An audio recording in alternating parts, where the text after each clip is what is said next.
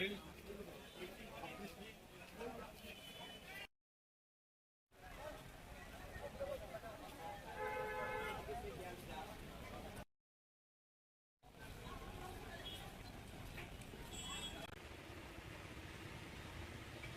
দিয়ে আইয়া ডিমসা ঘরে যে পার্কটা আছে না, এই পার্কটা আই ওইটা সব চুরি করে লিয়ে যায়।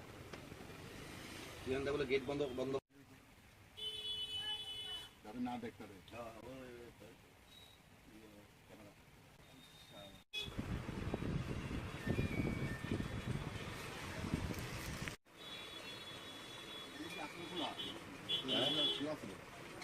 আইয়া দিয়ে ব্যাংকে থেকে রেখেছে। আচ্ছা আচ্ছা ঠিক আছে ঠিক আছে। হ্যাঁ গুট্টু, ও এরা আইসে আইসে আগে এনটা লাগাই না ছিল এটা, এটা বানাই বেঙ্গালিস আর কি। বেঙ্গা এটা এই এটা লাগে না ওই জানো কিছু ধরো রাত রাত ছেড়ে দিলে সব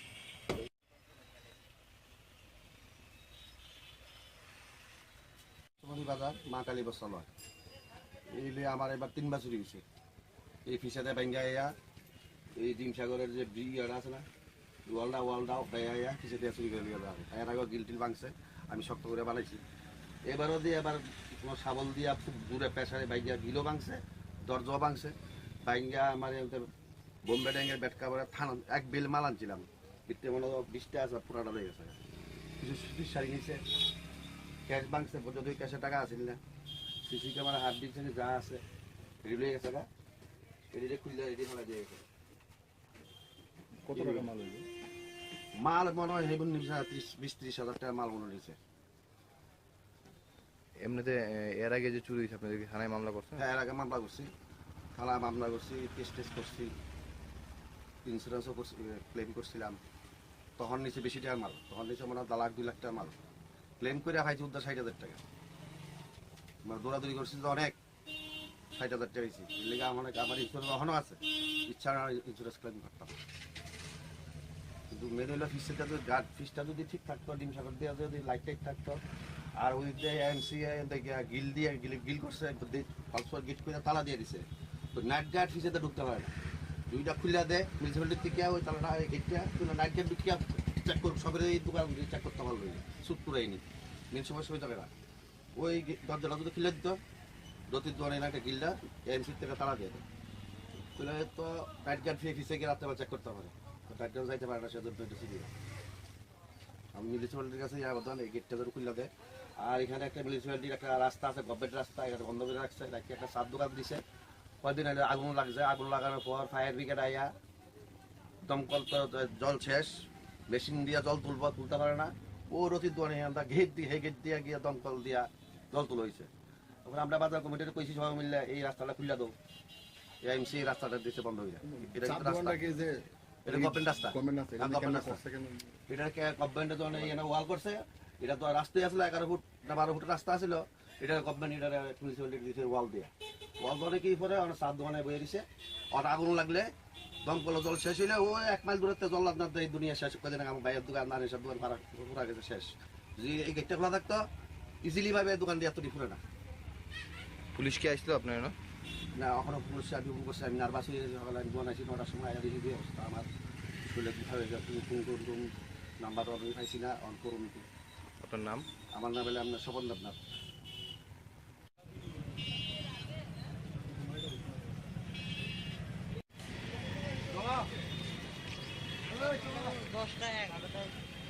মশলার দায়িত্বে হাম্বাই গ্রুপ, গুণমানে সেরা, রান্নার ভরসা। হাম্বাই গুরু মশলা সম্পূর্ণ প্রাকৃতিক, অপার গুণ ও উপকারিতায় পরিপূর্ণ। হাম্বাই গুরু মশলা।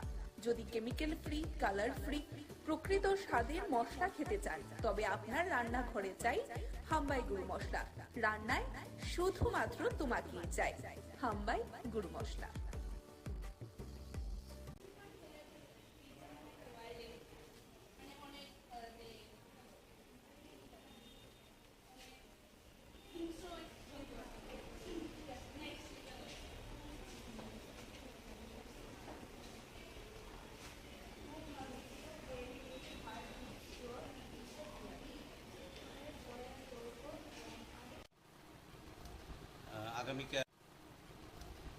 আগামীকাল ৬২তম শিক্ষক দিবসকে সামনে রেখে আমাদের বিদ্যালয়েও যথাযোগ্য মর্যাদায় আগামীকালকে আমাদের যে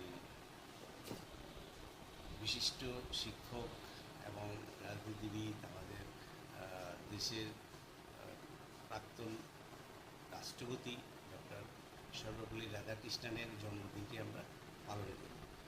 সেদিকে লক্ষ্য রেখে আজকে একটি বিশেষ প্রোগ্রাম আছে। উপরের ক্লাসের ছাত্রীরা নিচের ক্লাসের ছাত্রীদের পড়াবে। এটা একটা বাড়তি উন্মাদনা ওদের কাছে, প্রত্যেক বছরই সেটা হয়ে থাকে, এই বছর এটা হবে। এবং ইতিমধ্যেই আমাদের ক্লাস টিচিংগুলি শুরু হয়ে গেছে। প্রত্যেক ক্লাসেই দুজন করে টিচার অডিয়েন্স হিসেবে থাকবে, আর ছাত্রীরা সেখানে পাঠদান করবে। দেওয়ার জন্য তারা আমাদেরকে তো প্রতি বছর ক্লাস করায়, সারা দিন ক্লাস করায়, তো তাই জন্য তাদেরকে সম্মান দেওয়ার জন্য আমরা বছরেরই একটা দিন আমরা মানে তাদের থেকে আমরা যা শিখতে পেরেছি এত বছর, আমাদের ছোট বোনদেরকে আমরা সেটা শেখানোর চেষ্টা করি। আমরা তাদেরকে এটা মানে শেখাতে চাই যে আমিও যেমন ক্লাস 10-এ যে আমাদের টিচার আমাদেরকে যা শিখিয়ে এসেছে বা যা পড়িয়েছে, আমি তাদেরকে চেষ্টা করছি ওইগুলি মানে ওইভাবেই পড়ানোর আর কি। তো আমাদের জন্য ওই দিনটা খুব স্পেশাল থাকে। আজকের দিনটা আমরা মানে সারা বছরই বলতে গেলে অপেক্ষা করে থাকি আজকের দিনটার জন্য। কি সাবজেক্ট পড়াচ্ছ এবং কোন ক্লাসটা পড়াচ্ছ? আমি ইকোনমিক্স পড়াচ্ছি ক্লাস 10-এ। আমি যতটুকু জেনেছি যে এটা ইতিমধ্যে লিস্ট আউট হয়ে গেছে। আমাদের স্কুলের বাড়তি পাওনা হলো আমাদের বিদ্যালয়ে দুজন শিক্ষিকা এবছর রাজ্য স্তরে সম্মাননা পাবেন আগামীকাল। একজন হলেন আমাদের staff council secretary Shrimati Sohini Dutta Roy Ghosh, PGT in English. দ্বিতীয়জন হলেন সীমা ভট্টাচার্য, গ্রাজুয়েট টিচার। উনিও আগামীকাল আমাদের যে সেন্ট্রাল প্রোগ্রাম হবে সেখানে সম্মানিত হবেন। সেটা আমরা খুবই গর্বিত। মহারানী তুলসীবতী স্কুলের দুজন শিক্ষিকা একসাথে প্রাইজ পুরস্কার পাবেন। সে যদি বলে না এটা আমরা নেবো না, তাহলে কি এটা একটা আইন গুরুতর অপরাধ হবে। আইনের চোখে সে দোষী সাব্যস্ত হবে, ঠিক আছে? ওই নোটটা নিতে সে বাধ্য, তার নোটটা নিতেই হবে, ঠিক আছে? মানে টিচার্সদের দেখি কেমনভাবে ক্লাস করায়, তাহলে বাইরে থেকে আসার সময় খুবই এক্সাইটেড ছিলাম যে আমিও ওদের মতো এত ভালো করে পড়াতে পারবো। আমাদের টিচার্সরা খুবই ভালো করে এনজয়মেন্ট করে পড়ায়, তো এমনভাবে যাতে আমি পড়াতে পারি এটা আমি খুবই এক্সাইটেড ছিলাম।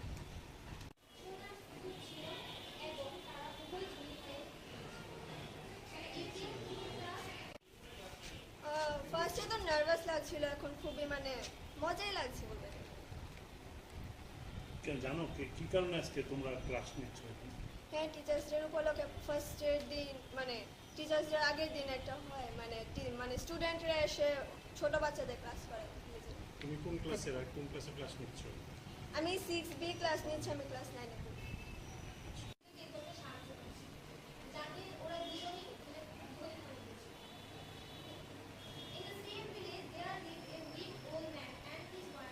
আমার ভীষণ ভালো লাগছে। আমি 6C-তে ইংলিশ পড়াচ্ছি এখন, তো ওরা আমার সাথে খুবই ভালো সহযোগী করছে, তো আমার ভীষণ ভালো লাগছে ক্লাসটা করতে।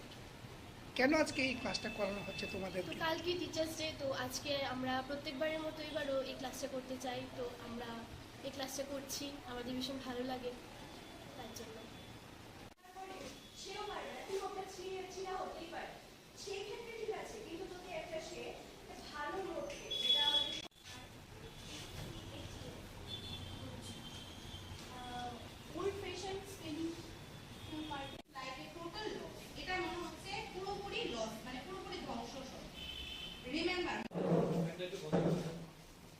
আমাকে একদম এটা ধর না সব।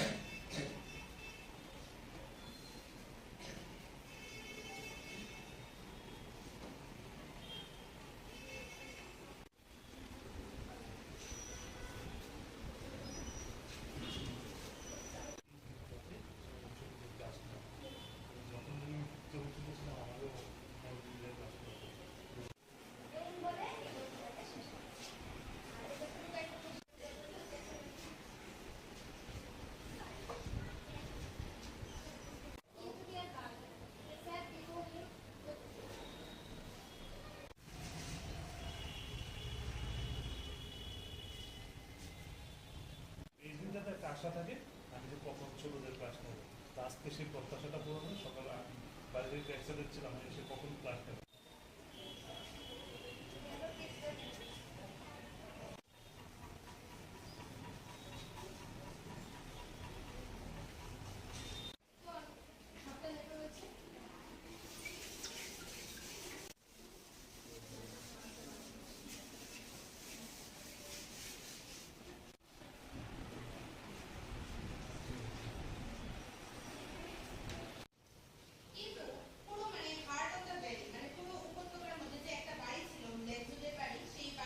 মশলার দায়িত্বে হাম্বাই গ্রুপ।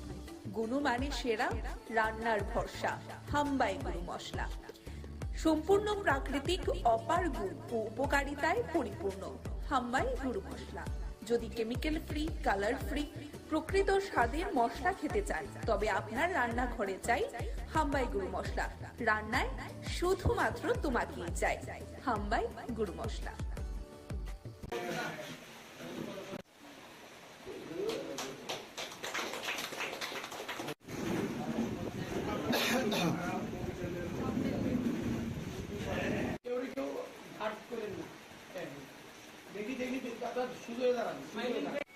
সিনিয়র সিটিজেন পেনশনার সংঘ আগামী দিনে তার পথ চলার যে দাবি, যে রসদ, সেটা আরও আপনাদের সহযোগিতা পাবে এবং আপনাদের উষ্ণ অভিনন্দন জানাচ্ছি আমাদের সঙ্গে সহযোগিতা করার জন্য।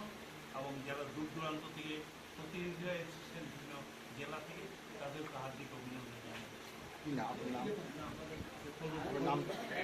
আমরা আজকে আরেকটা কথা বলছি, আমরা এই জায়গাটা শেষ করে এই বাই ইলেকশনের জন্য সবাই ব্যস্ত, তবু দাবি বাই ইলেকশনের পরে আমাদের ডেপুটেশন আমরা পাবো।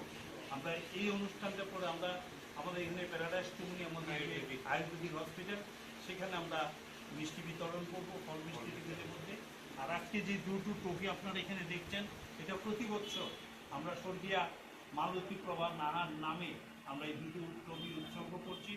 যেই জেলা বেস্ট পারফরমেন্স করবে তাদের কাজের নিরিখে তাদেরকে আমরা পুরস্কৃত দিই। গতবার আমরা একজনকে, এইবার যুগ্মভাবে এই তালিকায় দুটো নাম চলে এসছে, দুটা জেলা। একটা হচ্ছে গোমতী ডিস্ট্রিক্ট, আরেকটা হচ্ছে উত্তর ত্রিপুরা জেলা। ওদের প্রতিনিধিরা এখানে এসছে, তাদের হাতে আমরা মোমেন্টো ট্রফি তুলে দেব। এখানে সত্যজিৎ নাহা পরিবারের একজন সদস্য রয়েছেন, সায়ন নাহা আইনজীবী, উনি সহ আমরা মিলে ট্রফিটা দেব। আর আপনাদের সহযোগিতা আমরা, আমার উপস্থিত সাংবাদিক বন্ধুরা এবং আমার বরিষ্ঠ নাগরিক পরিসংঘের সমস্ত নেতৃবৃন্দ, যারা বিভিন্ন ডিস্ট্রিক্ট থেকে প্রতিনিধি হিসেবে এসেছেন, সবাইকে হার্দিক অভিনন্দন জানাচ্ছি। আপনারা ভালো করে জানেন, ত্রিপুরা সিনিয়র সিটিজেন পেনশনার সংঘ আজকে তার ৭ম প্রতিষ্ঠা দিবস পালন করছে। ঠিক এই দিনে 2017 সালে আমরা মুক্তধারা দলে আমাদের এই সংগঠনের প্রথম আত্মপ্রকাশ ঘটেছিল। আপনারা এটাও জানেন, এই সংগঠন ভারতীয় বুদ্ধির সংঘ বিএমএস অন্তর্ভুক্ত সংগঠন, এবং আমরা এই 7 বছর 6 বছর ধরে 7ম বছর আমরা পা রাখলাম। আমরা নিরলসভাবে শ্রমিক, শিক্ষক, কর্মচারী তথা বরিষ্ঠ নাগরিকদের স্বার্থে আমরা নিরলসভাবে কাজ করে আসছি। অনেক প্রতিকূলতা আমরা পেয়ে এসেছি, প্রতিকূলতার মধ্যে আমরা রয়েছিও, তবু আমরা এমনি আমরা কাজ করছি। আপনাদের স্মরণে আছে, যারা বরিষ্ঠ নাগরিকদের মধ্যে হোমগার্ড, যারা রিটায়ারমেন্টে যারা গেছেন, তারা 750 টাকা মাত্র মাসিক পেনশন দিতেন, যেটা শুধু ভারতবর্ষের নয়, রাজ্যের নয়, সারা পৃথিবীর মধ্যে একটা কলঙ্কের মতো অবস্থা। আমরা অনেকবার দাবি দেওয়া করেছি, অনেক আন্দোলন করেছি। ইভেন প্রত্যেকটা মহকুমা জেলা শাসকের পক্ষ থেকে প্রত্যেক জেলা শাসকের মাধ্যমে আমরা মুখ্যমন্ত্রীর কাছে দাবি করতে করেছি, জমায়েতের মাধ্যমে। আমরা খুব আনন্দিত যে বরফ গলেছে, 750 টাকাতে সেটা 2500 টাকা করা হয়েছে আপাতত। যদিও আমরা খুশি নই, আমরা চাইছি মিনিমাম 10,000 টাকা এতে পেনশন করা হবে। আমাদের দাবির মধ্যে যে 12 দফা দাবি আমরা পেশ করেছি মুখ্যমন্ত্রীর কাছে, আমরা নতুন মুখ্যমন্ত্রীর কাছে আবার আমার দাবি সনদ দিয়ে আমরা ডেপুটেশন চেয়ে রেখেছি। আশা করছি এই উপনির্বাচনে করেই আমরা সাক্ষাৎকার পাবো। আমরা সেখানে আমাদের জোরালোভাবে আমরা 12 দফা দাবির জন্য আমরা কথা বলবো, প্রয়োজনে আমরা আন্দোলনে যাব। আমরা দৃঢ় বিশ্বাস সরকার রাষ্ট্রবাদী সরকার আমাদের মতামতকে মর্যাদা দিয়ে আমাদের দাবিগুলি মেনে নেবে। যদি না মানে আমাদের রাস্তায় নামতে হবে, কোনো অল্টারনেট নেই। এটা আমাদের পেটের ব্যাপার, রুজি রোজগারের ব্যাপার, বাঁচার সংগ্রাম। এই সংগ্রাম কেউ হতে পারে না, আমাদের বাধ্য করে। তো যেভাবে রাষ্ট্রপতি সরকার আমাদের সঙ্গে বিভিন্ন কাজে সহযোগিতা করেছেন, আমরা আশা করি এই দাবিগুলি পূরণে ওরা যথার্থ সদর্থক ভূমিকা নেবেন, এই আমার বিশ্বাস।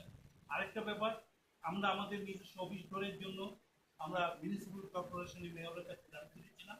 উনি আমাদেরকে আপাতত একটা জায়গা দিয়েছেন উজ্জ্বল মার্কেটে, সেখানে আমরা কাঁচা কনস্ট্রাকশন করে নেব। খুব এই মাসেই আমরা কনস্ট্রাকশন শুরু করবো। আমরা তৈরি অর্ডার সব পেয়ে গেছি, এখন শুধু কাজ করে অপেক্ষা। মশলার দায়িত্বে হাম্বাই গ্রুপ, গুণমানে সেরা, রান্নার ভরসা। হাম্বাই গুরু মশলা সম্পূর্ণ প্রাকৃতিক, অপার ও উপকারিতায় পরিপূর্ণ। হাম্বাই গুরু মশলা কেমিক্যাল ফ্রি, কালার ফ্রি, প্রকৃত স্বাদের মশলা খেতে চান তবে আপনি রান্নাঘরে চাই হাম্বাই মশলা তোমাকে চাই। হাম্বাই গুরু মশলা। অন্যের নামে সম্প্রদায়ের নামে দেশে রাজনীতি করা যায় না, যাবে না। সাম্প্রদায়িকতা, বিচ্ছিন্নতাবাদের বিরুদ্ধে, ওই বিভাজন রাজনীতির বিরুদ্ধে, সরকারের কর্মহীনতার বিরুদ্ধে, ওই বেকার যুবকদের প্রতিশ্রুতি খেলাপ করে যুবক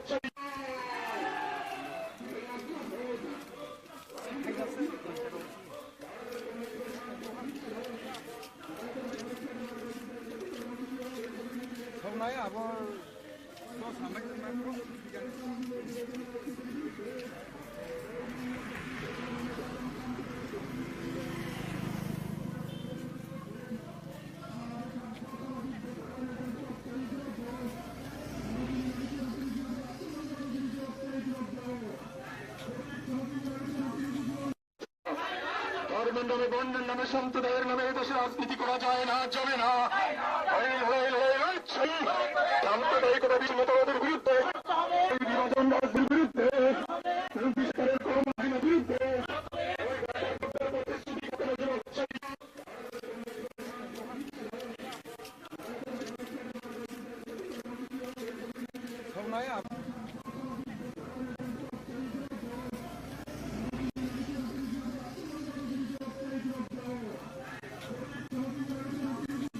মশলার দায়িত্বে হাম্বাই গ্রুপ, গুণমানে সেরা, রান্নার ভরসা। হাম্বাই গুরু মশলা সম্পূর্ণ প্রাকৃতিক, অপার গুণ ও উপকারিতায় পরিপূর্ণ। হাম্বাই গুরু মশলা যদি কেমিক্যাল ফ্রি, কালার ফ্রি, প্রকৃত স্বাদের মশলা খেতে চান তবে আপনার রান্নাঘরে চাই হাম্বাই গুরু মশলা। রান্নায় শুধুমাত্র তোমাকেই চাই। হাম্বাই গুরু মশলা।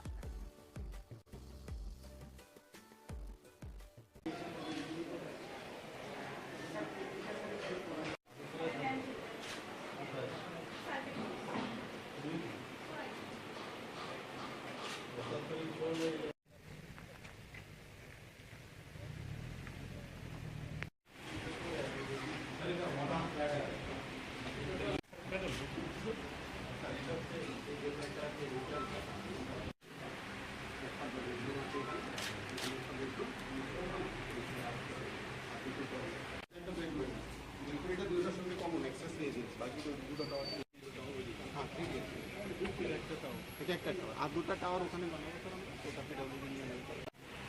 এখানে 72টার মধ্যে আজকে ডেটে আপডেটটা বুকিং আছে। 72টার জন্য স্যার আমরা নিজেরাও করছি, প্লাস একটা এজেন্সিকে স্যার আমরা এরকমভাবে বাইরে যেরকম আমরা দেখি বানানো হবে।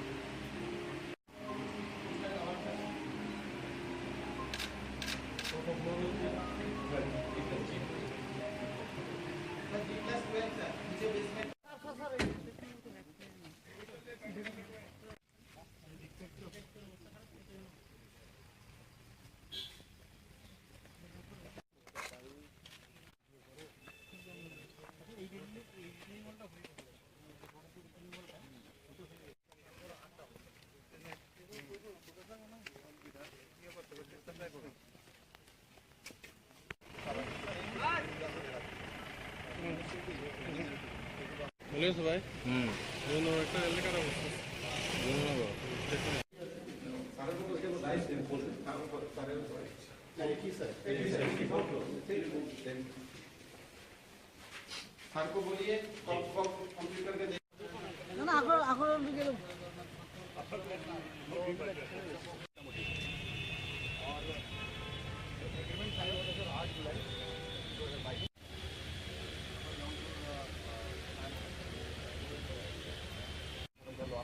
इनके अगर इसमें 300 पाई है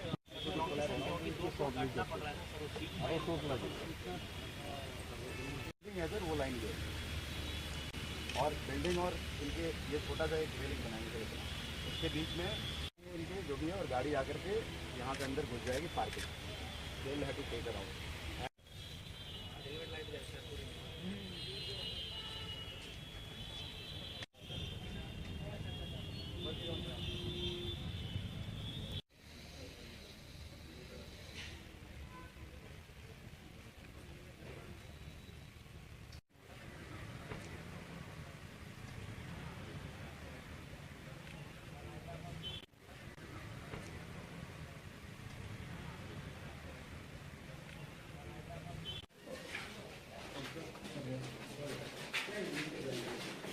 ऊपर का जो साउंड का जो है आपका जो रीड का है वो भी कम हो जाएगा। আমাদের যে টুডার ত্রিপুরা গভর্নমেন্টের যে আরবান ডেভেলপমেন্টের যে ইনস্টিটিউট আছে তার মাধ্যমে দুটো সেন্টার এখানে কাজ হচ্ছিল। তো দুটো জায়গায় আমি গেছি এবং ওখানের কাজের স্ট্যাটাস কি কীভাবে কাজ হচ্ছে সেটা দেখার জন্য গিয়েছি। একটা হচ্ছে কুঞ্জবন টাউনশিপের ওখানে একটা এবং আরেকটা হচ্ছে কামানচমনি বিবেকানন্দ যে মার্কেট আছে সেই জায়গায়। তারপরে গেলাম দুটো জায়গায় গেছি এবং সেখানকার কীভাবে কাজ হচ্ছে, কী টেকনোলজি ইউজ হচ্ছে, কারণ আমরা জানি এটা ত্রিপুরা সিসমিক জোনের 5th সিসমিক জোনে পড়ে, এর জন্য এগুলো ভেরি ইম্পর্টেন্ট দেখা। তো দেখলাম যে খুব ভালো কাজ হচ্ছে, খুব ভালো। এবং সেখানে যে ফ্ল্যাটগুলো প্রায় কামানচৌনির নিকট যে ফ্ল্যাটগুলো হচ্ছে টুডা সেগুলো প্রায় বুকিং হয়ে গেছে সম্পূর্ণ। আর সেখানেও প্রায় 60% কুঞ্জবন যেটা হয়েছে সেখানেও প্রায় 60% বুকিং হয়ে গেছে। এখন আবাসন নিয়ে একটা বিরাট সমস্যা ত্রিপুরাতে এবং আগরতলা শহরে। তো টুডার যে ওদের যে চিন্তাধারা, এই ধরনের যদি আবাসন তৈরি করা যায় তাতে করে বহু লোকের ত্রিপুরার মানুষের সুবিধা হবে এবং কি কি ফেসিলিটিস দেওয়া যায় দেখলাম যে খুব ভালো।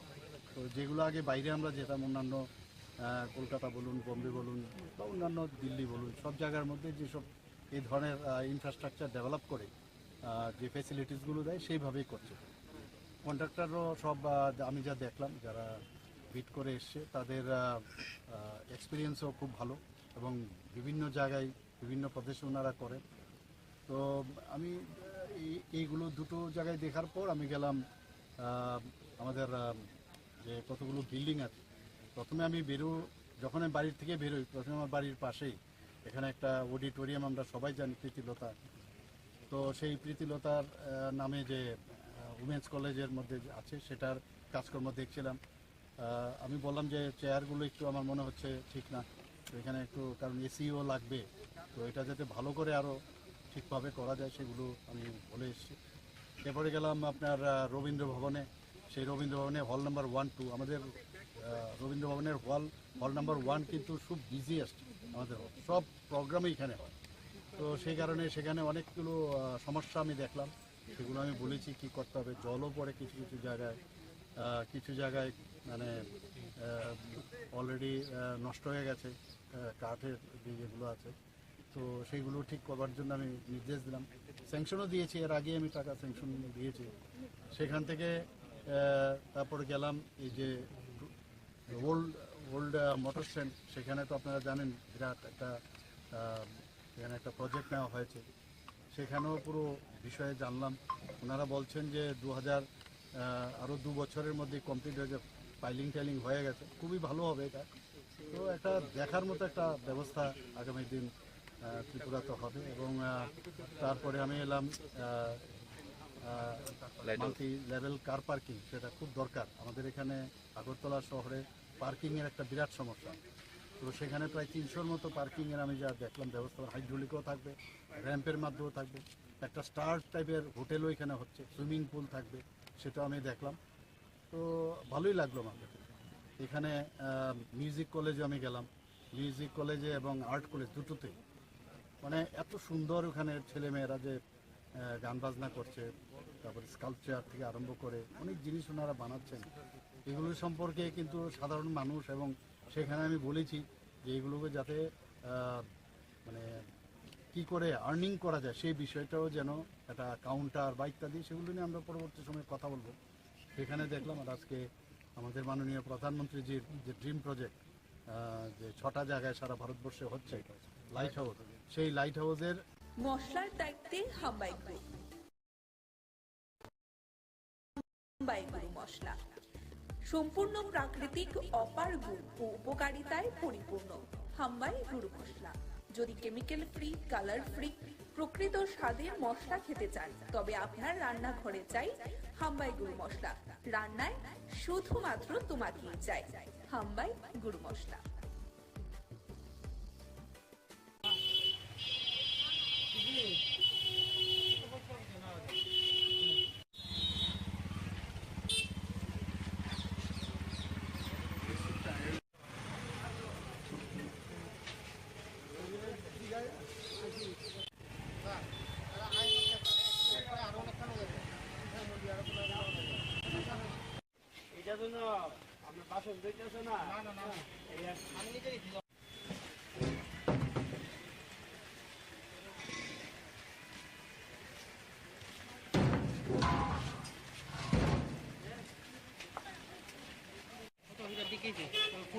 খাওয়ার আমরা দেখতাম না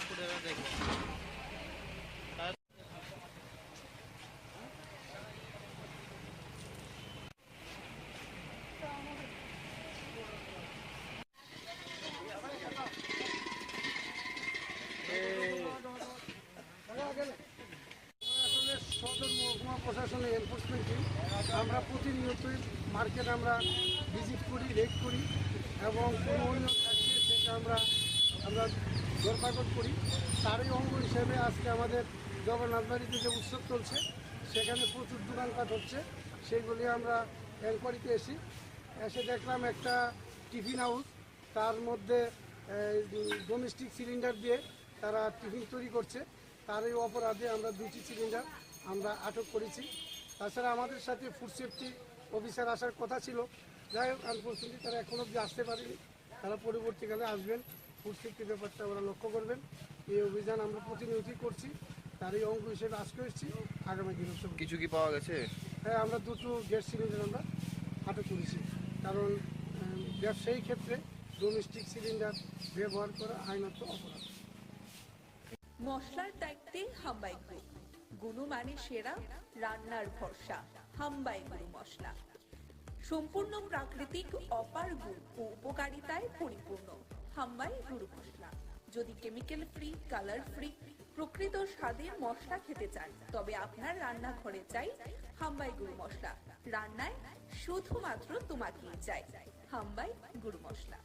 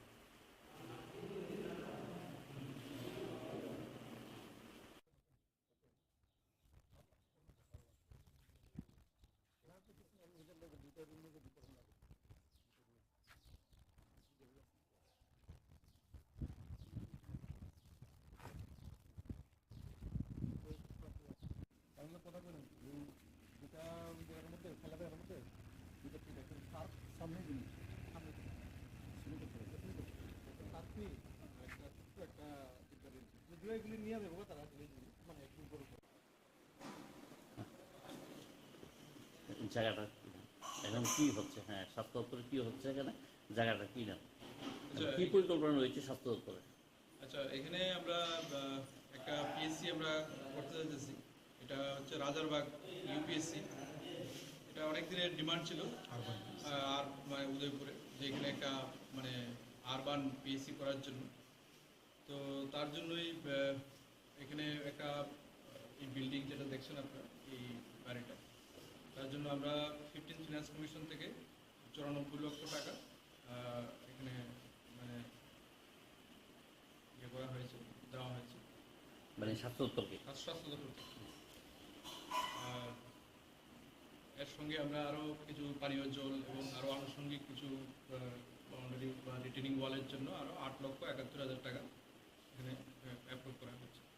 স্যার, ভিত্তিপ্রস্তরটা কবে হয়েছে বলতে হবে? ভিত্তিপ্রস্তরটা স্থাপন হয়েছে 2022 সালের 16 অক্টোবর। কার হাত ধরে এটা ভিত্তিপ্রস্তর এটা হয়েছে? আমাদের এখানে মাননীয় মন্ত্রী প্রণজিৎ সিংহ রায় মহোদয় হাত ধরে এটা ভিত্তিপ্রস্তর স্থাপন। আচ্ছা স্যার, পরিকল্পনাটা কি রয়েছে? আগামী পরিকল্পনাটা কি? এটা শুনেন, এটা হচ্ছে under NUHM, national urban health মিশনের আন্ডারে। এটা হচ্ছে আগরতলাতে এরকম 4-5টা আছে। তো আরেকটা আছে ধর্মনগরে, ধর্মনগর শহরে এরকম একটা পিচ আছে। যদিও এটা পিসি বিল্ডিং হয় নাই ধর্মনগরে, কিন্তু উদয়পুরে প্রথম আগরতলার বাইরে একটা পিসি হচ্ছে এখন আরবান মিশনের আন্ডারে। ফান্ডটা অবশ্য 15 ফাইন্যান্সের আন্ডারে দেওয়া হয়েছে, কিন্তু এটা ন্যাশনাল আরবান হেলথ মিশনের গাইডলাইনেই চলবে আর কি। তো এখানে মেইনলি ডক্টর, নার্স, তারপরে ফার্মাসিস্ট এরাই থাকবে। ডে কেয়ার টাইপ থাকবে এখানে। এখানে কোনো নাইট অ্যাডমিশন থাকবে না, কিন্তু ইমার্জেন্সি যদি 1-2 ঘন্টা এরকম অবজারভেশন রাখতে থাকে, ওইটার বেড থাকবে। তো এটা হচ্ছে ওপিডি বেস। তো এটা মেনলি বিশেষ করে যেহেতু আরবান একটু কী বলে ব্যাকওয়ার্ড জায়গা, ওইরকম দেখেই আমাদের আরবানের যে গাইডলাইনে আছে আরবান পিসিটা শহরের একটু ব্যাকওয়ার্ড জায়গাতে শুরু করতে হবে। অ্যাকর্ডিংলি এটা রাজারবাগ এরিয়ার একদম সাইডে, একটু আরবান এরিয়া, আরবান সাইডে। তো এখানে খুবই দরকার এখানে। তো এটার আন্ডারে অন্তত 20 থেকে 30,000 পপুলেশন হবে, বিশেষ করে খিলপাড়া, তারপরে গোকুলপুর, তারপরে এই যে রাজারবাগ তো আছে, সব মিলে অ্যারাউন্ড 25 to 30,000 পপুলেশন কাভার করবে।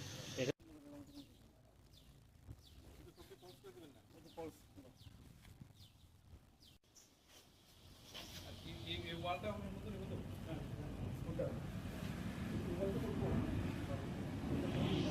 না, এখানে কোয়ার্টারের কোনো ব্যবস্থা নেই, ওরা শুধু আউটডোর হবে। আউটডোর হবে। তো কোয়ার্টার থাকলে হয়তো আমাদের সাব ডিভিশনে যে কোয়ার্টার থাকে ওইখান থেকে আসতে পারে, যদি ভবিষ্যতে ডক্টর দেওয়া হয়। মানে সেপারেট এটার অ্যাটাচ কোয়ার্টার থাকবে। কয়টা শিফটে স্যার এই ওপিডি থাকবে এখানে? এটা ফুল 9 to 4, 9 to মানে 24/7? না, 24/7 শুধু ওপিডি। ওপিডি কয়টা শিফট? আমাদের এখন যে 9টা থেকে 4:30 এটাই থাকবে। দুই বেলা হবে না এক বেলা? ওটা তো দুবেলাও বলা যায়। ডক্টর যে সকালে আসলে ওই 4:30 পর্যন্ত থাকবে, এটা আমার ডিউটি থাকবে। এরপরে মানে আর ওপিডি হবে না, ওই অ্যাডমিশনের ব্যাপার নাই তো, ওই জন্য। তো এর মধ্যে এই পিরিয়ডের মধ্যে কোনো যদি ইমার্জেন্সি সে স্যালাইন নিতে লাগে বা ওইসব লাগে, স্টেবিলাইজ করতে লাগে, তাহলে এই পরিষেবাগুলো পাবে। অ্যাডমিশন থাকবে। আনোয়ারি স্যার কবে নাগাদ এটা উদ্বোধন হওয়ার পর? এটা নয়, এটার ভবিষ্যতে সে স্পেশালিস্ট সার্ভিসও দেওয়া যেতে পারে এখান থেকে। সে সপ্তাহে 2 দিন গাইনোকোলজিস্ট আসলো বা পেডিয়াট্রিশিয়ান আসলো, এইভাবে ওটার সার্ভিস প্রভিশনও আছে আন্ডার এই আরবান স্কিমে আর কি। আনুমানিক স্যার কবে এটা উদ্বোধন করা মানে এটা চালু করার? মোস্ট প্রবাবলি অক্টোবর-নভেম্বরের মধ্যে হয়ে যাওয়ার। পূজার আগে না পূজা পটারে উদ্বোধন করার পরিকল্পনা রয়েছে? পূজার আগে করতে পারতে হবে, ভালো। এটা তো সবার সঙ্গে কথা বলতে হবে। আচ্ছা, তো নাহলে নভেম্বর তো হবে। আজকে কি স্যার আপনারা স্বাস্থ্য থেকে এই জায়গাটা পরিদর্শন এসেছে? হ্যাঁ, আমরা কত ইমপ্রুভমেন্ট হয়েছে। আরও 1 মাস আগে এসেছিলাম আমরা, তখন এই ওয়ালগুলি হয় না। তো আজকে দেখছি ওয়ালগুলি হচ্ছে। কাজ তো প্রায় 90% কাজে গুণগত মান কীরকম সাথে গেছে? না, ভালোই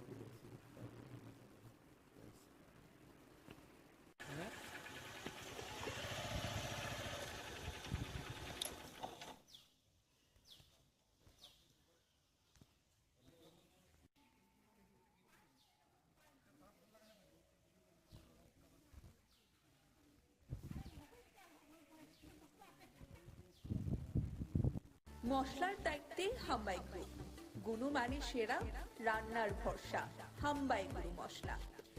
সম্পূর্ণ প্রাকৃতিক, অপার গুণ ও উপকারিতায় পরিপূর্ণ হাম্বাই গুরু মশলা।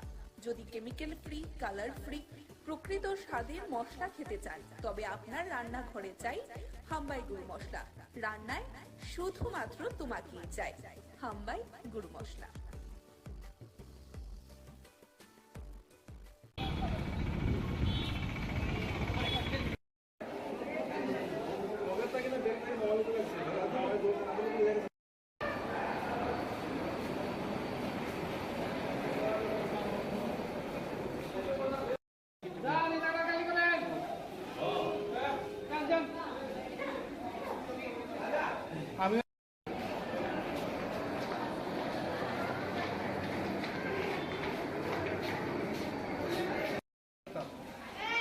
আমরা তো এইসব জিনিস মানে অভ্যাস আছে, এখানে হেরা সন্দেহ হয়েছে আমার এই কারণে।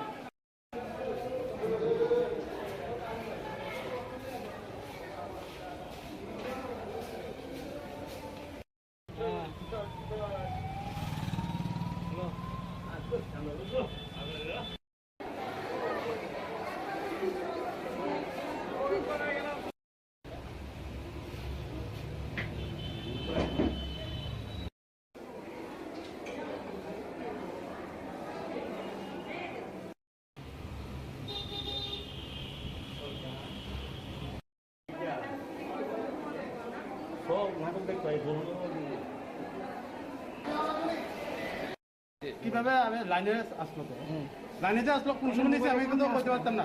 শর্ট করে হ্যাঁ যাওয়ানোর সময় আমার খেয়াল হয়েছে, আমি কারে মোবাইল দেখে গেলো ঠিক আছে, হ্যাঁ মোবাইল ঠিক নাই, এরপরে হেরে ডাক দিছি আর কি। এরপরে তো হেরে চেক করছি আর কি, চেক করে না পরে পকেটে পাইছি। প্রথম তো অস্বীকার করছে, পরে আমি চেক করে এসে পকেটে পাইছি। মোবাইলটা পাইছেন? হের পকেটে পাইছি, নাম করতে বাইর করছি মোবাইলটা। আপনার নাম কি? আমার নাম সঞ্জয় শুক্রবার। বাড়ি কোনখানে আপনার? বাড়ি দলস। চিকিৎসা নিতে আসলেন হসপিটালে? আমি তো চোখে প্রবলেম হচ্ছে। কি মনে করতেছেন এই দিন দুপুরবেলা এই আউটডোরের মধ্যে একটা হসপিটাল, এত বড় হসপিটাল, এরকম অবস্থা কি এমন তো হওয়ার তো এরকম হলে তো এরকম তো ঠিক না, এরকম হওয়া তো ঠিক না, মানে একটু কড়াকড়ি বা ঠিক আছে। মশলার দায়িত্বে হাম্বাই গ্রুপ, গুণমানে সেরা, রান্নার ভরসা হাম্বাই গুরু মশলা। সম্পূর্ণ প্রাকৃতিক, অপার গুণ ও উপকারিতায় পরিপূর্ণ হাম্বাই গুরু মশলা। যদি কেমিক্যাল ফ্রি, কালার ফ্রি, প্রকৃত স্বাদের মশলা খেতে চান, তবে আপনার রান্নাঘরে চাই হাম্বাই গুরু মশলা। রান্নায় শুধুমাত্র তোমাকেই চাই হাম্বাই গুরু মশলা।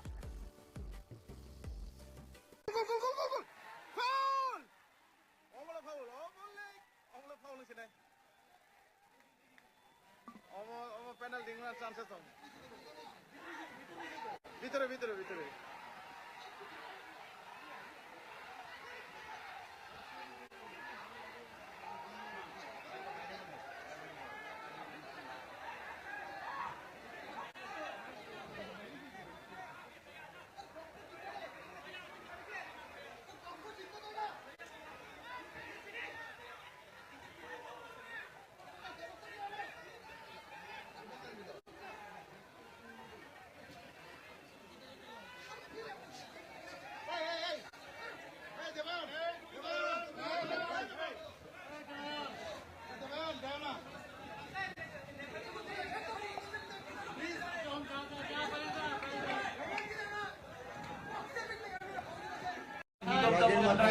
ওরা সারাদিন পরিশ্রম করে, ওরা এই একটা খেলা শেষ হতে হতে না হতে আরেকটার জন্য রেডি হয়ে যায়।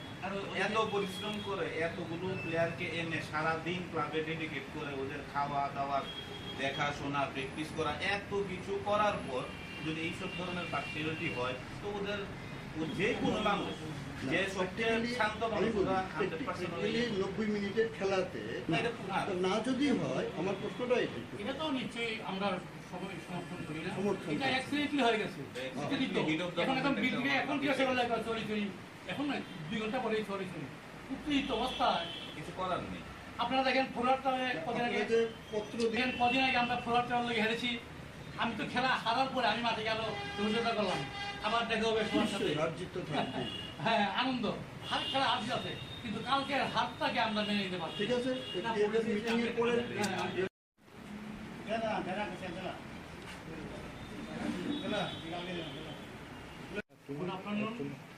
গতকালকে নিশ্চয়ই আপনারা খেলা সবাই দেখেছেন এবং খবরও পরিবেশন করেছেন।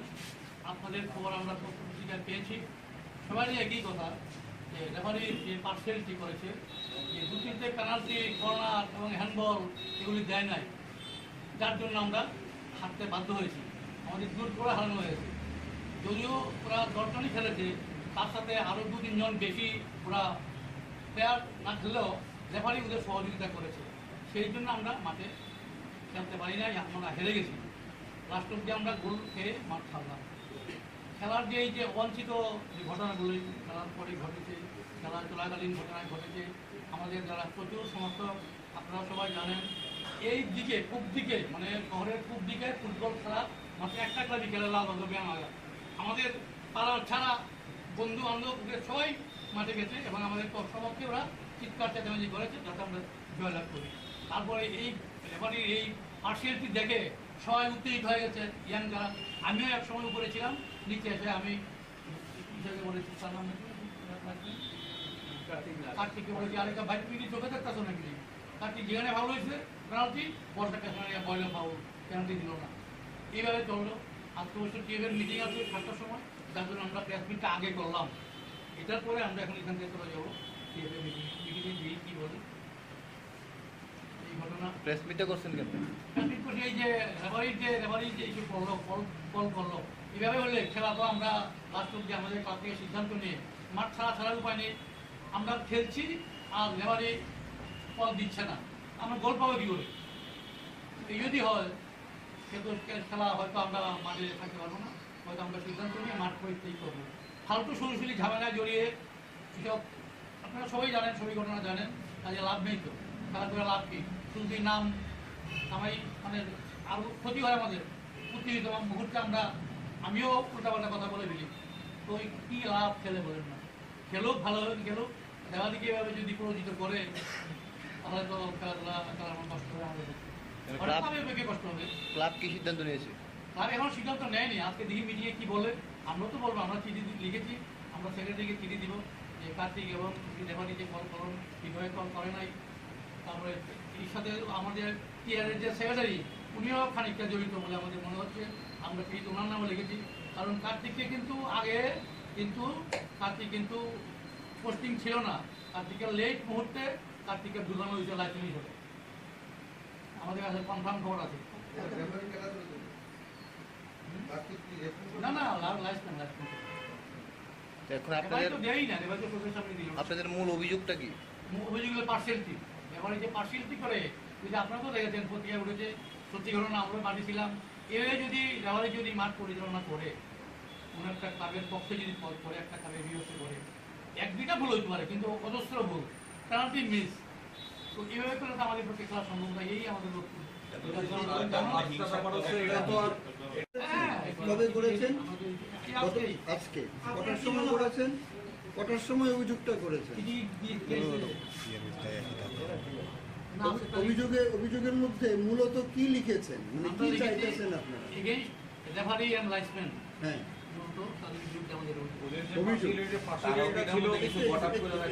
একটা নির্ধারিত ফি দিতে হয়, ওইটাও কি দিয়েছেন? শুধু অভিযোগ করেছে। আচ্ছা, প্রটেস্ট করলে আমরা প্রটেস্ট করি নাই, খেলা তো আলাদা হয়ে গেছে, আমরা হেরে গেছি। প্রটেস্ট করলে ফি লাগে। প্রটেস্ট করেন না? না, খেলা তোমরা হেরে গেছি না। এখন অভিযোগের মধ্যে এই আপনার যে লিখিত যে কাগজটা, এটার মধ্যে আপনারা কিছু একটা চেয়েছেন, তো কি চেয়েছেন? না, আমরা চেয়েছি যে এরকম যদি ভবিষ্যতে করে তাহলে আমরা টিম উঠতে করতে বাধ্য হব। আমরা প্রতিকার চেয়েছি লাইসম্যান, রেফারি এবং তাদের সাথে যারা পোস্টিং দেয়। কার্তিকের পোস্টিং প্রথমে ছিল না, এটা লেটলি পরে ঢুকানো হয়েছে কনস্পিরেসি করার জন্য। এটা তো ভবিষ্যতের কথা, কিন্তু গতকালকের ম্যাচে যে ঘটনাটা ঘটেছে, রেফারিদের বিরুদ্ধে কোনো শাস্তিমূলক ব্যবস্থা কি চাইছেন আপনারা? এটা টিভিটার মধ্যে শাস্তিমূলক না, এই লাস্টে আমি কি দেখছি টিভি অ্যাড করবো কিছু করতে কি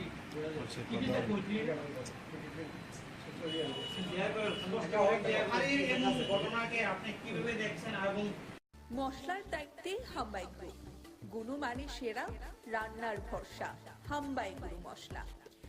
সম্পূর্ণ প্রাকৃতিক, অপার গুণ ও উপকারিতায় পরিপূর্ণ হাম্বাই গুরু মশলা। যদি কেমিক্যাল ফ্রি, কালার ফ্রি, প্রকৃত স্বাদের মশলা খেতে চান, তবে আপনার রান্নাঘরে চাই হাম্বাই গুরু মশলা। রান্নায় শুধুমাত্র তোমাকেই চাই হাম্বাই গুরু মশলা।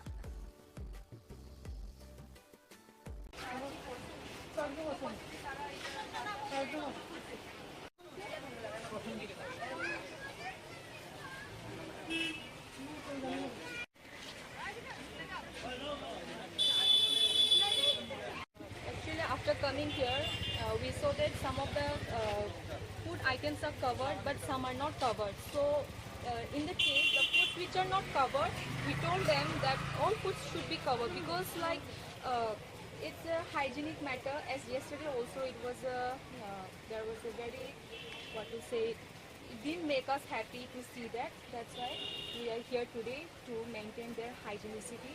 Because as this is a public matter, so we are looking for the good benefit of the public. আসার পরে কি দেখলেন, কি সিচুয়েশন দেখলেন? Situation দেখছি যে most of the foods are covered, but some are not. But still we are waiting here for them because some are saying that they are going to buy the covering item. So yeah, we are hoping that they will do something good. বিষয়টা হচ্ছে কালকে এই ঘটনাটা এখানে হয়েছে, আপনারা টিভির পর্দায় দেখে জানতে পেরেছেন। তাহলে রাজ্যের মুখ্যমন্ত্রী বলেছিলেন যে সময়ের কাজ সময়ে শেষ করতে হবে।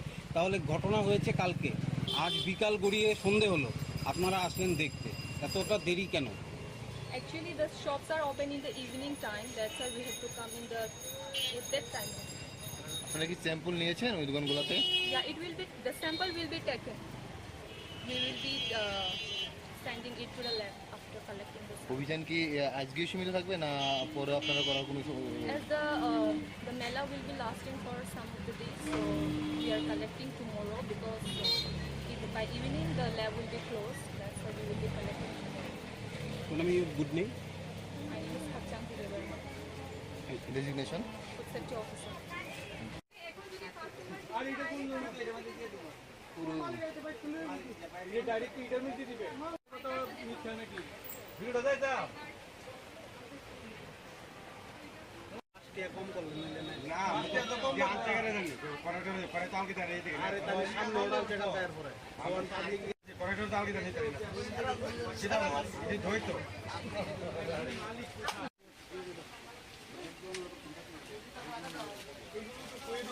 বেসিক জিনিস, হ্যাঁ, রাস্তার সঙ্গে দোকান।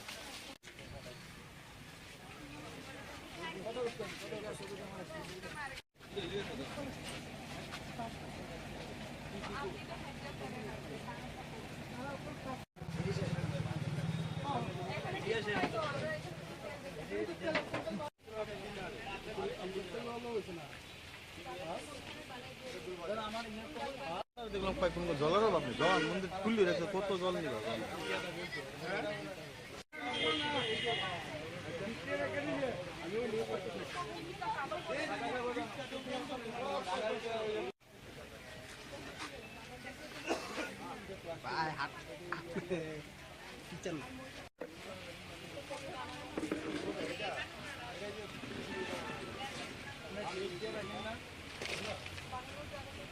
মশলার দায়িত্বে হাম্বাই গ্রুপ। গুণমানে সেরা, রান্নার ভরসা হাম্বাই গুরু মশলা। সম্পূর্ণ প্রাকৃতিক, অপার গুণ ও উপকারিতায় পরিপূর্ণ হাম্বাই গুরু মশলা।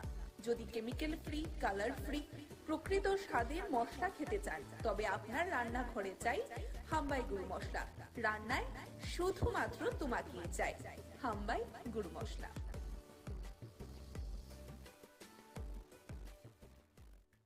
নিত্য প্রয়োজনীয় সামগ্রী সারা দেশে একই মূল্যে একযোগে সরবরাহ করার দাবিতে সিপিআইএম লড়ছে, লড়বে।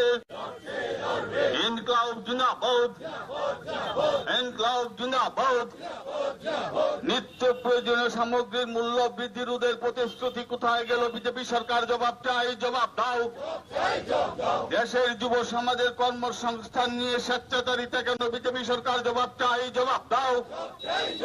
1 থেকে 7 সেপ্টেম্বর পার্টির কেন্দ্রীয় কমিটির সিদ্ধান্ত অনুসারে কাজ, খাদ্য এবং রাজ্যের জ্বলন্ত সমস্যাগুলি নিয়ে লড়াই চলছেই চলবে। ইনকিলাব জিন্দাবাদ।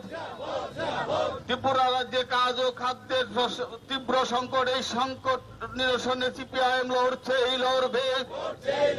ইনকিলাব জিন্দাবাদ, ইনকিলাব জিন্দাবাদ।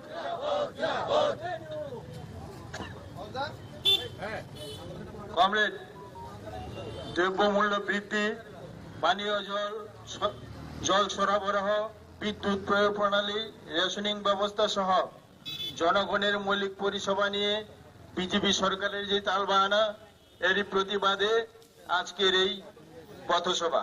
এই সভায় সভাপতিত্ব করবেন যৌথভাবে কমরেড সঞ্জয় দাস এবং কমরেড লিপিকা দাস।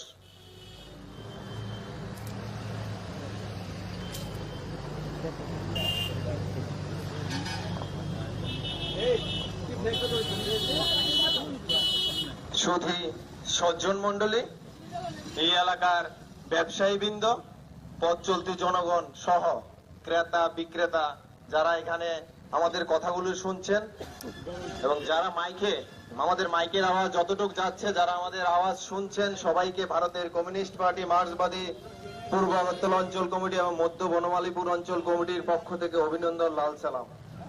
আমাদের মধ্যে উপস্থিত আছেন সিপিআইএম ত্রিপুরা রাজ্য কমিটির অন্যতম সদস্য শ্রদ্ধেয় কমরেড অমল চক্রবর্তী মহোদয়। উপস্থিত আছেন পার্টির মহকুমা সম্পাদক মন্ডলীর অন্যতম সদস্য কমরেড অরুণ সিনহা। ইতিমধ্যে আপনারা শুনেছেন 1 থেকে 7 তারিখ আমাদের পার্টি সিপিআইএম পার্টির সারা দেশে দ্রব্যমূল্য বৃদ্ধি এবং কর্মসংস্থান প্রশ্নে গোটা দেশে আন্দোলন কর্মসূচি নিয়েছে। এই আন্দোলন কর্মসূচির রূপ হিসাবে আজকে আমরা এখানে মিলিত হয়েছি। আপনারা সবাই জানেন সিপিআইএম সর্বদা মানুষের সমস্যা সমাধানে মানুষের পাশে থাকে, সর্বদাই মানুষের পাশে থাকার চেষ্টা করে। এই কারণেই শুধুমাত্র এটা আমাদের মুখের কথা না, আমাদের রাজ্যের বিজেপির এবং আমাদের বিজেপির নেতা এবং আমাদের রাজ্যের মন্ত্রী মহোদয় পর্যন্ত অকপটে স্বীকার করেছেন। সোশ্যাল মিডিয়াতে আমরা দেখেছি, আমরা দেখতে পেয়েছি উনি ধনপুরের উপনির্বাচনে গিয়ে বলছেন, অকপটে স্বীকার করে নিয়েছেন যে সিপিএম মানুষের জন্য করে। আপনাদেরকে বোঝানোর জন্য বা আপনারা যারা আমাদের কথাগুলো শুনছেন হয়তো বা আপনাদের স্মরণে নাও থাকতে পারে, ফেসবুকে বা সোশ্যাল মিডিয়াতে ট্যাগ লাইনের মধ্যে আমাদের বন্ধুরা বা যারা সোশ্যাল মিডিয়া করে, যারা ফেসবুক করে, তারা বা যারা ইনস্টাগ্রাম করে, তারা সোশ্যাল মিডিয়াতে ট্যাগ করেছেন, ঠিক আছেনি কমরেড? যেই বিজেপির নেতা বলেছিল, উনি অকপটেই স্বীকার করেছে যে সিপিএম পার্টি মানুষের জন্য করে। দ্রব্যমূল্য বৃদ্ধি আর কর্মসংস্থান নিয়ে আজকের এই সভা। অমলদা আছে, অমলদা পথসভায় বলবেন। বিস্তৃত আকারে আমি কিছু বলবো না, আমি শুধু জাস্ট আপনাদের কাছে স্মরণ করিয়ে দিতে চাই, এই সময়ে আমাদের সারা রাজ্যে গোটা কয়েকদিন ধরে চলছে যেটা, যে মোদী সরকার 200 টাকা কমাইয়ে দিছে, আলোড়ন সৃষ্টি করে লাইতে ঐতিহাসিক সিদ্ধান্ত নিয়ে নিছে, কইয়া সারা রাজ্যে উত্তাল করার চেষ্টা করতেছে। আসলে আপনারা সবাই যারা ব্যবসা করেন, আপনারা সবাই ওয়াকিবহল আছেন, বা আমরা যারা আমাদের কথাগুলো যারা শুনছেন, আপনারা সবাই অ্যাটলিস্ট এটা উপলব্ধি করতে পারছেন যে চৈত্র মাসে যখন সেল হয়, ডিসকাউন্ট সেল হয়। ডিসকাউন্ট সেল কিভাবে ডিসকাউন্ট সেল হয় এটা আপনারা সবাই জানেন, যারা ব্যবসা করেন। ব্যবসায়ীদের আমি আঘাত করার জন্য বলছি না, ডিসকাউন্ট সেল হয়। নরেন্দ্র মোদী 700 টাকা গ্যাসের দাম বাড়িয়ে 200 টাকা কমিয়েছে। আমি আমার কথা না বাড়িয়ে আপনাদেরকে শুধু এই কথাই বলবো, ডিসকাউন্ট দিয়েছে। সামনে নির্বাচন এবং যখন সামনে 5টা রাজ্যের নির্বাচন হবে কিনা জানি না, না হওয়ার জন্য পার্লামেন্টে বিশেষ অধিবেশন ডেকেছে এবং ইন্ডিয়ার নামটার সাথে যুক্ত হচ্ছে বিভিন্ন দলগুলো, বিজেপি বিরোধী বিভিন্ন দলগুলো কাপন ধরেছে, তাই 200 টাকা কমিয়েছে। জানি না কতটুকু কার্যকর হবে, এটা পরবর্তী সময় বোঝা যাবে। কথা না বাড়িয়ে এখন আপনাদের সামনে আজকের এই পথসভায় আলোচনা করবেন সিপিআইএম ত্রিপুরা রাজ্য কমিটির অন্যতম সদস্য শ্রদ্ধেয় কমরেড অমল চক্রবর্তী মহোদয়। মেইন পয়েন্ট যায় মেইন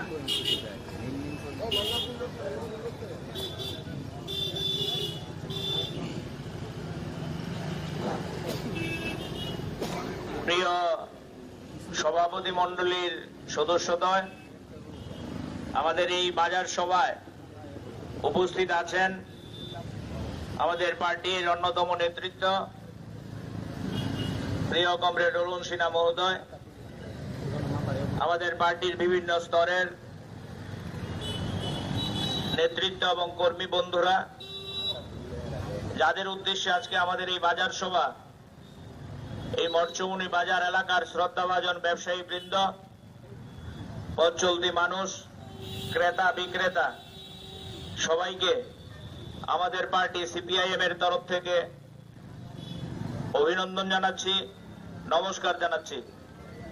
এই সকালবেলা মানুষের ব্যস্ততম সময়, প্রতিদিনকার দৈনন্দিন রুটিনের গুরুত্বপূর্ণ সময় ব্যয় করে আমরা সিপিআইএম এর পূর্ব আগরতলা অঞ্চল এবং মধ্য বনমালীপুর অঞ্চলের বন্ধুরা এই মৎস্যমুনি বাজারে সামিল হয়েছি নির্দিষ্ট একটা লক্ষ্যকে সামনে রেখে।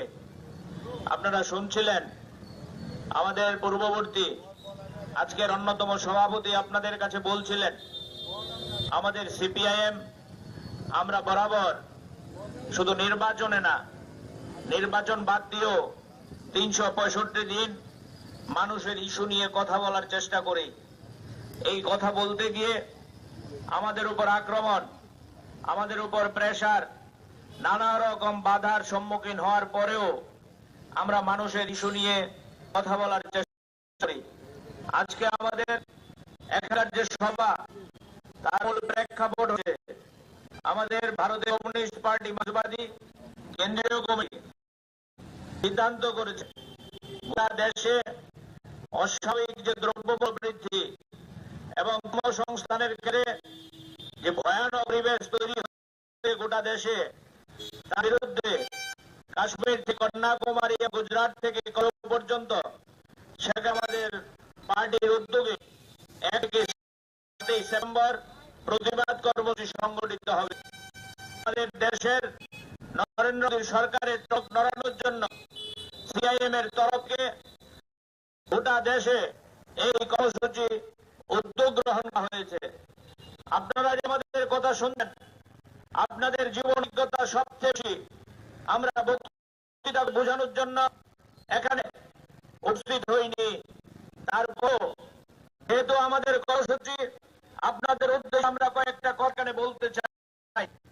আগের আমাদের ডিমান্ড যে অবলম্বে যে বর্ধিত দ্রব্যমূল্য, এই দ্রব্যমূল্য সেখানে প্রত্যাহার করতে হবে, জিনিসপত্রের দাম কমাতে হবে এবং দেশের বেকার যুবকদের জন্য কর্মসংস্থানের প্রশ্নে সুনির্দিষ্ট কর্মসূচি গ্রহণ করতে হবে। আপনি লক্ষ্য করেছেন আমাদের দেশে 2014 সালে নরেন্দ্র মোদীর নেতৃত্বে বিজেপি সরকার যখন প্রতিষ্ঠা হয়, তার আগে গোটা দেশ ঘুরে বেরিয়েছেন হেলিকপ্টার করে নরেন্দ্র মোদী সাহেব, এবং হেলিকপ্টারে ঘুরে ভারতবর্ষের বিভিন্ন জায়গায় যে কথাটা সব বেশি জোর দিয়ে চেষ্টা করেছেন, কয়েক জমানাকে আরো করে যে আমরা যে ক্ষমতায় আসতে পারি 2 কোটি বেড়ের চাকরি আমরা দেবো, আমরা যদি ক্ষমতা আসতে পারি জিনিসপত্রের দাম কমিয়ে দেবো, সিলিন্ডারের দাম কমিয়ে দেবো, আমরা যদি ক্ষমতায় আসতে পারি যুবকদের আর চোখের ফেলতে হবে না। এটা আমার বক্তব্য না। আপনারা এই সময়ের যদি সোশ্যাল মিডিয়া ঘাটেন, সেই সময় নিউজ চ্যানেলের সংবাদগুলো যদি লক্ষ্য করেন, সেই সময় খবরের কাগজগুলো যদি লক্ষ্য করেন, তারপরে দেখতে পাবেন নরেন্দ্র মোদীজি গোটা জুড়ে বাজার করেছেন। আমরা যদি শহরে আসি, বছরে 2 কোটি টাকার চাকরি, সিলিন্ডার দাম কমিয়ে দেব। সংসদের মধ্যে ইউপিএ সরকার জামানায় প্রায় প্রতিদিন ওই যে বিরোধী দলের নেতা থেকে শুরু করে তাদের বিভিন্ন স্তরের নেতৃত্ব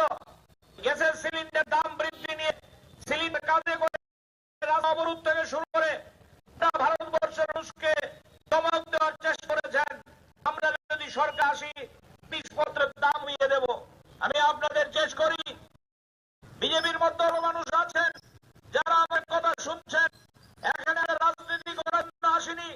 বিজেপির বউদের সাথে আমাদের শত্রুতা নেই।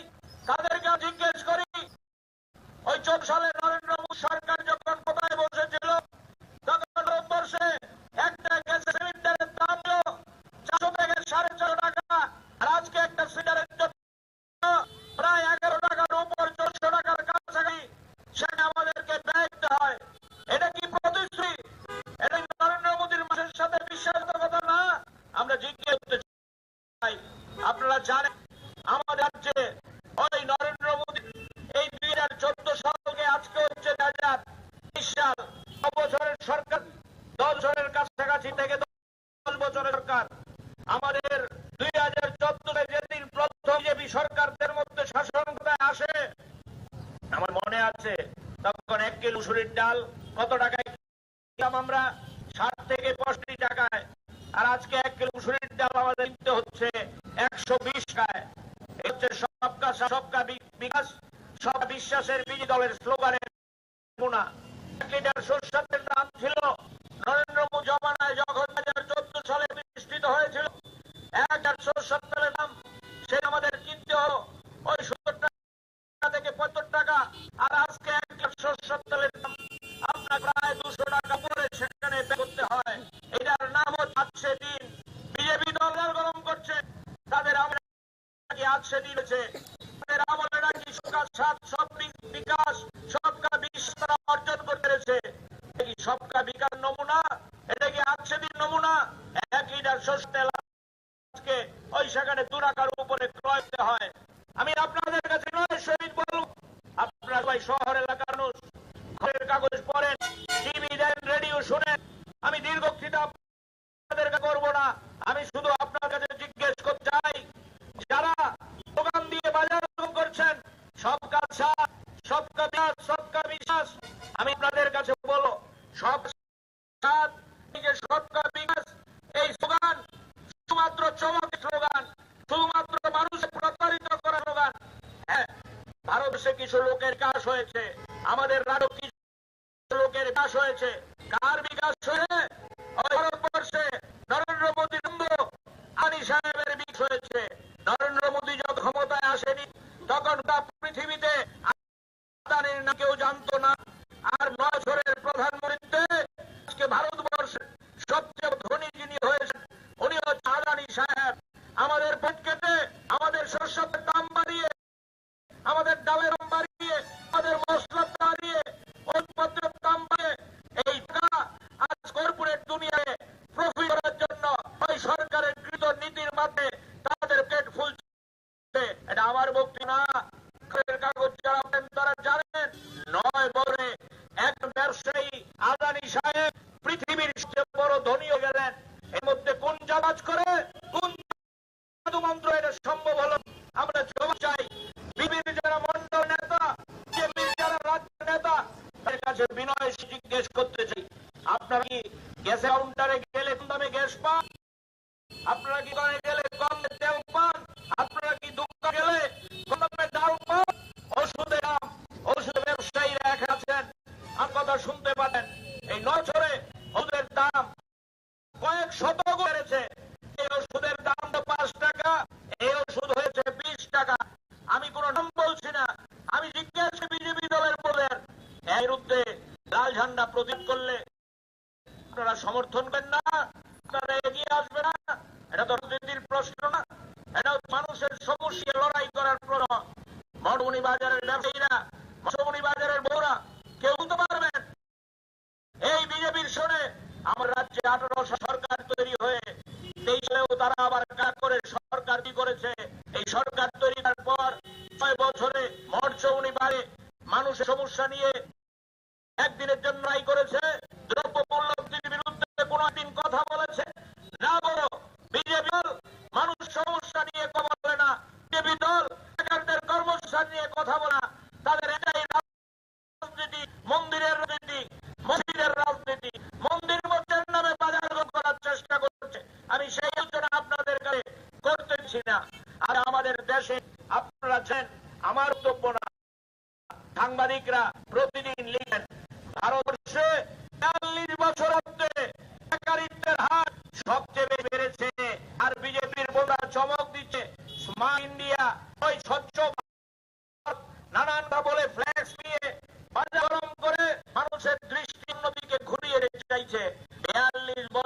মধ্যে বেকারের হার সবচেয়ে বেশি।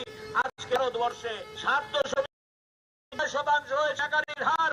আমি জিজ্ঞেস করি মঞ্চমুনিরা যারা আমার কথা শুনছেন, দেখতে পাচ্ছি অনেক রিটায়ার্ড ব্যাংক এমডি আছেন, অনেক রিটায়ার্ড এলআইসির এমপ্লয়ি আছেন, অনেক রিটায়ার্ড বিএসএন এর এমপ্লয়ি আছেন। আমি আপনাদের জিজ্ঞেস করি, বলুন আজকে আমাদের দেশের মধ্যে ব্যাংকের মধ্যে কই চাকরির কোনো ব্যবস্থা নেই, এলআইসির মধ্যে চাকরির ব্যবস্থা নেই, পোস্ট অফিসের মধ্যে চাকরির ব্যবস্থা নেই। অথচ আপনারা শুনলে অবাক হবে, ভারতবর্ষের ব্যাংকগুলো কর্মী সংকটে ভুগছে, ভারতবর্ষের এলআইসি কর্মী সংকটে ভুগছে, ভারতবর্ষের বিএসএনএল সংস্থা কর্মী সংকটে ভুগছে। হাজার হাজার লক্ষ লক্ষ পদলি পড়ে আছে, এগুলোকে অবধি করে দিচ্ছে। আমাদের দেশ চাকরির 17 জায়গা ভারত রেল। ভারতীয় রেলের হারাটা কি আমি আপনাদের কথা দিয়েছি, লম্বা বক্তৃতা করবো না। আজকে ভারতবর্ষের রেলের চেহারা হতে আজকে ভারতবর্ষের রেলকে ওই বিদেশি বৌদিকদের হাতে বিক্রি দিচ্ছে। রেলের প্ল্যাটফর্ম পর্যন্ত আজকে বিক্রি হয়ে যাচ্ছে, মাদ্রাজ স্টেশন বিক্রি হয়ে যাচ্ছে। বিনা পয়সায় রেল বসতে পারবে না, রেল স্টেশনে ঘুমোতে পারবে না, পয়সা দিতে হবে। ভারতীয় রেল বিক্রি হয়ে যাচ্ছে। আধুনিকের নামে আমাদের ভারতবর্ষ রেলের থেকে কর্মী সংকট হচ্ছে, কর্মী ছাই হচ্ছে। শুধুমাত্র 2.5 থেকে 3 লক্ষ সুরপদ পড়ে আছে, কর্মীরা সেখানে ওই সংকট পড়েছে। আপনারা দেখছেন প্রায় প্রতিদিন ভারতবর্ষে রেল দুর্ঘটনা ঘটে, আগুন লেগে যাচ্ছে। কারণটা কি? কারণটা হচ্ছে কর্মী সংকটে আজকে ভারতীয় রেল। সুতরাং একদিকে কর্মী নেই, একদিকে বেসরকারীকরণ, আর তোলা দিয়ে বাড়ছে আমাদের দেশের মধ্যে বেকারত্ব। তাই আমরা আপনার কাছে আহ্বান করতে চাই, যদি মনে করেন সিপিআই দলের সমস্যা না, বন্ধু সিপিআইএম দলের সমস্যা না, আপনারা বলুন না।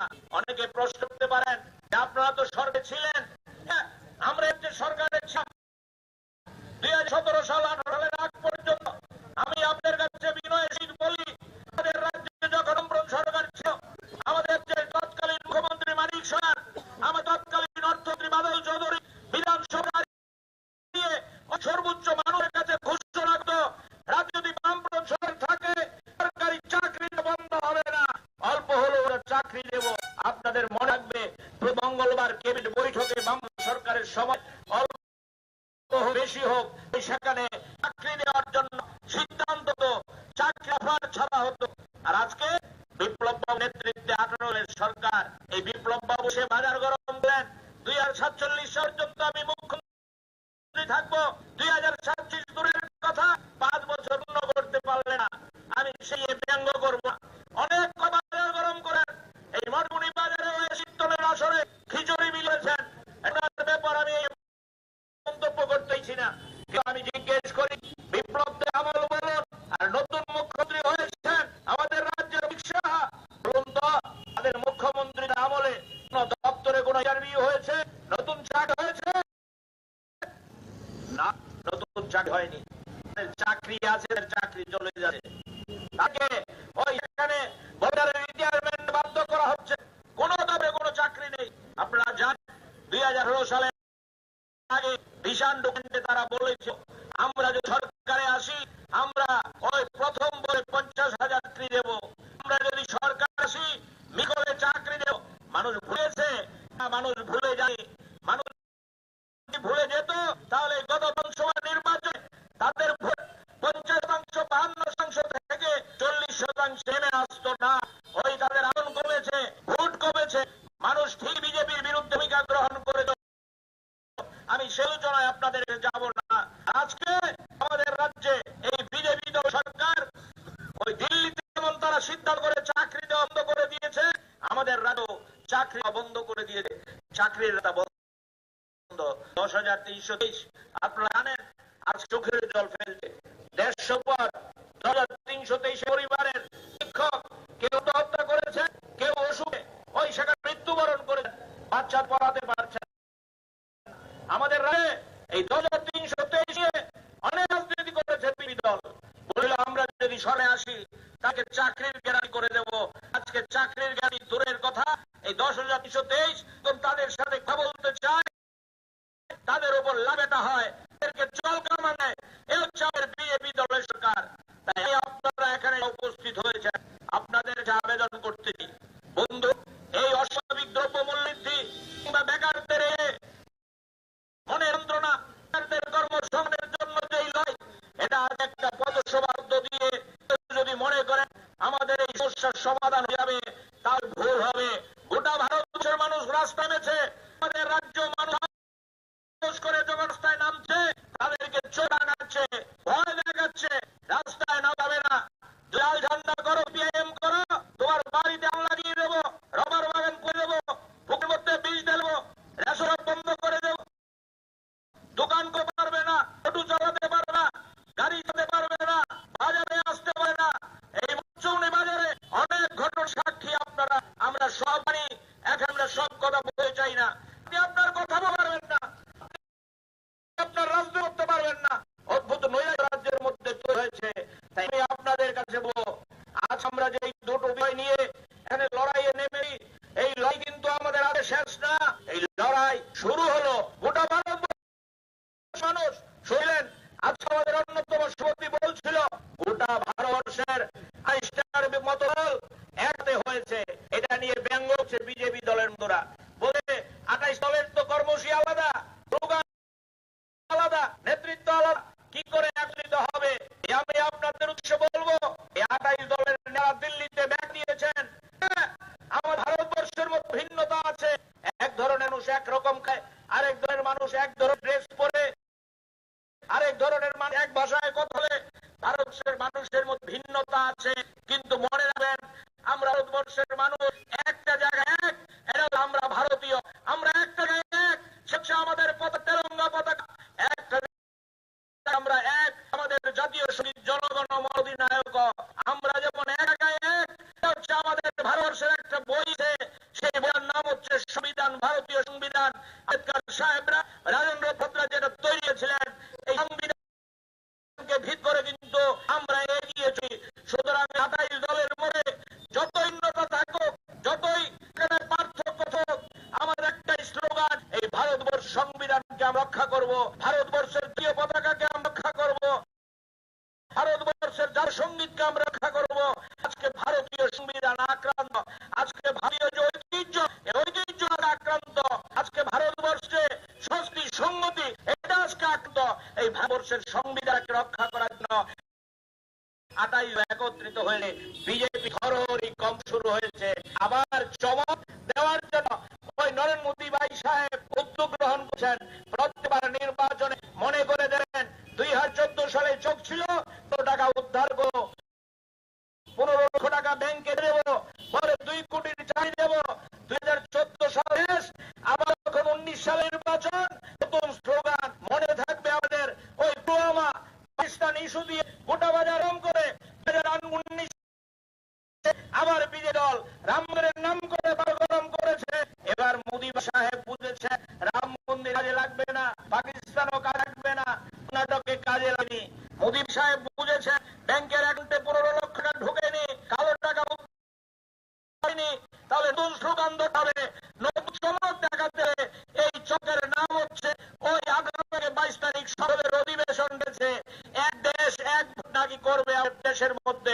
মানুষের বেখাদ্য নেই, সরষের তেল 200 টাকা, ডালের দাম 150 টাকা, আপনার গ্যাসের দাম 14 টাকা, ব্যাংকের চাকরি নেই, বিএসএনএল বন্ধ হয়ে যাচ্ছে, এলআইসি বিক্রি করে দিচ্ছে, রেল বিক্রি করে দিচ্ছে, দুর্নীতিতে পাহাড় নিয়োজিত আমাদের দেশ সরকার। এই নিয়ে একটা শব্দ উচ্চারিত নেই, মানুষের কবলার অধিকার নেই, গণতন্ত্রের কথা নেই। নতুন চমক করেছে, এই চমকের নাম হচ্ছে এক দেশ এক ভোট, এক দেশ এক ভোট নাম দিয়ে আবারও 2024 সালে বৈতরণী পার হতে চাইছে, পার হতে চাইছে।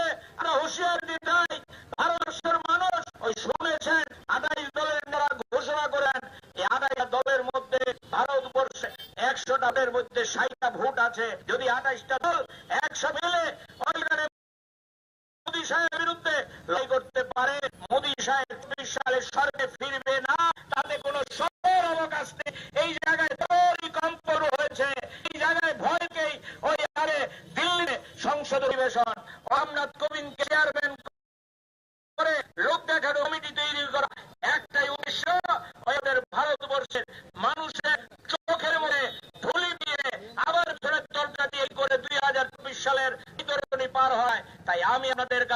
আবেদন করতে চাই, আমাদের আজকের যে ডিমান্ড, জিনিসপত্রের দাম কমাও, আমাদের আজকের যে ডিমান্ড, বেকার হাতে কাজ দাও, আমাদের আজকের ডিমান্ড, আমাদের গণতন্ত্র ফিরিয়ে দাও। এই ডিমান্ড নিয়ে আপনারা যারা সকালবেলা শহীদ হয়েছেন কিংবা দূর থেকে আমাদের কথা শুনছেন, আপনাদের আমরা বিনয় আবেদন করতে চাই, বন্ধু মিছিলে হাঁটেন, মিটিং এ হাঁটেন, এটা যেন ঠিক পাশাপাশি আপনাকে আপনার পাড়ায় আপনার এলাকায় প্রতিদিন আপনার প্রতিবেশীকে সজাগ সতর্ক করার জন্য আপনাকে দায়িত্ব দিতে হবে। আমরা একা লাল ঝান্ডা পক্ষে কাজ সম্ভব না। আপনি যদি একজন সাধারণ নাগরিক হিসাবে আজকে দেশ বাঁচাতে এগিয়ে না আসেন, আপনি যদি একজন সাধারণ ব্যবসায়ী হিসাবে দেশকে বাঁচাতে এগিয়ে না আসেন, আপনি যদি এক সাধারণ ক্রেতা হিসাবে দেশকে বাঁচাতে এগিয়ে না আসেন, তাহলে আগামী দিন আমাদের ভারতবর্ষের যে সম্প্রী, আমাদের ভারতবর্ষের যে শক্তি, আমার রবীন্দ্রনাথ নড়ের স্বপ্নের যে ভারতবর্ষ, এই ভারতবর্ষকে রক্ষা করা যাবে না। তাই আজকের এইটার সভা থেকে আমাদের কথা শুনছেন, তাদের কাছে আমরা আহ্বান করতে চাই, আপনারা সবাই ওই 2024 সালে আমাদের দেশের পাথরের মতো বসে আছে সরকার, যেই সরকারটা প্রতিদিন মানুষ টুপি চিপেছে, এই সরকারটাকে হারানোর জন্য আপনাদেরকে গ্রহণ করতে হবে। এবং পাশাপাশি আমাদের রাজ্যের যে সরকার, যে সরকারটা শুধুমাত্র প্রতিশ্রুতি সরকার, শুধুমাত্র ফ্ল্যাটের সরকার, শুধুমাত্র সরকার, অন্য কোনো কাজ তার কাছে নেই, একটাই রাস্তা মানুষকে বিভ্রান্ত করে ক্ষমতায় টিকে থাকা। দিল্লি যদি নরেন্দ্র দাস ভাই আজকে যায়, আমাদের রাজ্য সরকার অটোমেটিক ত্রিপুরা থেকে মানুষের মুখ থেকে অনাথটা সরে। তাই আপনাদের কাছে আমরা দায়িত্ব দিতে চাই, বন্ধু না শুধু লাল ঝান্ডা, আপনারাও সেখানে যে পারবেন রাস্তায় নামবেন, যে পারবেন না রাস্তায় না নেও, আপনার প্রতিবেশীকে সজাগ করবেন, সতর্ক করবেন। মোদী সাহেবের যে অবতারণা, মোদী সাহেবের যে গুলামি, আমার রাজ্যের বিজেপি সরকারের মানুষের সাথে যে প্রতিশ্রুতি খেলাপের কথাগুলো এর মানুষের কাছে নিয়ে যাবেন, নিয়ে গিয়ে মানুষের সংগঠিত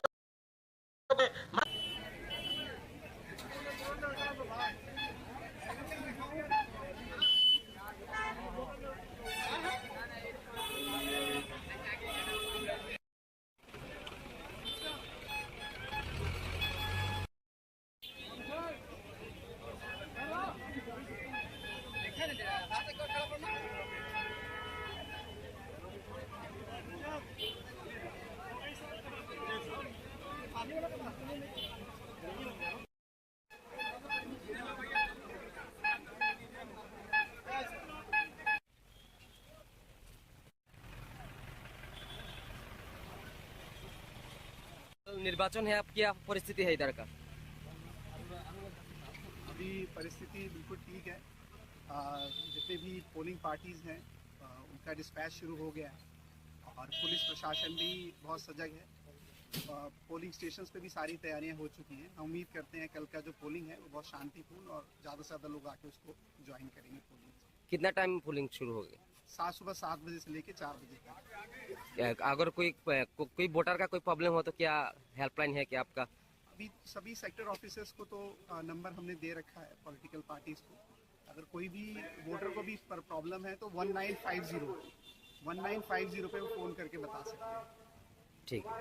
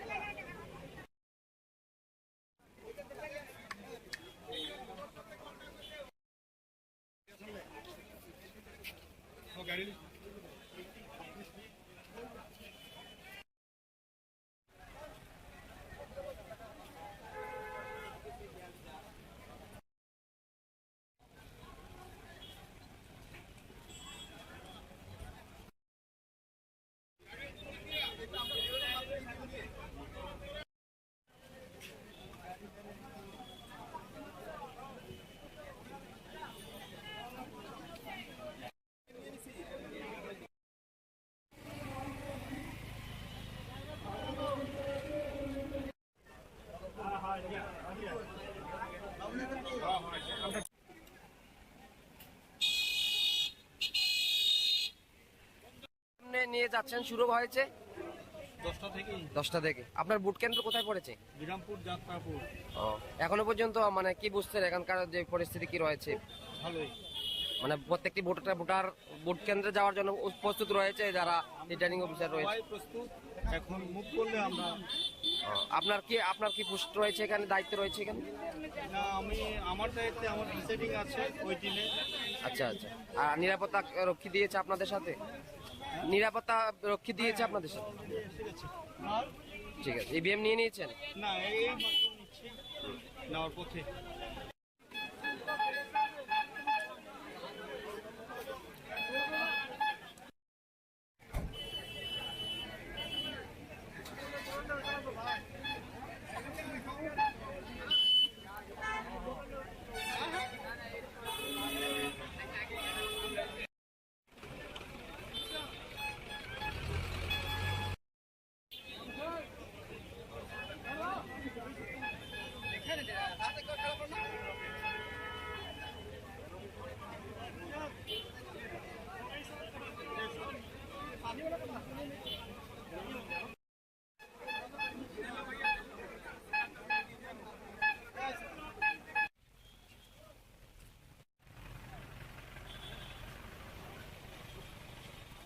निर्वाचन है, अब क्या परिस्थिति है इधर का?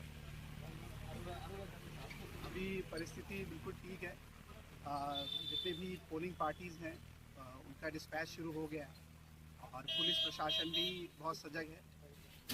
पोलिंग स्टेशंस पे भी सारी तैयारियां हो चुकी हैं। हम उम्मीद करते हैं कल का जो पोलिंग है वो बहुत शांतिपूर्ण और ज़्यादा से ज़्यादा लोग आके उसको ज्वाइन करेंगे पोलिंग। कितना टाइम पोलिंग शुरू हो गई? सुबह 7 बजे से लेकर 4 बजे तक। अगर कोई वोटर का कोई प्रॉब्लम हो तो क्या हेल्पलाइन है क्या आपका?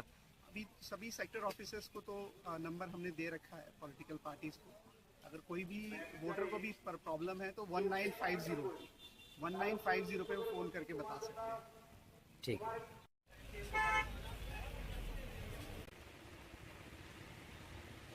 পিছে দিয়ে আইয়া ডিমসা করার যে পার্কটা আছে না, এই পার্কটা আইয়া এটা সব চুরি করে লয়ে যায়। এখানটা বলে গেট বন্ধ যাতে না দেখতে পারে।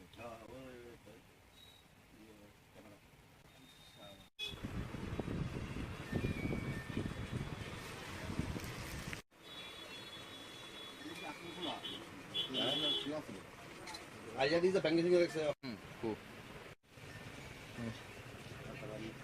আচ্ছা আচ্ছা, ঠিক আছে ঠিক আছে। হ্যাঁ গুট্টু, ও এরা আইসে লাগে এন্ড লাগে না ছিল এটা বানাই এটা বেঙ্গলি আর কি বেঙ্গা এটা এই এটা লাগে না এই ওই জানা কিছু এটা কাটটা ছেড়ে দিলে সব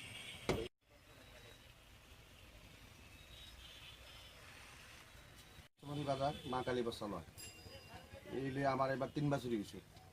এই ফিসাতে বেঙ্গাইয়া এই ডিমসাগরের যে ব্রিজ আছে না, ওয়ালডাও বেয়া ফিসাতে চুরি করে নিয়ে যাবে। এর আগে গিলটিল ভাঙছে, আমি শক্ত করে বানাইছি।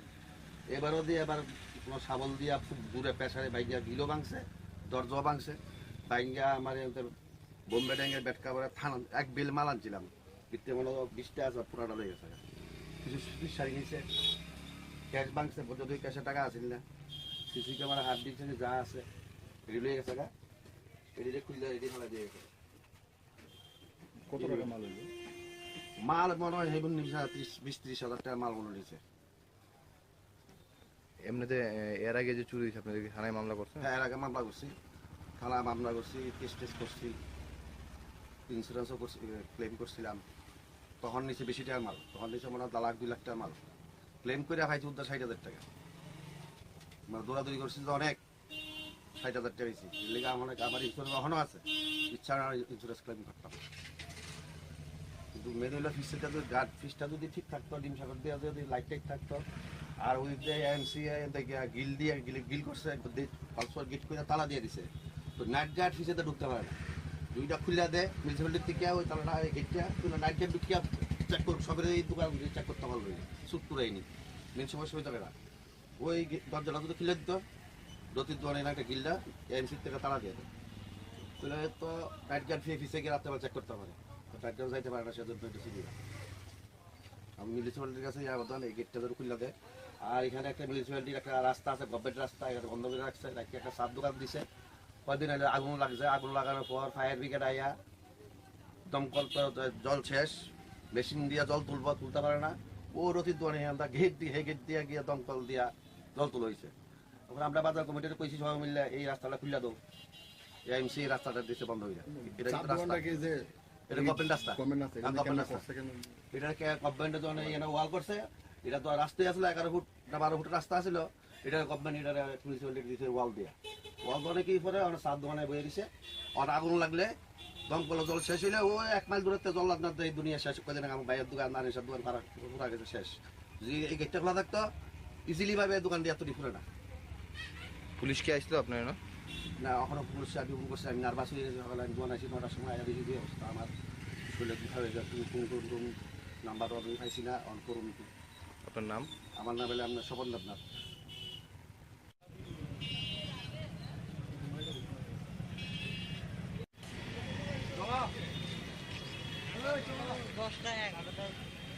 মশলার দায়িত্বে হাম্বাই গ্রুপ। গুণমানে সেরা, রান্নার ভরসা হাম্বাই গুরু মশলা। সম্পূর্ণ প্রাকৃতিক, অপার গুণ ও উপকারিতায় পরিপূর্ণ হাম্বাই গুরু মশলা।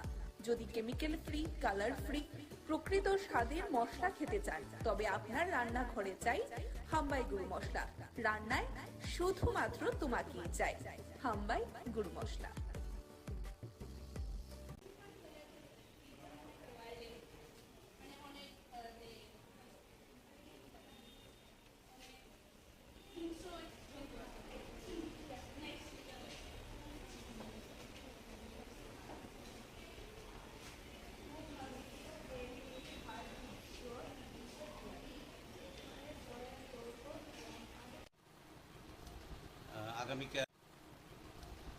আগামীকাল ৬২তম শিক্ষক দিবসকে সামনে রেখে আমাদের বিদ্যালয়েও যথাযোগ্য মর্যাদায় আগামীকালকে আমাদের যে বিশিষ্ট শিক্ষক এবং রাজনীতিবিদ, আমাদের দেশের প্রাক্তন রাষ্ট্রপতি ডক্টর সর্বপল্লী রাধাকৃষ্ণনের জন্মদিনটি আমরা পালন করি। সেদিকে লক্ষ্য রেখে আজকে একটি বিশেষ প্রোগ্রাম আছে। উপরের ক্লাসের ছাত্রীরা নিচের ক্লাসের ছাত্রীদের পড়াবে। এটা একটা বাড়তি উন্মাদনা ওদের কাছে। প্রত্যেক বছরই সেটা হয়ে থাকে, এই বছর এটা হবে। এবং ইতিমধ্যেই আমাদের ক্লাস টিচিংগুলি শুরু হয়ে গেছে। প্রত্যেক ক্লাসেই দুজন করে টিচার অডিয়েন্স হিসেবে থাকবে, আর ছাত্রীরা সেখানে পাঠদান করবে। দেওয়ার জন্য তারা আমাদেরকে তো প্রতি বছর ক্লাস করায়, সারা দিন ক্লাস করায়। তো তাই জন্য তাদেরকে সম্মান দেওয়ার জন্য আমরা বছরেরই একটা দিন আমরা মানে তাদের থেকে আমরা যা শিখতে পেরেছি এত বছর, আমাদের ছোট বোনদেরকে আমরা সেটা শেখানোর চেষ্টা করি। আমরা তাদেরকে এটা মানে শেখাতে চাই যে আমিও যেমন ক্লাস 10-এ যে আমাদের টিচার আমাদেরকে যা শিখিয়ে এসেছে বা যা পড়িয়েছে, আমি তাদেরকে চেষ্টা করছি ওইগুলি মানে ওইভাবেই পড়ানোর আর কি। তো আমাদের জন্য ওই দিনটা খুব স্পেশাল থাকে। আজকের দিনটা আমরা মানে সারা বছরই বলতে গেলে অপেক্ষা করে থাকি আজকের দিনটার জন্য। কি সাবজেক্ট পড়াচ্ছো, কোন ক্লাসটা পড়াচ্ছো? আমি ইকোনমিক্স পড়াচ্ছি ক্লাস 10-এ। আমি যতটুকু জেনেছি যে এটা ইতিমধ্যে লিস্ট আউট হয়ে গেছে। আমাদের স্কুলের বাড়তি পাওনা হলো আমাদের বিদ্যালয়ে দুজন শিক্ষিকা এবছর রাজ্য স্তরে সম্মাননা পাবেন আগামীকাল। একজন হলেন আমাদের staff council secretary Shrimati Sohini Dutta Roy Ghosh, PGT in English. দ্বিতীয়জন হলেন সীমা ভট্টাচার্য, গ্রাজুয়েট টিচার। উনিও আগামীকাল আমাদের যে সেন্ট্রাল প্রোগ্রাম হবে সেখানে সম্মানিত হবেন। সেটা আমরা খুবই গর্বিত। মহারানী তুলসীবতী স্কুলের দুজন শিক্ষিকা একসাথে প্রাইজ পুরস্কার পাবেন। সে যদি বলে না এটা আমরা নেবো না, তাহলে কি একটা আইন গুরুতর অপরাধ হবে। আইনের চোখে সে দোষী সাব্যস্ত হবে, ঠিক আছে? ওই নোটটা নিতে সে বাধ্য, কারণ নোটটা নিতেই হবে, ঠিক আছে? মানে টিচার্সদের দেখি কেমন ভাবে ক্লাস করায়, তাহলে বাইরে থেকে আসার সময় খুবই এক্সাইটেড ছিলাম যে আমিও ওদের মতো এত ভালো করে পড়াতে পারবো। আমাদের টিচার্সরা খুবই ভালো করে এনজয়মেন্ট করে পড়ায়, তো এমন ভাবে যাতে আমি পড়াতে পারি এটা আমি খুবই এক্সাইটেড ছিলাম।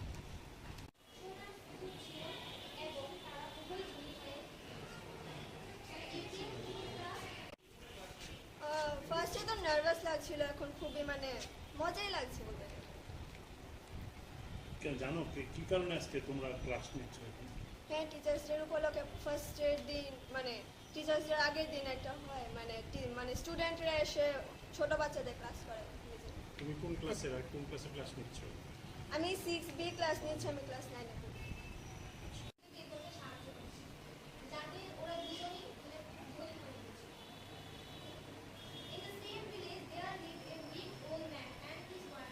আমার ভীষণ ভালো লাগছে। আমি 6C-তে ইংলিশ পড়াচ্ছি এখন, তো ওরা আমার সাথে খুবই ভালো সহযোগী করছে, তো আমার ভীষণ ভালো লাগছে ক্লাসটা করতে। কেন আজকে এই ক্লাসটা করানো হচ্ছে তোমাদের? তো কালকে টিচার্স ডে, তো আজকে আমরা প্রত্যেকবারের মতো এবারও এই ক্লাসটা করতে চাই, তো আমরা এই ক্লাসটা করছি, আমাদের ভীষণ ভালো লাগে তার জন্য।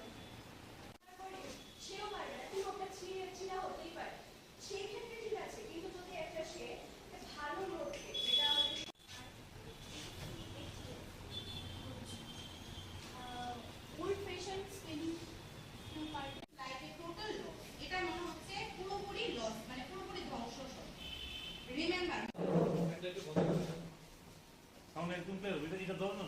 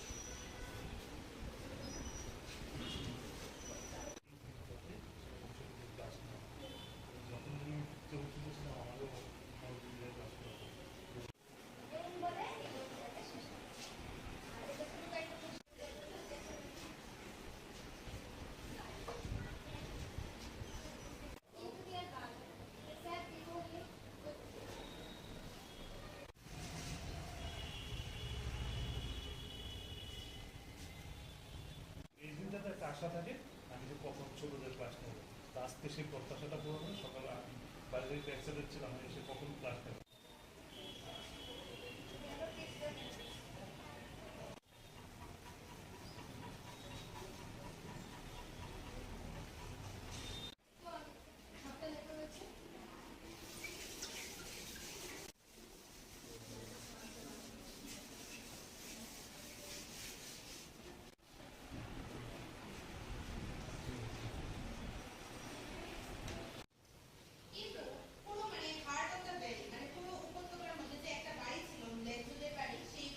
মশলার দায়িত্বে হাম্বাই গ্রুপ, গুণমানে সেরা, রান্নার ভরসা হাম্বাই গুরু মশলা।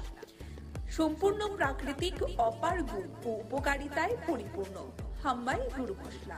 যদি কেমিক্যাল ফ্রি, কালার ফ্রি, প্রকৃত স্বাদের মশলা খেতে চান, তবে আপনার রান্নাঘরে চাই হাম্বাই গুরু মশলা। রান্নায় শুধুমাত্র তোমাকেই চাই হাম্বাই গুরু মশলা।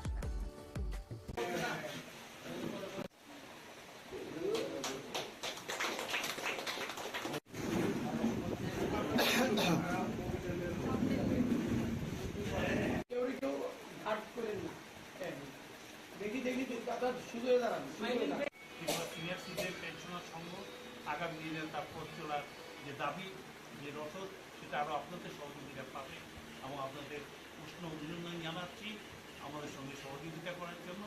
এবং যারা দূর দূরান্ত থেকে প্রতিনিধিরা এসেছেন বিভিন্ন জেলা থেকে, তাদেরকে হার্দিক অভিনন্দন জানাচ্ছি।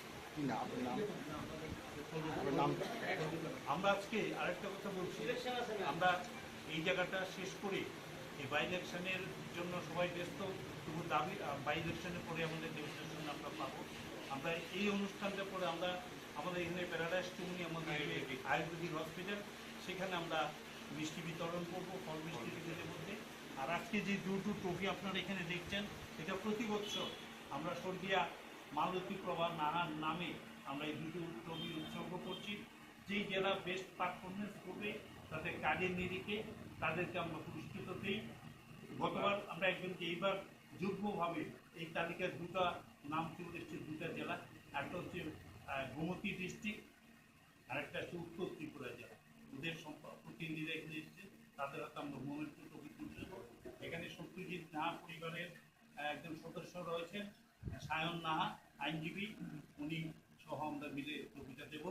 আর আপনাদের সহযোগিতা আমরা, আমার উপস্থিত সাংবাদিক বন্ধুরা এবং আমার বরিষ্ঠ নাগরিক পরিসংঘের সমস্ত নেতৃবৃন্দ, যারা বিভিন্ন ডিস্ট্রিক্ট থেকে প্রতিনিধি হিসেবে এসেছেন, সবাইকে হার্দিক অভিনন্দন জানাচ্ছি।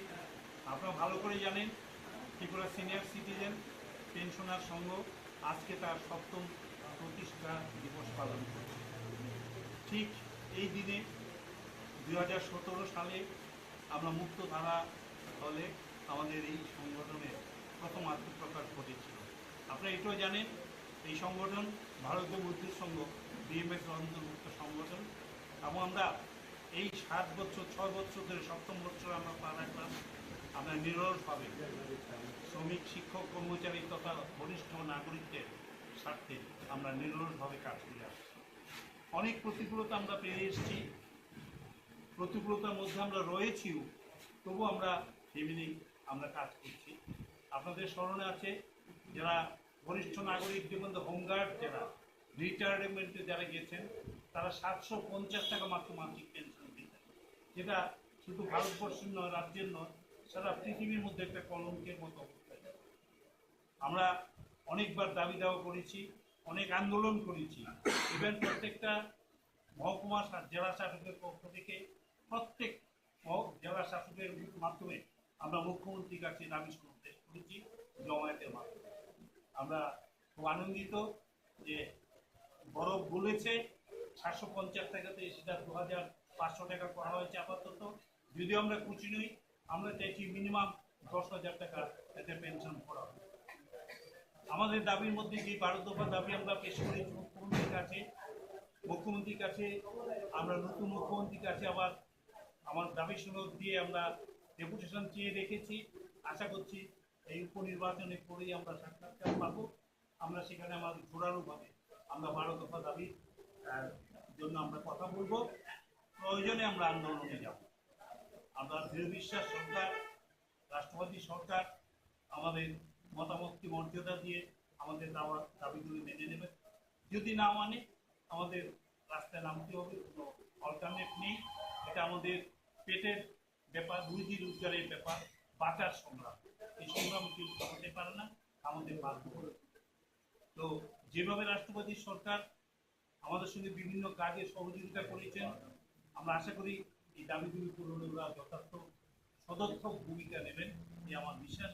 আরেকটা ব্যাপার, আমরা আমাদের নিজস্ব অফিস ঘরের জন্য আমরা মিউনিসিপ্যাল কর্পোরেশনের মেয়রের কাছে জানতে দিয়েছিলাম। উনি আমাদেরকে আপাতত একটা জায়গা দিয়েছেন এই উজ্জ্বন্ত মার্কেটে, সেখানে আমরা কাঁচা কনস্ট্রাকশন করে নেব। খুব এই মাসেই আমরা কনস্ট্রাকশন শুরু করবো। আমরা তৌজি অর্ডার সব পেয়ে গেছি, এখন শুধু কাজ করে অপেক্ষা। মশলার দায়িত্বে হাম্বাই গ্রুপ, গুণমানে সেরা, রান্নার ভরসা, হাম্বাই গুরু মশলা। সম্পূর্ণ প্রাকৃতিক, অপার ও উপকারিতায় পরিপূর্ণ হাম্বাই মশলা। কেমিক্যাল ফ্রি, কালার ফ্রি, প্রকৃত স্বাদের মশলা খেতে চাই, তবে আপনি রান্নাঘরে হাম্বাই মশলা তোমাকে চাই। হাম্বাই গুরু মশলা। অন্যের নামে সম্প্রদায়ের নামে দেশে রাজনীতি করা যায় না, চলে না। সাম্প্রদায়িকতা, বিচ্ছিন্নতাবাদের বিরুদ্ধে, ওই বিভাজন রাজনীতির বিরুদ্ধে, সরকারের কর্মহীনতার বিরুদ্ধে, যুবকদের প্রতিশ্রুতিকে লক্ষ্য নজর হচ্ছে।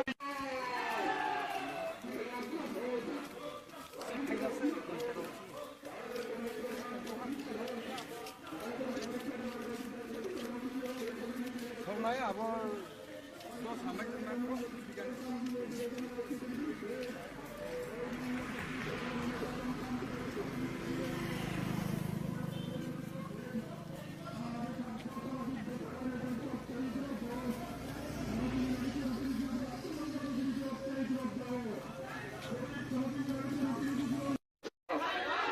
নির্যাতন নামে বন্যার নামে সম্প্রদায়ের নামে এদেশে রাজনীতি করা যায় না, চলে না। এই লড়াই লড়ছে সাম্প্রদায়িকতা বিচ্ছিন্নতাবাদের বিরুদ্ধে, এই বিভাজন রাজনীতির বিরুদ্ধে, বিস্তারের কর্মসূচির বিরুদ্ধে।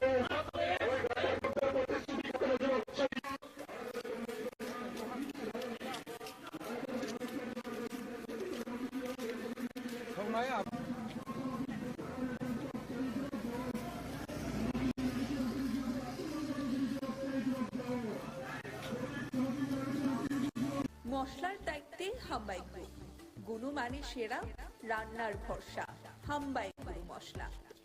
সম্পূর্ণ প্রাকৃতিক, অপার গুণ ও উপকারিতায় পরিপূর্ণ হাম্বাই গুরু মশলা। যদি কেমিক্যাল ফ্রি, কালার ফ্রি, প্রকৃত স্বাদের মশলা খেতে চান, তবে আপনার রান্নাঘরে চাই হাম্বাই গুরু মশলা। রান্নায় শুধুমাত্র তোমাকেই চাই হাম্বাই গুরু মশলা।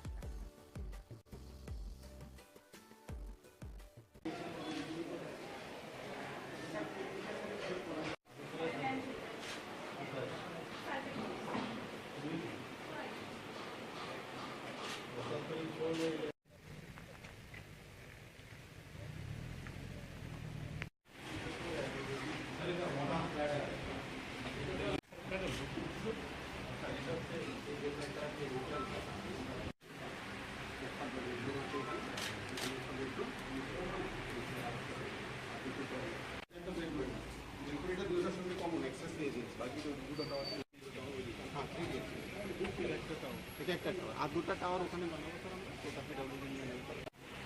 এখানে 72টার মধ্যে আজকে ডেটে আপডেটটা বুকিং আছে। বাকিগুলির জন্য স্যার আমরা নিজেরাও করছি, তাতে একটা এজেন্সিকে স্যার আমরা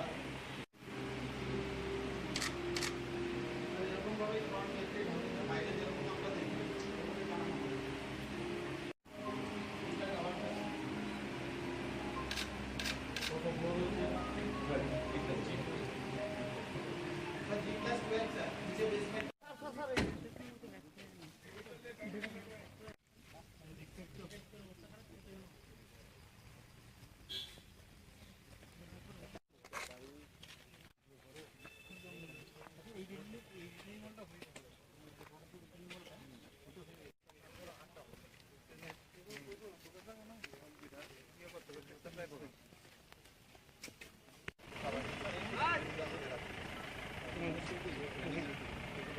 সবাই একটা এলাকার অবস্থা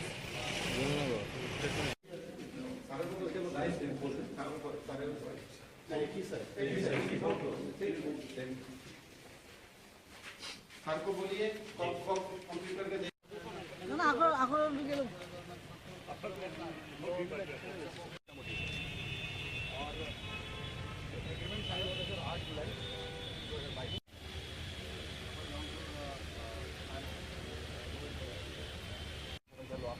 इनके अगर इसमें 300 पाइले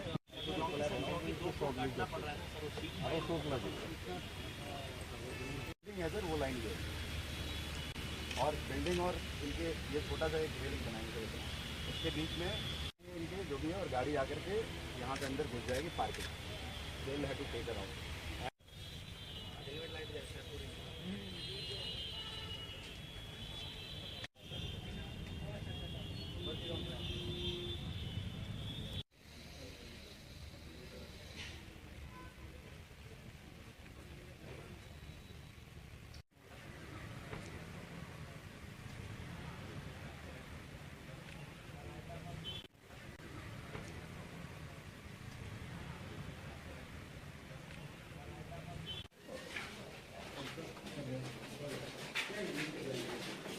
ऊपर का जो साउंड का जो है आपका जो हीट का है वो भी कम हो जाएगा। আমাদের যে স্টুডার ত্রিপুরা গভর্নমেন্টের যে আরবান ডেভেলপমেন্টের যে ইনস্টিটিউট আছে তার মাধ্যমে দুটো সেন্টার এখানে কাজ হচ্ছিল। তো দুটো জায়গায় আমি গেছি এবং ওখানের কাজের স্ট্যাটাস কি, কীভাবে কাজ হচ্ছে সেটা দেখার জন্য গিয়েছি। একটা হচ্ছে কুঞ্জবন টাউনশিপের ওখানে একটা, এবং আরেকটা হচ্ছে কামানচৌনি বিবেকানন্দ যে মার্কেট আছে সেই জায়গায়। তারপরে গেলাম দুটো জায়গায় গেছি এবং সেখানকার কীভাবে কাজ হচ্ছে, কী টেকনোলজি ইউজ হচ্ছে। কারণ আমরা জানি এটা ত্রিপুরা সিসমিক জোনের ফিফথ সিসমিক জোনে পড়ে, এর জন্য এগুলো ভেরি ইম্পর্টেন্ট দেখা। তো দেখলাম যে খুব ভালো কাজ হচ্ছে, খুব ভালো। এবং সেখানে যে ফ্ল্যাটগুলো প্রায় কামানচৌনির নিকট যে ফ্ল্যাটগুলো হচ্ছে টুডার, সেগুলো প্রায় বুকিং হয়ে গেছে সম্পূর্ণ।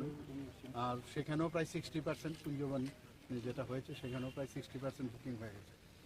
এখন আবাসন নিয়ে একটা বিরাট সমস্যা ত্রিপুরাতে এবং আগরতলা শহরে। তো টুডার যে ওদের যে চিন্তাধারা, এই ধরনের যদি আবাসন তৈরি করা যায় তাতে করে বহু লোকের, ত্রিপুরার মানুষের সুবিধা হবে এবং কি কি ফেসিলিটিস দেওয়া যায় দেখলাম যে খুব ভালো। তো যেগুলো আগে বাইরে আমরা যেতাম, অন্যান্য কলকাতা বলুন, বোম্বে বলুন বা অন্যান্য দিল্লি বলুন, সব জায়গার মধ্যে যেসব এই ধরনের ইনফ্রাস্ট্রাকচার ডেভেলপ করে যে ফেসিলিটিসগুলো দেয় সেইভাবেই করছে। কন্ট্রাক্টরও সব আমি যা দেখলাম যারা বিট করে এসছে তাদের এক্সপিরিয়েন্সও খুব ভালো এবং বিভিন্ন জায়গায় বিভিন্ন প্রদেশে ওনারা করেন। তো আমি এইগুলো দুটো জায়গায় দেখার পর আমি গেলাম আমাদের যে কতগুলো বিল্ডিং আছে। প্রথমে আমি যখন আমি বাড়ির থেকে বেরোই, প্রথমে আমার বাড়ির পাশেই এখানে একটা অডিটোরিয়াম, আমরা সবাই জানি প্রীতিলতা। তো সেই প্রীতিলতার নামে যে উমেন্স কলেজের মধ্যে আছে সেটার কাজকর্ম দেখছিলাম। আমি বললাম যে চেয়ারগুলো একটু আমার মনে হচ্ছে ঠিক না, তো এখানে একটু, কারণ এসিও লাগবে, তো এটা যাতে ভালো করে আরও ঠিকভাবে করা যায় সেগুলো আমি বলে এসেছি। এরপরে গেলাম আপনার রবীন্দ্র ভবনে। সেই রবীন্দ্র ভবনে হল নাম্বার 1, 2 আমাদের রবীন্দ্র ভবনের হল নাম্বার 1 কিন্তু খুব বিজিয়েস্ট, আমাদের সব প্রোগ্রামই এখানে হয়। তো সেই কারণে সেখানে অনেকগুলো সমস্যা আমি দেখলাম, সেগুলো আমি বলেছি কি করতে হবে। জলও পড়ে কিছু কিছু জায়গায় মানে অলরেডি নষ্ট হয়ে গেছে কাঠের যেগুলো আছে, তো সেইগুলো ঠিক করবার জন্য আমি নির্দেশ দিলাম। স্যাংশনও দিয়েছি, এর আগে আমি টাকা স্যাংশন দিয়েছি। সেখান থেকে তারপরে গেলাম এই যে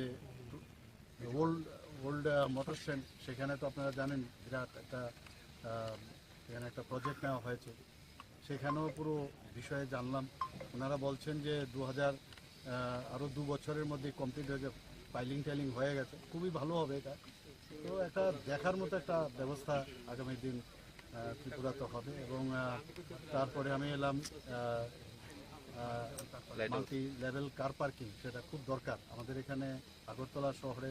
পার্কিংয়ের একটা বিরাট সমস্যা, তো সেখানে প্রায় 300-র মতো পার্কিংয়ের আমি যা দেখলাম ব্যবস্থা, হাইড্রোলিকও থাকবে, র্যাম্পের মাধ্যমেও থাকবে, একটা স্টার টাইপের হোটেলও এখানে হচ্ছে, সুইমিং পুল থাকবে, সেটা আমি দেখলাম। তো ভালোই লাগলো আমাকে। এখানে মিউজিক কলেজে আমি গেলাম, মিউজিক কলেজে এবং আর্ট কলেজ দুটোতে মানে এত সুন্দর ওখানে ছেলেমেয়েরা যে গান বাজনা করছে, তারপরে স্কাল্পচার থেকে আরম্ভ করে অনেক জিনিস ওনারা বানাচ্ছেন। এগুলো সম্পর্কে কিন্তু সাধারণ মানুষ, এবং সেখানে আমি বলেছি যে এগুলোকে যাতে মানে কী করে আর্নিং করা যায় সেই বিষয়টাও যেন একটা কাউন্টার বা ইত্যাদি, সেগুলো নিয়ে আমরা পরবর্তী সময়ে কথা বলবো। সেখানে দেখলাম আর আজকে আমাদের মাননীয় প্রধানমন্ত্রীজির যে ড্রিম প্রজেক্ট, যে 6টা জায়গায় সারা ভারতবর্ষে হচ্ছে লাইট হাউস, সেই লাইট হাউসের মশলার দায়িত্বে হাম্বাই গ্রুপ। হাম্বাই গুরু মশলা সম্পূর্ণ প্রাকৃতিক, অপার গুণ ও উপকারিতায় পরিপূর্ণ। হাম্বাই গুরু মশলা। যদি কেমিক্যাল ফ্রি, কালার ফ্রি, প্রকৃত স্বাদের মশলা খেতে চান তবে আপনার রান্নাঘরে চাই হাম্বাই গুরু মশলা। রান্নায় শুধুমাত্র তোমাকেই চাই হাম্বাই গুরু মশলা।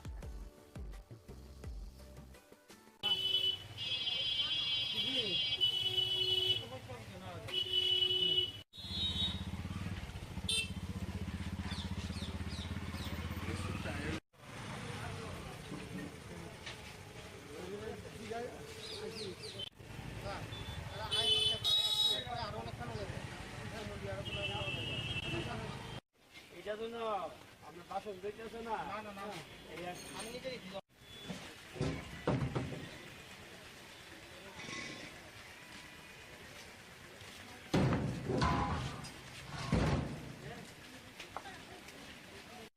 দেখেছি ফুডসিপটা খাওয়ার এটা আমরা দেখলাম না, ফুডে দেখবো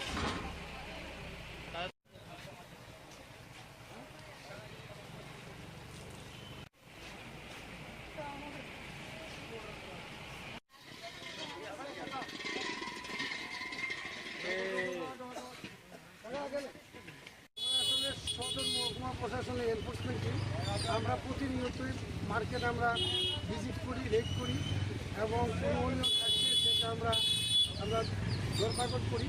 তারই অঙ্গ হিসেবে আজকে আমাদের জগন্নাথ বাড়িতে যে উৎসব চলছে সেখানে প্রচুর দোকানপাট হচ্ছে, সেগুলি আমরা এনকোয়ারিতে এসে দেখলাম একটা টিফিন হাউস, তার মধ্যে ডোমেস্টিক সিলিন্ডার দিয়ে তারা টিফিন তৈরি করছে। তার এই অপরাধে আমরা 2টি সিলিন্ডার আমরা আটক করেছি।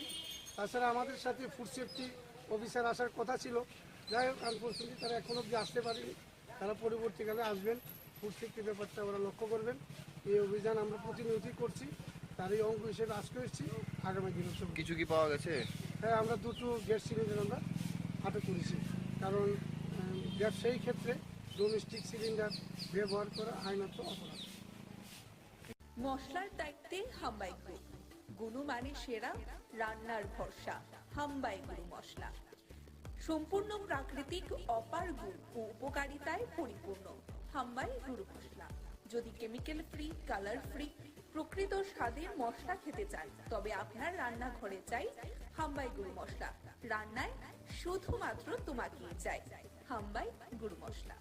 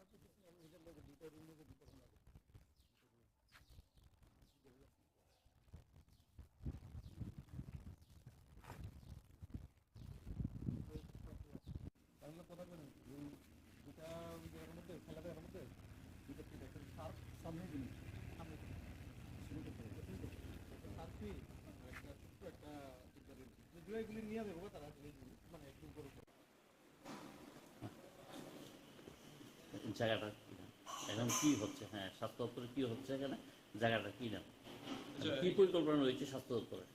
আচ্ছা, এখানে আমরা একটা পিএসসি আমরা করতে যাচ্ছি, এটা হচ্ছে রাজারবাগ ইউপিএসসি। এটা অনেক দিনের ডিমান্ড ছিল আর মানে উদয়পুরে, যে এখানে একটা মানে আরবান পিএসসি করার জন্য। তো তার জন্যই এখানে একটা এই বিল্ডিং যেটা দেখছেন আপনারা, এই বাড়িটা, তার জন্য আমরা 15 ফিনান্স কমিশন থেকে 94 লক্ষ টাকা এখানে মানে ইয়ে করা হয়েছে, দেওয়া হয়েছে, মানে স্বাস্থ্য দপ্তরকে। স্বাস্থ্য দপ্তর থেকে। আর এর সঙ্গে আমরা আরও কিছু পানীয় জল এবং আরও আনুষঙ্গিক কিছু বাউন্ডারি বা রিটেনিং ওয়ালের জন্য আরও 8,71,000 টাকা এখানে অ্যাপ্রুভ করা হয়েছে। স্যার, ভিত্তিপ্রস্তরটা কবে হয়েছে বলতে হবে? ভিত্তিপ্রস্তরটা স্থাপন হয়েছে 2022 সালের 16 অক্টোবর। কার হাত ধরে এটা ভিত্তিপ্রস্তর হয়েছে? আমাদের এখানে মাননীয় মন্ত্রী প্রণজিৎ সিংহ রায় মহোদয় হাত ধরে এটা ভিত্তিপ্রস্তর স্থাপন। আচ্ছা স্যার, পরিকল্পনাটা কি রয়েছে, আগামী পরিকল্পনাটা কি? এটা শুনেন, এটা হচ্ছে under NUHM, national urban health মিশনের আন্ডারে। এটা হচ্ছে আগরতলাতে এরকম 4-5টা আছে। তো আরেকটা আছে ধর্মনগরে, ধর্মনগর শহরে এরকম একটা পিচ আছে, যদিও এটা পিসি বিল্ডিং হয় নাই ধর্মনগরে, কিন্তু উদয়পুরেই প্রথম আগরতলার বাইরে একটা পিসি হচ্ছে এখন আরবান মিশনের আন্ডারে। ফান্ডটা অবশ্য 15 ফাইন্যান্সের আন্ডারে দেওয়া হয়েছে, কিন্তু এটা ন্যাশনাল আরবান হেলথ মিশনের গাইডলাইনেই চলবে আর কি। তো এখানে মেনলি ডক্টর, নার্স, তারপরে ফার্মাসিস্ট এরাই থাকবে, ডে কেয়ার টাইপ থাকবে এখানে। এখানে কোনো নাইট অ্যাডমিশন থাকবে না, কিন্তু ইমার্জেন্সি যদি 1-2 ঘন্টা এরকম অবজারভেশন রাখতে হবে ওইটার বেড থাকবে। তো এটা হচ্ছে ওপিডি বেস। তো এটা মেনলি বিশেষ করে যেহেতু আরবান একটু কি বলে ব্যাকওয়ার্ড জায়গা, ওইরকম দেখেই আমাদের আরবানের যে গাইডলাইনে আছে আরবান পিসিটা শহরের একটু ব্যাকওয়ার্ড জায়গাতে ফুল করতে হবে। অ্যাকর্ডিংলি একটা রাজারবাগ এরিয়ার একদম সাইডে একটু আরবান আরবান সাইডে, তো এখানে খুবই দরকার এখানে।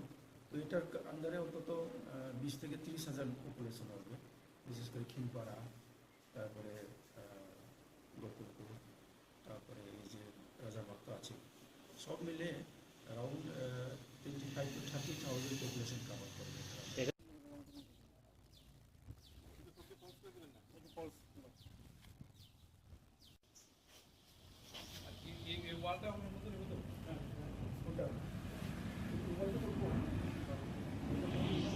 না, এখানে কোয়ার্টারের কোনো ব্যবস্থা নেই, ওরা শুধু আউটডোর হবে।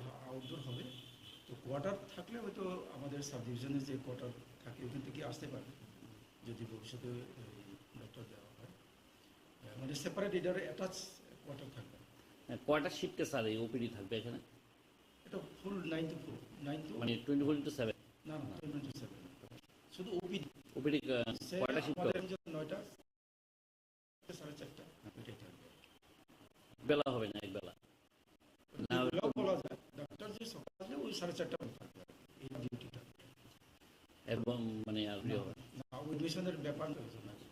তো এর মধ্যে এই পিরিয়ডের মধ্যে যদি ইমার্জেন্সি সে স্যালাইন লাগে বা ওই সময় স্টেজ করতে লাগে, তো এই পরিষেবাগুলো বা আনুমানিক কবে নাগাদ বুঝুন হওয়ার পর এটার বছরতে সে স্পেশালি সার্ভিসও দেওয়া যেতে পারে এখান থেকে।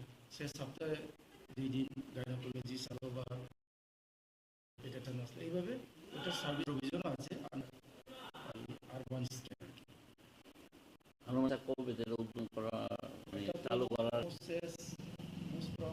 নভেম্বর পূজার আগে না কটার উদ্যোগ পরিকল্পনা রয়েছে? পূজা করতে পারতো ভালো, এটা তো সবার সঙ্গে করতে হবে, তাহলে নভেম্বর তো হবে। নাকি স্যার আপনারা স্বাস্থ্যকে এই জায়গা পরিদর্শন এসেছে? হ্যাঁ, আমরা ইমপ্রুভমেন্ট হয়েছে। আরও এক মাস এসেছিলাম আমরা, ওখানে অল্প কাজ তো প্রায় 90%। কার্যগত মান কিরকম স্যার?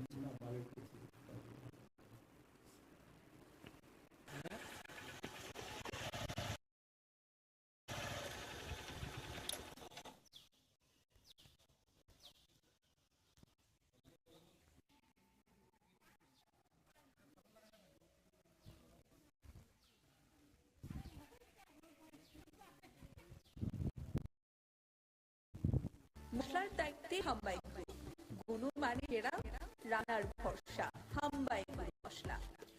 সম্পূর্ণ প্রাকৃতিক অপার গুণ ও উপকারিতায় পূর্ণ হয় গুরু মশলা। যদি কেমিক্যাল ফ্রি, কালার ফ্রি, প্রকৃত স্বাদের মশলা খেতে চান, তবে আপনার রান্নাঘরে চাই হাম্বাই গুরু মশলা। রান্নায় শুধুমাত্র তোমাকে চাই হাম্বাই গুরু মশলা।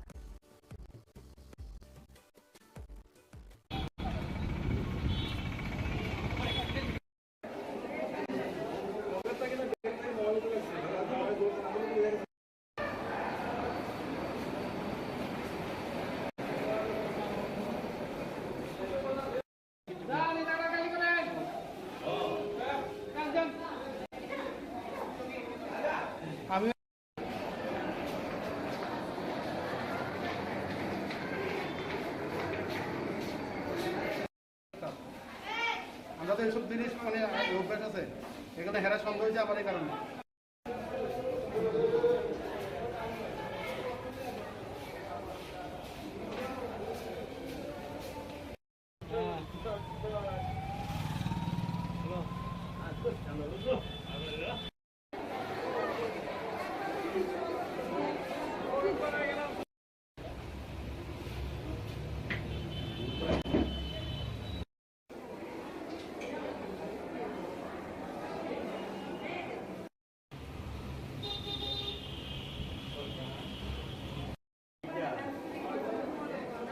সব নাটক দেখতে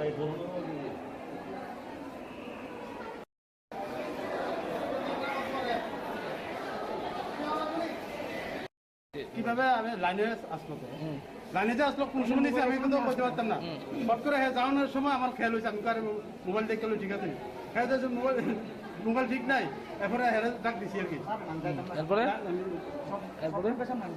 এরপরে তো হেরে চেক করছি আর কি চেক করে না পরে পকেটে পাইছি প্রথম তো অস্বীকার করছে পরে আমি চেক করে এসে পকেটে পাইছি মোবাইলটা পাইছেন?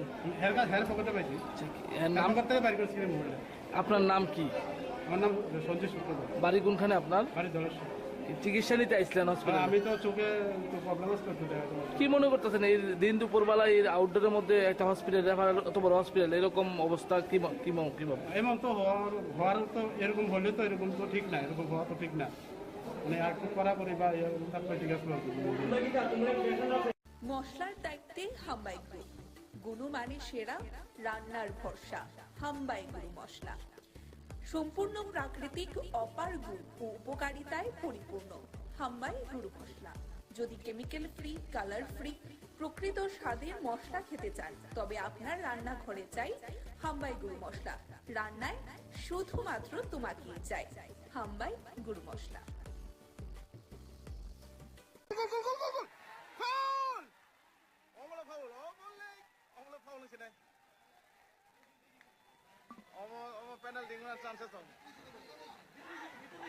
ভিতরে ভিতরে ভিতরে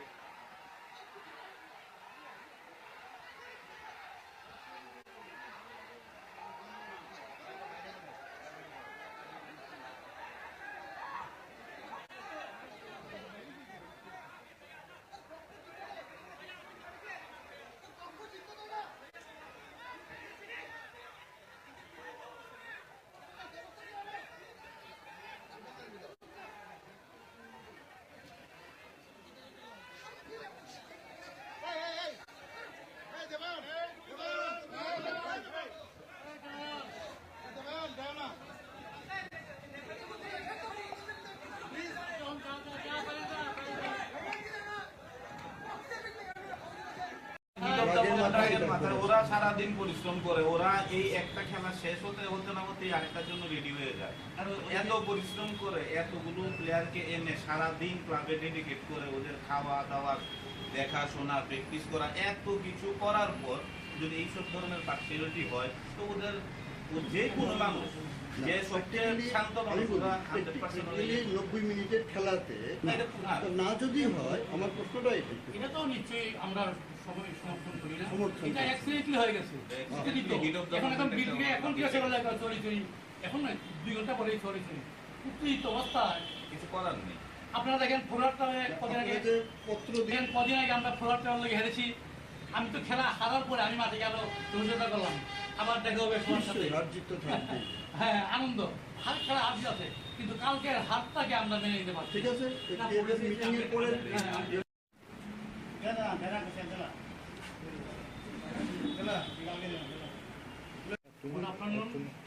গতকালকে নিশ্চয়ই আপনারা খেলা সবাই দেখেছেন এবং খবরও পরিবেশন করেছেন। আপনাদের খবর আমরা পত্রিকায় পেয়েছি। সবারই একই কথা যে রেফারি যে পার্সিয়ালিটি করেছে, যে 2-3টে পেনাল্টি, কর্নার এবং হ্যান্ডবল এগুলি দেয় নাই, যার জন্য আমরা হারতে বাধ্য হয়েছি। আমাদের দূর করে হারানো হয়েছে।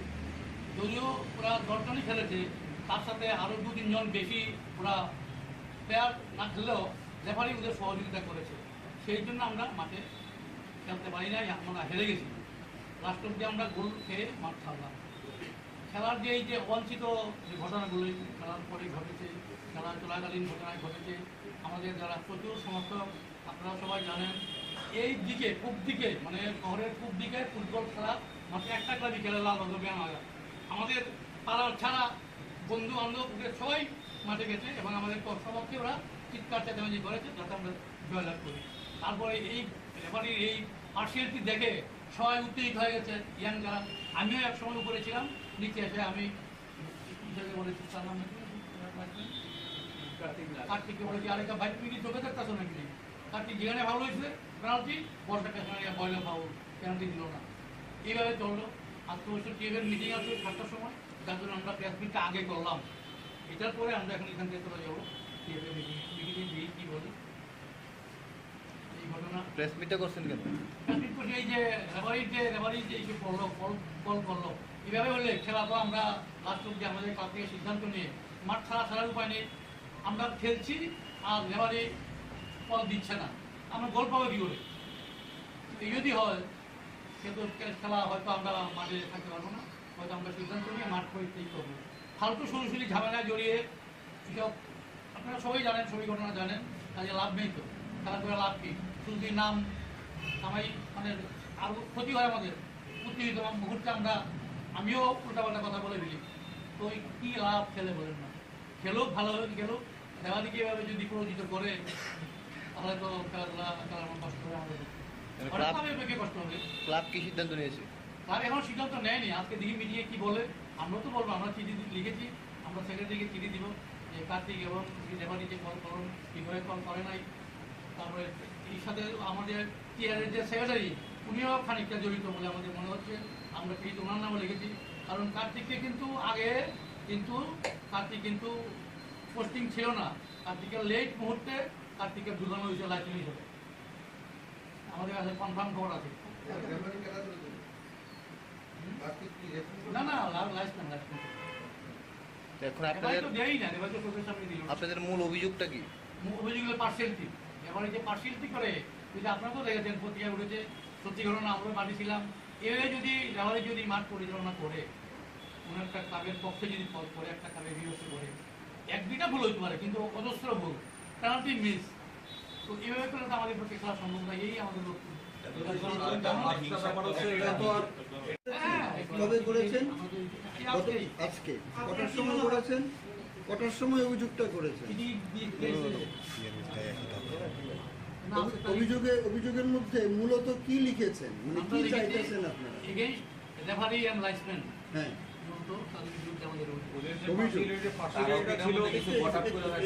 একটা নির্ধারিত ফি দিতে হয়, ওইটাও কি দিয়েছেন? শুধু অভিযোগ করেছে। আচ্ছা, প্রটেস্ট করলে আমরা প্রটেস্ট করি নাই, খেলা তো আলাদা হয়ে গেছে, আমরা হেরে গেছি।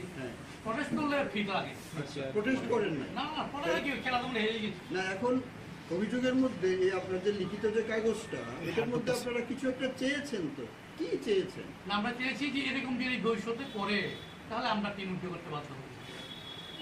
আমরা প্রতিকার চেয়েছি লাইসম্যান, রেফারি এবং তাদের সাথে যারা পোস্টিং দেয়। কার্তিকের পোস্টিং প্রথমে ছিল না, এটা লেটলি পরে ঢুকানো হয়েছে কনস্পিরেসি করার জন্য। এটা তো ভবিষ্যতের কথা, কিন্তু গতকালকের ম্যাচে যে ঘটনাটা ঘটেছে, রেফারিদের বিরুদ্ধে কোনো শাস্তিমূলক ব্যবস্থা কি চাইছেন আপনারা? এটা টিভিটার মধ্যে শাস্তিমূলক না, এই লাস্টে কি দেখছি টিভি আর করবো কিছু করতে কি টিভিটা করছি।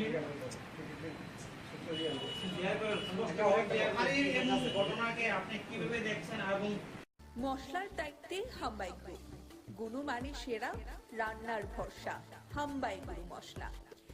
সম্পূর্ণ প্রাকৃতিক, অপার গুণ ও উপকারিতায় পরিপূর্ণ হাম্বাই গুরু মশলা। যদি কেমিক্যাল ফ্রি, কালার ফ্রি, প্রকৃত স্বাদের মশলা খেতে চান, তবে আপনার রান্নাঘরে চাই হাম্বাই গুরু মশলা। রান্নায় শুধুমাত্র তোমাকেই চাই হাম্বাই গুরু মশলা।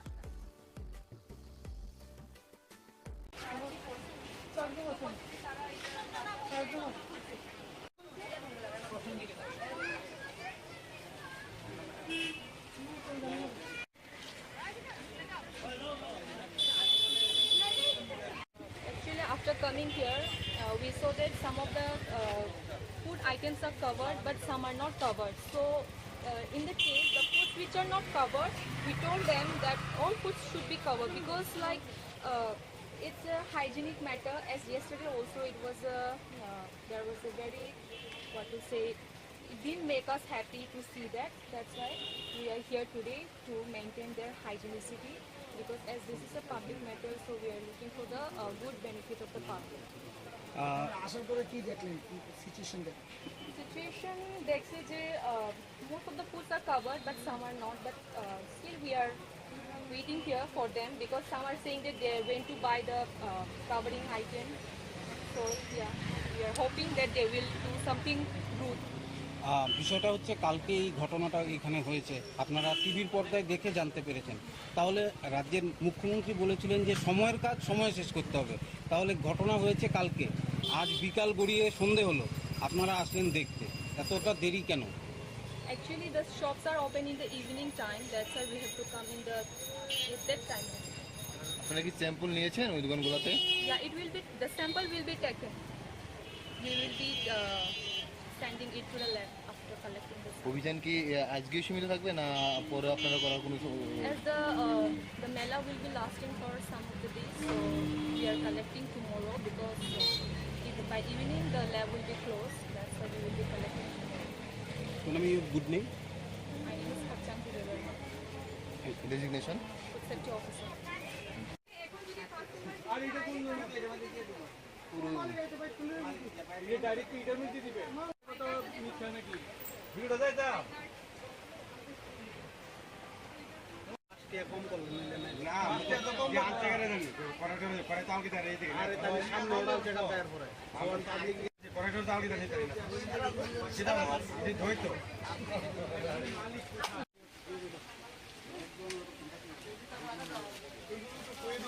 বেসিক জিনিস, হ্যাঁ, রাস্তার সঙ্গে দোকান।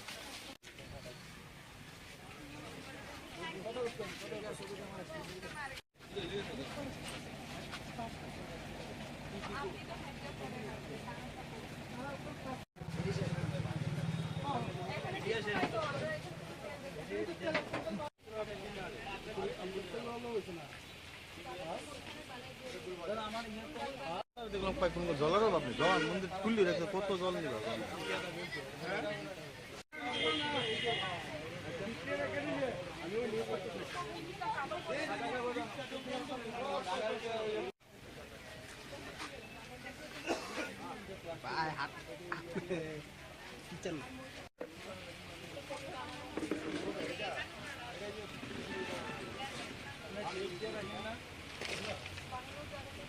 মশলার দায়িত্বে হাম্বাই গ্রুপ। গুণমানে সেরা, রান্নার ভরসা, হাম্বাই গুরু মশলা। সম্পূর্ণ প্রাকৃতিক, অপার গুণ ও উপকারিতায় পরিপূর্ণ হাম্বাই গুরু মশলা। যদি কেমিক্যাল ফ্রি, কালার ফ্রি, প্রকৃত স্বাদের মশলা খেতে চান তবে আপনার রান্নাঘরে চাই হাম্বাই গুরু মশলা। রান্নায় শুধুমাত্র তোমাকেই চাই হাম্বাই গুরু মশলা।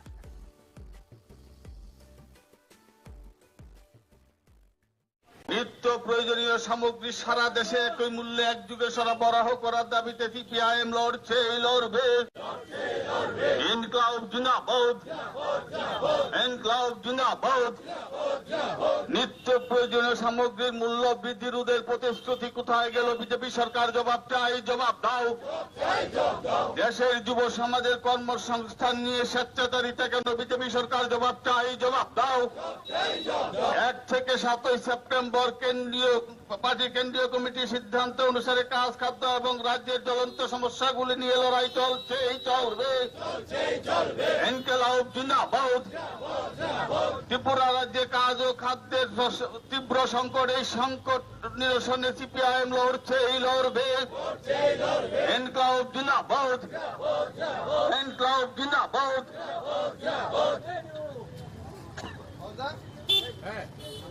কমরেড, দ্রব্যমূল্য বৃদ্ধি, পানীয় জল সরবরাহ, বিদ্যুৎ প্রয়োগ প্রণালী, রেশনিং ব্যবস্থা সহ জনগণের মৌলিক পরিষেবা নিয়ে বিজেপি সরকারের যে তালবাহানা, এরই প্রতিবাদে আজকের এই পথসভা। এই সভায় সভাপতিত্ব করবেন যৌথভাবে কমরেড সঞ্জয় দাস এবং কমরেড লিপিকা দাস।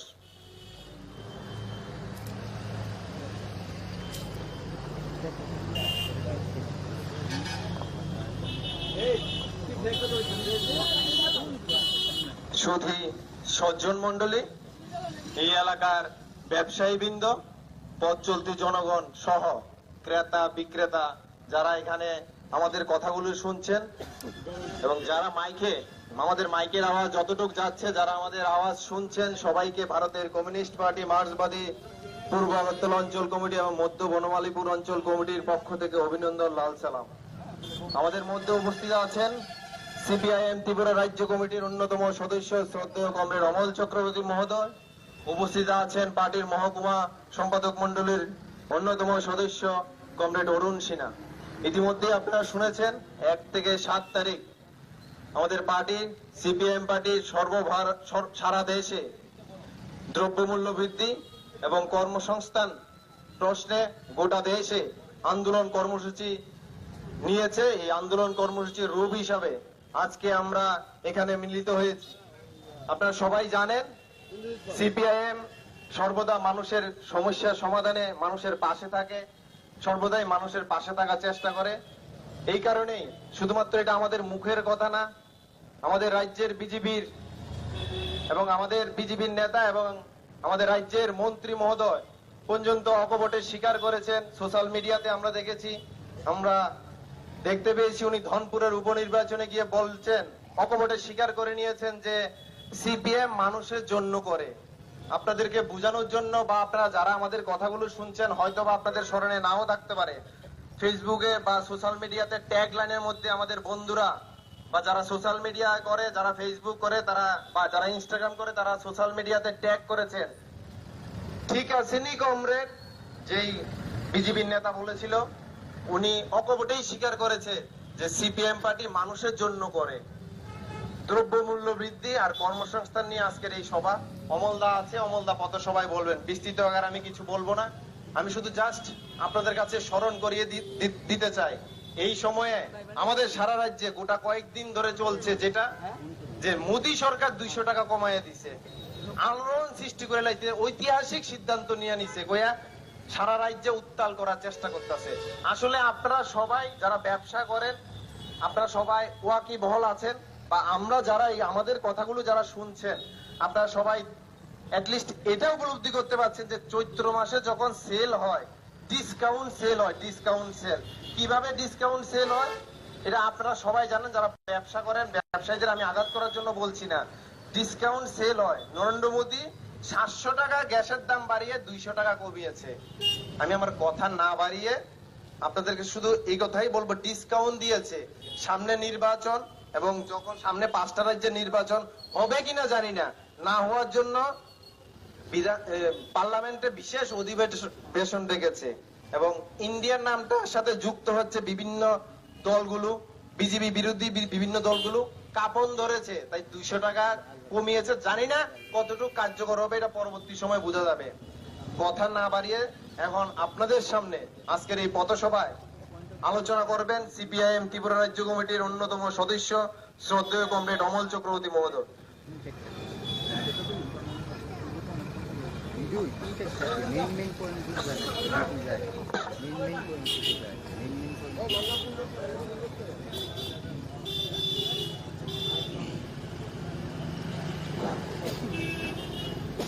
প্রিয় সভাপতি মণ্ডলীর সদস্যদ্বয়, আমাদের এই বাজার সভায় উপস্থিত আছেন আমাদের পার্টির অন্যতম নেতৃত্ব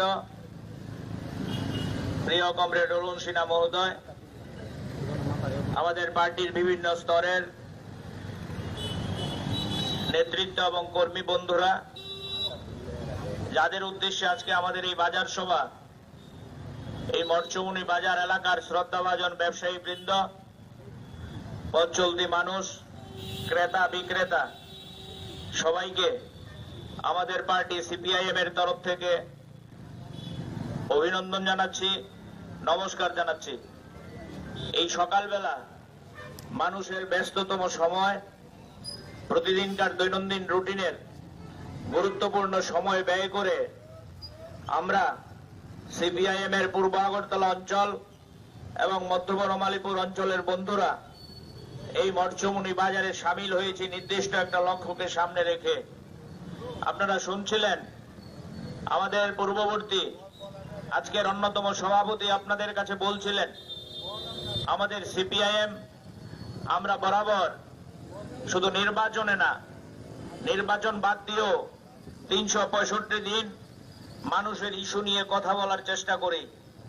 এই কথা বলতে গিয়ে আমাদের উপর আক্রমণ, আমাদের উপর প্রেসার, নানা রকম বাধার সম্মুখীন হওয়ার পরেও আমরা মানুষের ইস্যু নিয়ে কথা বলার চেষ্টা করি।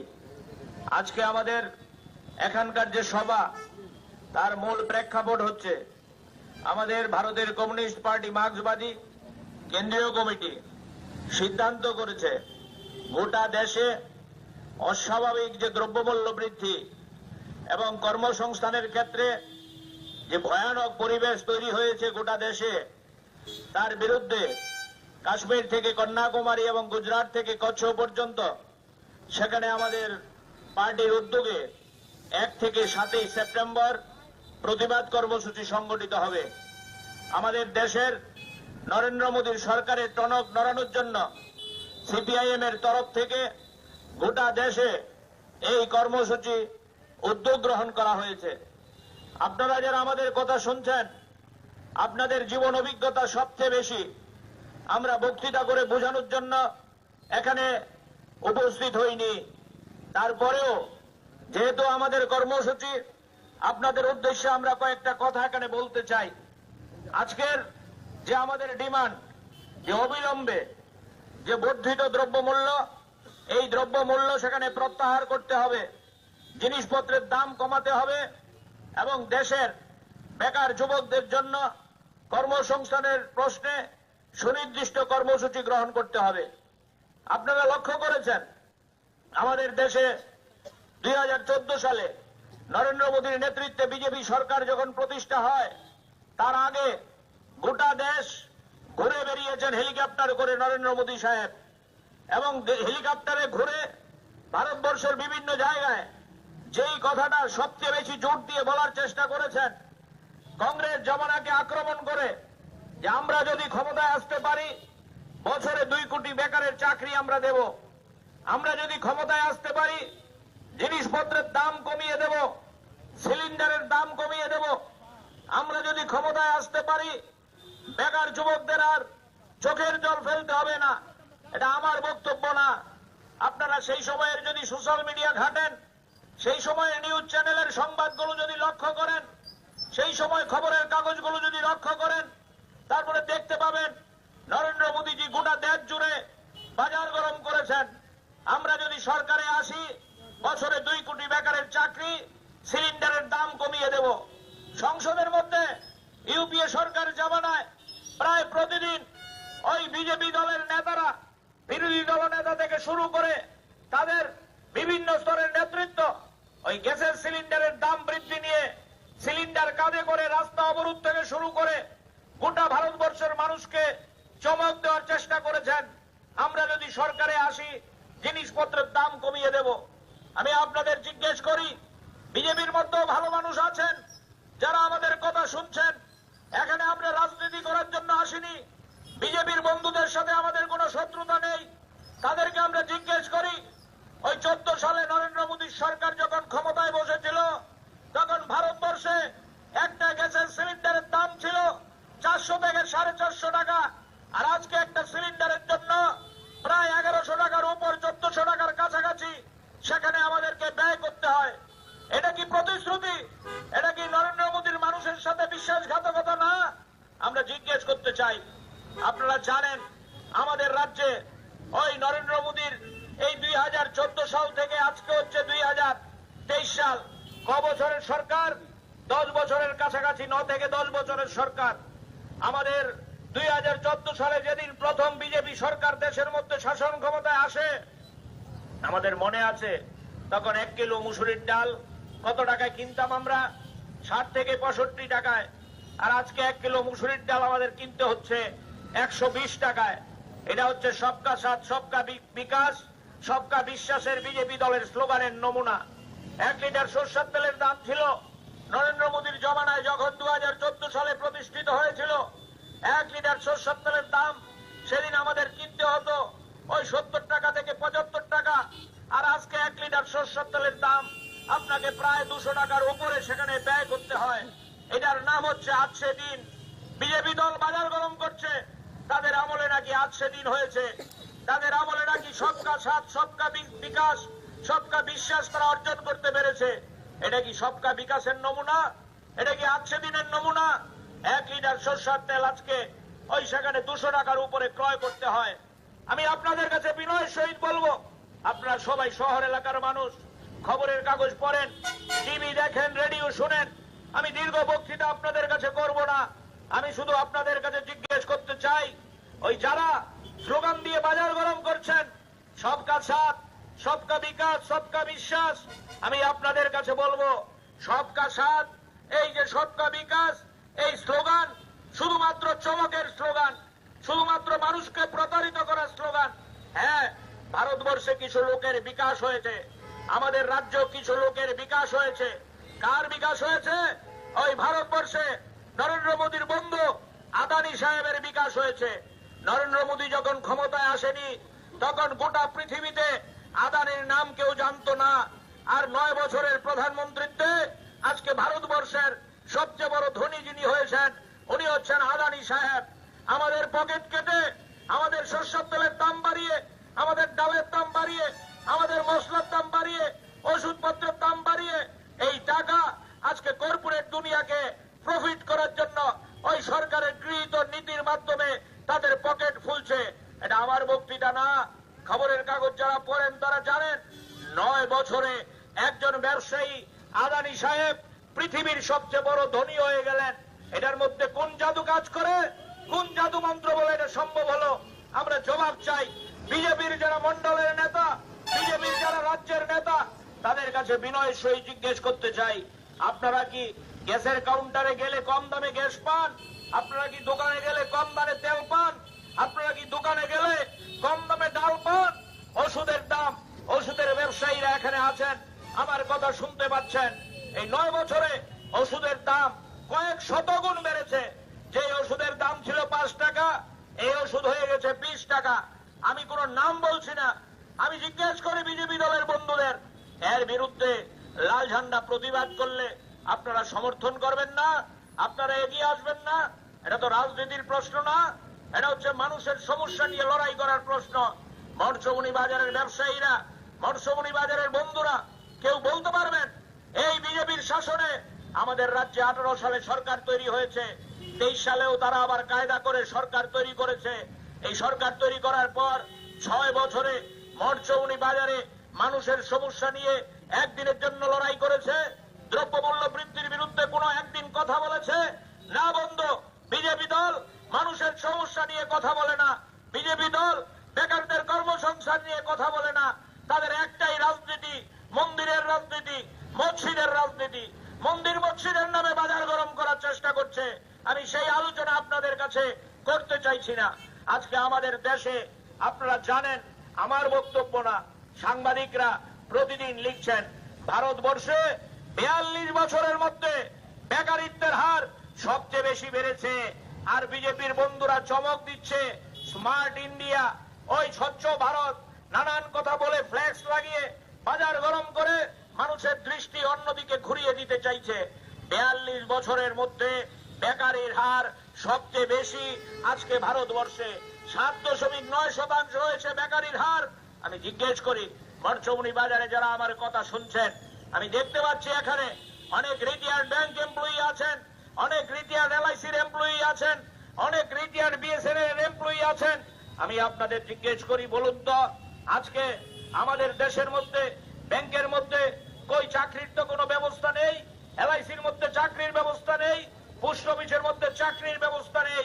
অথচ আপনারা শুনলে অবাক হবেন, ভারতবর্ষের ব্যাংকগুলো কর্মী সংকটে ভুগছে, ভারতবর্ষের LIC কর্মী সংকটে ভুগছে, ভারতবর্ষের BSNL রাষ্ট্রায়ত্ত সংস্থা কর্মী সংকটে ভুগছে। হাজার হাজার লক্ষ লক্ষ পদ খালি পড়ে আছে, এগুলোকে অবলব্ধি করে দিচ্ছে। আমাদের দেশের চাকরির সবচেয়ে বড় জায়গা ভারতীয় রেল। আজকে ভারতীয় রেলের চেহারাটা কি? আমি আপনাদের কথা দিয়েছি, লম্বা বক্তৃতা করব না। আজকে ভারতবর্ষের রেলের চেহারা হচ্ছে, আজকে ভারতবর্ষের রেলকে ওই বিদেশি বহুজাতিকদের হাতে বিক্রি করে দিচ্ছে।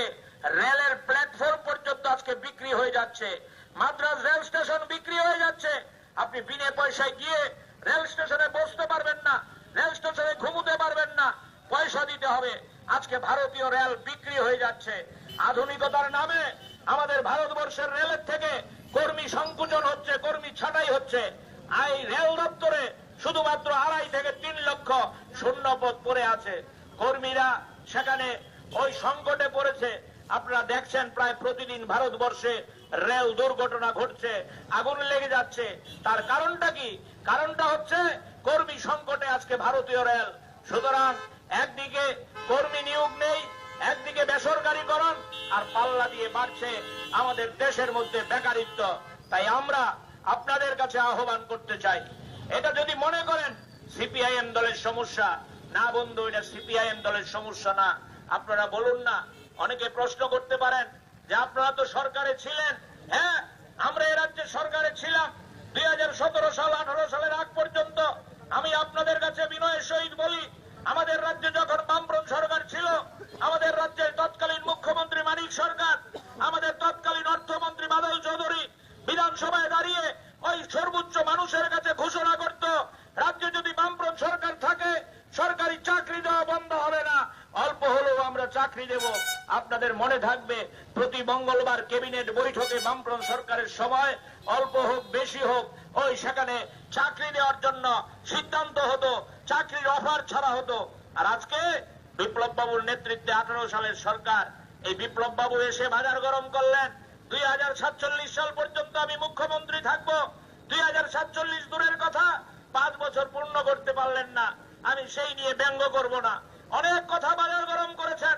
এই মরচৌনি বাজারেও এসে কীর্তনের আসরে খিচুড়ি বিলি করেছেন, এটা ওনার ব্যাপার, আমি এই নিয়ে মন্তব্য করতে চাইছি না।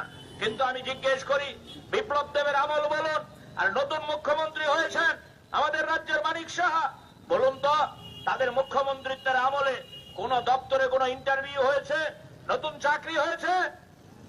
না, নতুন চাকরি হয়নি। যাদের চাকরি আছে তাদের চাকরি চলে যাচ্ছে, তাদেরকে ওই সেখানে ভলান্টারি রিটায়ারমেন্ট নিতে বাধ্য করা হচ্ছে। কোন দপ্তরে কোনো চাকরি নেই। আপনারা জানেন 2018 সালের আগে ভিশন ডকুমেন্টে তারা বলেছিল আমরা যদি সরকারে আসি আমরা ওই প্রথম বছরে 50,000 চাকরি দেব, আমরা যদি সরকারে আসি মিস করে চাকরি দেব। মানুষ ভুলে গেছে? না, মানুষ ভুলে যায়নি। মানুষ যদি ভুলে যেত তাহলে গত বিধানসভা নির্বাচনে তাদের ভোট 50%, 52% থেকে 40% নেমে আসতো না। ওই তাদের আসন কমেছে, ভোট কমেছে, মানুষ ঠিকই বিজেপির বিরুদ্ধে ভূমিকা গ্রহণ করেছিল। আমি সেই আলোচনায় আপনাদের কাছে যাব না। আর আজকে আমাদের রাজ্যে এই বিজেপি দলের সরকার, ওই দিল্লিতে যেমন তারা সিদ্ধান্ত করে চাকরি দেওয়া বন্ধ করে দিয়েছে, আমাদের রাজ্য চাকরি দেওয়া বন্ধ করে দিয়েছে, চাকরির রাস্তা বন্ধ। 10,323 আপনারা জানেন আজকে চোখের জল ফেলছে। 150 উপর 10,323 পরিবারের শিক্ষক কেউ আত্মহত্যা করেছেন, কেউ অসুখে ওই সেখানে মৃত্যুবরণ করেছেন, বাচ্চাদের পড়াতে পারছেন না।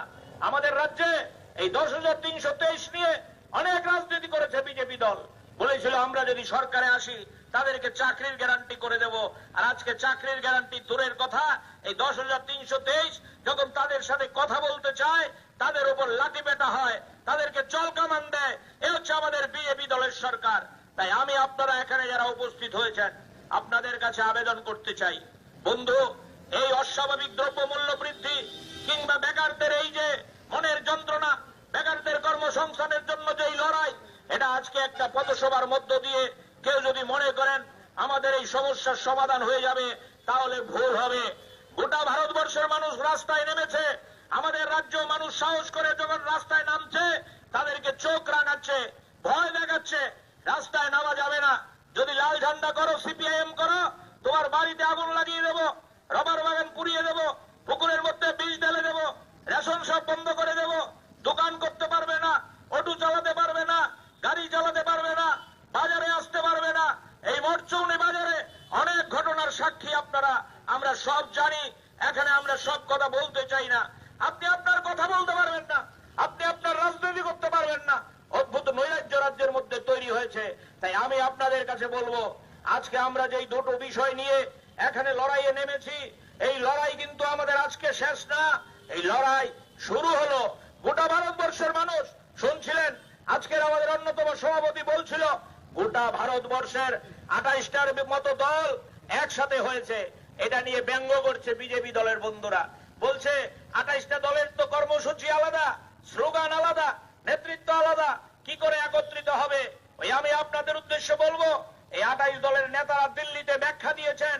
হ্যাঁ, আমাদের ভারতবর্ষের মধ্যেও ভিন্নতা আছে। এক ধরনের মানুষ একরকম খায়, আরেক ধরনের মানুষ এক ধরনের ড্রেস পরে, আরেক ধরনের মানুষ এক ভাষায় কথা বলে। ভারতবর্ষের মানুষের মধ্যে ভিন্নতা আছে, কিন্তু মনে রাখবেন আমরা ভারতবর্ষের মানুষ একটা জায়গায় এক, এটা হচ্ছে আমরা ভারতীয়। আমরা একটা জায়গায় এক, সেটা হচ্ছে আমাদের পতাকা, তেরঙ্গা পতাকা। সঙ্গীত জনগণ মন অধিনায়ক, আমরা যেমন এক জায়গায় এক, এটা হচ্ছে আমাদের ভারতবর্ষের একটা বই আছে, সেই বইটার নাম হচ্ছে সংবিধান, ভারতীয় সংবিধান।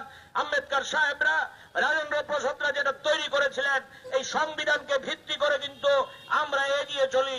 সুতরাং এই 28 দলের মধ্যে যতই ভিন্নতা থাকুক, যতই সেখানে পার্থক্য থাকুক, আমাদের একটাই স্লোগান, এই ভারতবর্ষের সংবিধানকে আমরা রক্ষা করব, ভারতবর্ষের জাতীয় পতাকাকে আমরা রক্ষা করব, ভারতবর্ষের জাতীয় সঙ্গীতকে আমরা রক্ষা করব।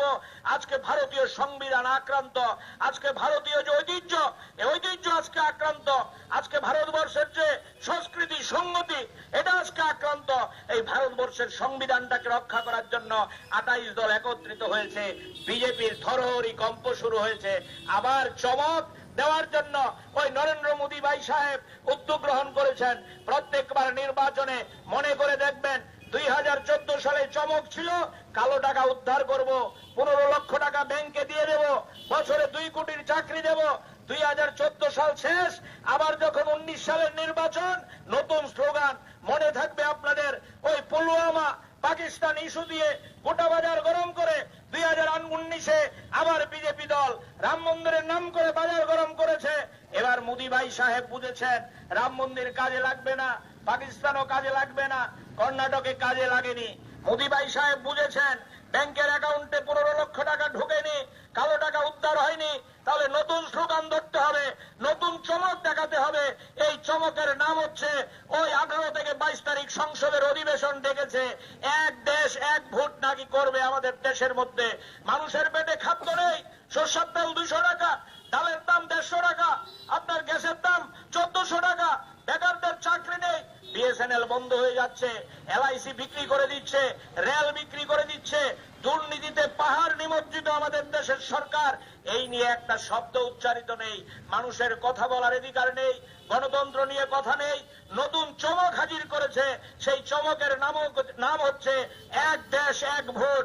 এক দেশ এক ভোটের নাম দিয়ে আবারও 2024 সালে বৈতরণী পার হতে চাইছে, বৈতরণী পার হতে চাইছে। আমরা হুঁশিয়ার দিতে চাই ভারতবর্ষের মানুষ, ওই শুনেছেন 28 দলের নেতারা ঘোষণা করেছেন, এই 28টা দলের মধ্যে ভারতবর্ষের 100টা ভোটের মধ্যে 60টা ভোট আছে। যদি 28টা দল একসাথে মিলে ওই সেখানে মোদী সাহেবের বিরুদ্ধে লড়াই করতে পারে, মোদী সাহেব 24 সালে সরকারে ফিরবে না, তাতে কোনো সন্দেহের অবকাশ নেই। এই জায়গায় থরহরি কম্প শুরু হয়েছে, এই জায়গায় ভয় থেকেই ওই আজকে দিল্লিতে সংসদের অধিবেশন, ওই রামনাথ কোবিন্দকে চেয়ারম্যান করে লোক দেখানো কমিটি তৈরি করা, একটাই উদ্দেশ্য, ওই আমাদের ভারতবর্ষের মানুষের চোখের মধ্যে ধুলি পরিয়ে আবার পেছনের দরজা দিয়ে কি করে 2024 সালের বৈতরণী পার হওয়া যায়। তাই আমি আপনাদের কাছে আবেদন করতে চাই, আমাদের আজকের যে ডিমান্ড, জিনিসপত্রের দাম কমাও, আমাদের আজকের যে ডিমান্ড, বেকারদের হাতে কাজ দাও, আমাদের আজকের যে ডিমান্ড, ওই আমাদের গণতন্ত্র ফিরিয়ে দাও, এই ডিমান্ড নিয়ে আপনারা যারা আজকে এই সকালবেলা সামিল হয়েছেন কিংবা দূর থেকে আমাদের কথা শুনছেন, আপনাদের কাছে আমরা বিনয়ের সহিত আবেদন করতে চাই, বন্ধু, মিছিলে হাঁটবেন, মিটিং এ হাঁটবেন, এটা যেমন ঠিক, পাশাপাশি আপনাকে আপনার পাড়ায়, আপনার এলাকায় প্রতিদিন আপনার প্রতিবেশীকে সজাগ সতর্ক করার জন্য আপনাকে দায়িত্ব নিতে হবে। আমরা একা লাল ঝান্ডার পক্ষে এ কাজ সম্ভব না। আপনি যদি একজন সাধারণ নাগরিক হিসাবে আজকে দেশকে বাঁচাতে এগিয়ে না আসেন, আপনি যদি একজন সাধারণ ব্যবসায়ী হিসাবে দেশকে বাঁচাতে এগিয়ে না আসেন, আপনি যদি একজন সাধারণ ক্রেতা হিসাবে দেশকে বাঁচাতে এগিয়ে না আসেন, তাহলে আগামী দিন আমাদের ভারতবর্ষের যে সম্প্রীতি, আমাদের ভারতবর্ষের যে সংগতি, আমাদের রবীন্দ্রনাথ নজরুলের স্বপ্নের যে ভারতবর্ষ, এই ভারতবর্ষকে রক্ষা করা যাবে না। তাই আজকের এই বাজার সভা থেকে আমাদের কথা যারা শুনছেন তাদের কাছে আমরা আবেদন করতে চাই, আপনারা সবাই মিলে ওই 2024 সালে আমাদের দেশের পাথরের মতো যে বসে আছে সরকারটা, যেই সরকারটা প্রতিদিন মানুষের টুটি চিপে ধরছে, এই সরকারটাকে হারানোর জন্য আপনাদেরকে উদ্যোগ গ্রহণ করতে হবে। এবং পাশাপাশি আমাদের রাজ্যের যে সরকার, যেই সরকারটা শুধুমাত্র প্রতিশ্রুতির সরকার, শুধুমাত্র ফ্ল্যাক্সের সরকার, শুধুমাত্র ছবির সরকার, অন্য কোনো কাজ তাদের কাছে নেই, একটাই রাস্তা, মানুষকে বিভ্রান্ত করে ওই ক্ষমতায় টিকে থাকা, দিল্লিতে যদি নরেন্দ্র দামোদর দাসভাই মোদীকে আটকে দেওয়া যায়, আমাদের রাজ্যের এই সরকার অটোমেটিক সেখানে ত্রিপুরা থেকে মানুষের বুক থেকে ওই পাথরটা সরবে। তাই আপনাদের কাছে আমরা দায়িত্ব দিতে চাই বন্ধু, না শুধু লাল ঝান্ডা না, আপনারাও সেখানে যে পারবেন রাস্তায় নামবেন, যে পারবেন না রাস্তায় না নেমেও আপনার প্রতিবেশীকে সজাগ করবেন, সতর্ক করবেন। মোদী সাহেবের যে প্রতারণা, মোদী সাহেবের যে ভণ্ডামি, আমাদের রাজ্যের বিজেপি সরকারের মানুষের সাথে যে প্রতিশ্রুতি খেলাপের কথাগুলো, এগুলো মানুষের কাছে নিয়ে যাবেন, নিয়ে গিয়ে মানুষকে সংগঠিত করে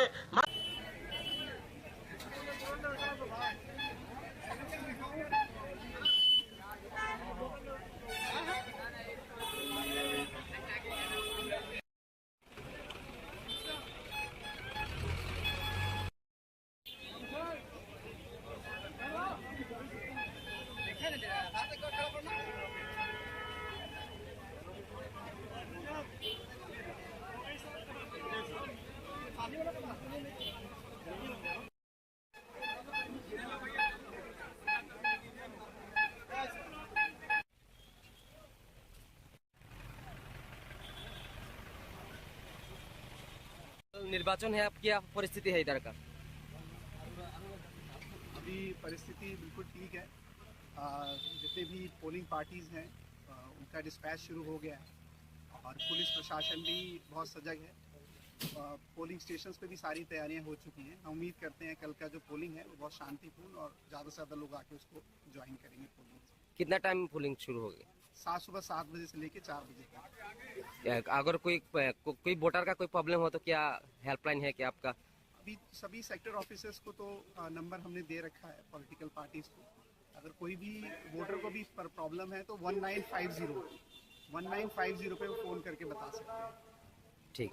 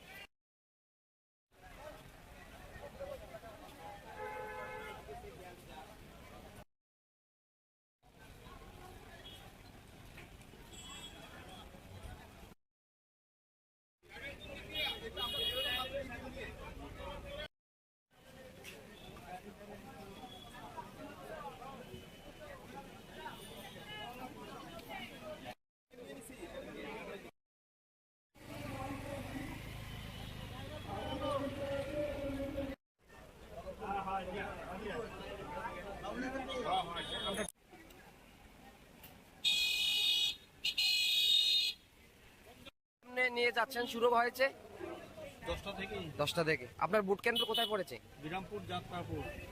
এখনো পর্যন্ত মানে কি বুঝছেন এখানকার যে পরিস্থিতি কি রয়েছে?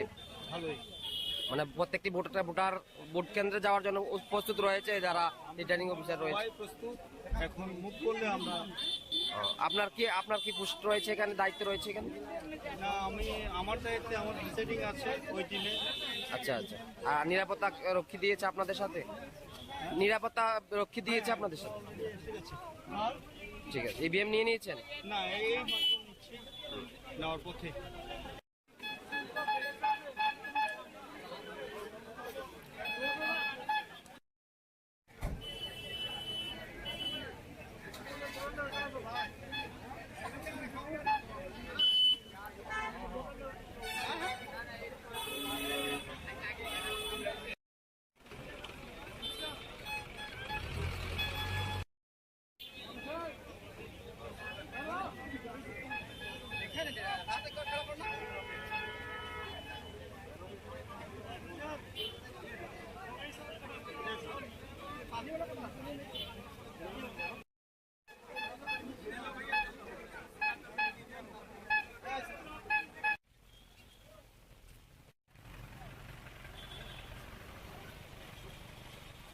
निर्वाचन है, अब क्या परिस्थिति है इधर का? अभी परिस्थिति बिल्कुल ठीक है। जितने भी पोलिंग पार्टीज़ हैं उनका डिस्पैच शुरू हो गया है और पुलिस प्रशासन भी बहुत सजग है। पोलिंग स्टेशंस पे भी सारी तैयारियां हो चुकी हैं। हम उम्मीद करते हैं कल का जो पोलिंग है वो बहुत शांतिपूर्ण और ज़्यादा से ज़्यादा लोग आके उसको ज्वाइन करेंगे। पोलिंग कितना टाइम पोलिंग शुरू होगी? सुबह 7 बजे से लेकर 4 बजे तक। अगर कोई वोटर का कोई प्रॉब्लम हो तो क्या हेल्पलाइन है क्या आपका? अभी सभी सेक्टर ऑफिसर्स को तो नंबर हमने दे रखा है पॉलिटिकल पार्टीज़ को। अगर कोई भी वोटर को भी प्रॉब्लम है तो 1950 पे वो फ़ोन करके बता सकते हैं। ठीक।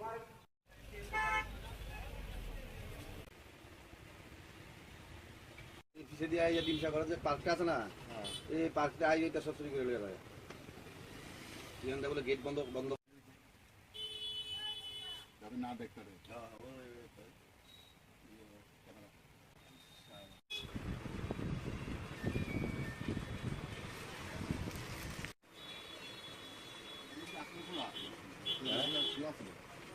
আইয়া দিয়ে ব্যাংকে থেকে রেখেছে। আচ্ছা ঠিক আছে ঠিক আছে। হ্যাঁ গুট্টু, ওই এরা আইসে আগে এন্ড লাগাই না আসলে এটা বানাই এটা বেঙ্গালিস আর কি বেঙ্গা এটা এই এটা লাগে না ওই জানে কিছু এটা রাস্তা ছেড়ে দিলে সব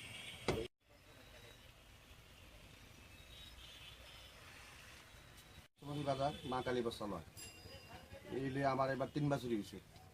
এই ফিসাতে বেঙ্গা এই জিমসাগরের যে ব্রিগেড আছে না ওয়ালটা বেয়া ফিসাতে চুরি করে নিয়ে যাবে। এর আগে গিলটিল ভাঙছে, আমি শক্ত করে বানাইছি। এবারও দিয়ে এবার কোনো শাবল দিয়া খুব দূরে প্রেসারে বাইঙ্গা গিলও ভাঙছে, দরজাও ভাঙছে। বাইঙ্গা আমার বোম্বে ট্যাঙ্গের ব্যাট কাপড়ে থানা এক বিল মাল আনছিলাম, বিত্তে মনে হয় 20টা আছে পুরাটা হয়ে গেছে। কিছু সুতির শাড়ি নিয়েছে, ক্যাশ ভাঙছে, যদি ক্যাশে টাকা আসিল না। সিসি ক্যামেরা হাত দিচ্ছে যা আছে রিলে গেছে গা, এদিকে খুললে এদিকে ফেলা দিয়ে গেছে। কত টাকা মাল হইল? মাল মনে হয় 20-30 হাজার টাকা মাল মনে হয়েছে।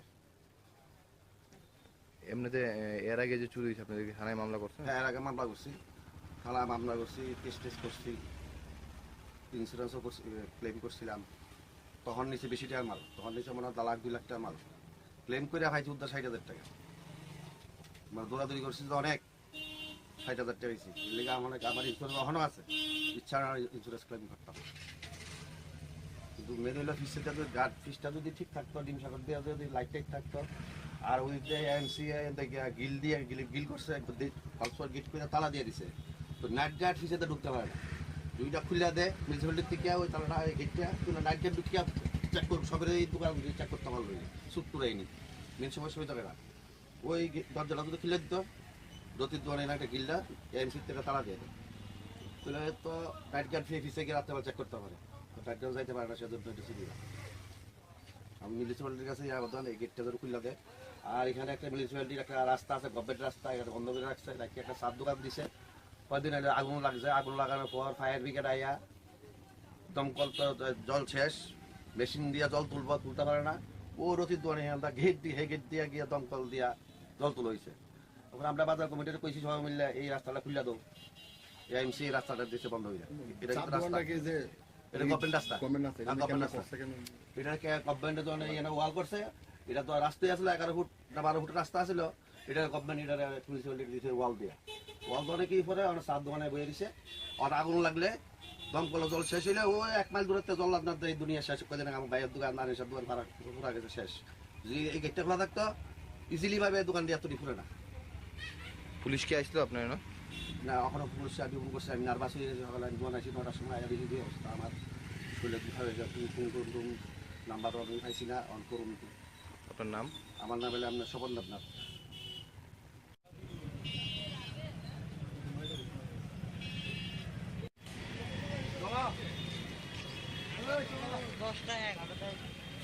মশলার দায়িত্বে হাম্বাই গ্রুপ, গুণমানে সেরা, রান্নার ভরসা, হাম্বাই গুরু মশলা। সম্পূর্ণ প্রাকৃতিক, অপার গুণ ও উপকারিতায় পরিপূর্ণ। হাম্বাই গুঁড়ো মশলা। যদি কেমিক্যাল ফ্রি, কালার ফ্রি, প্রকৃত স্বাদের মশলা খেতে চান, তবে আপনার রান্নাঘরে চাই হাম্বাই গুঁড়ো মশলা। রান্নায় শুধুমাত্র তোমাকেই চাই হাম্বাই গুঁড়ো মশলা।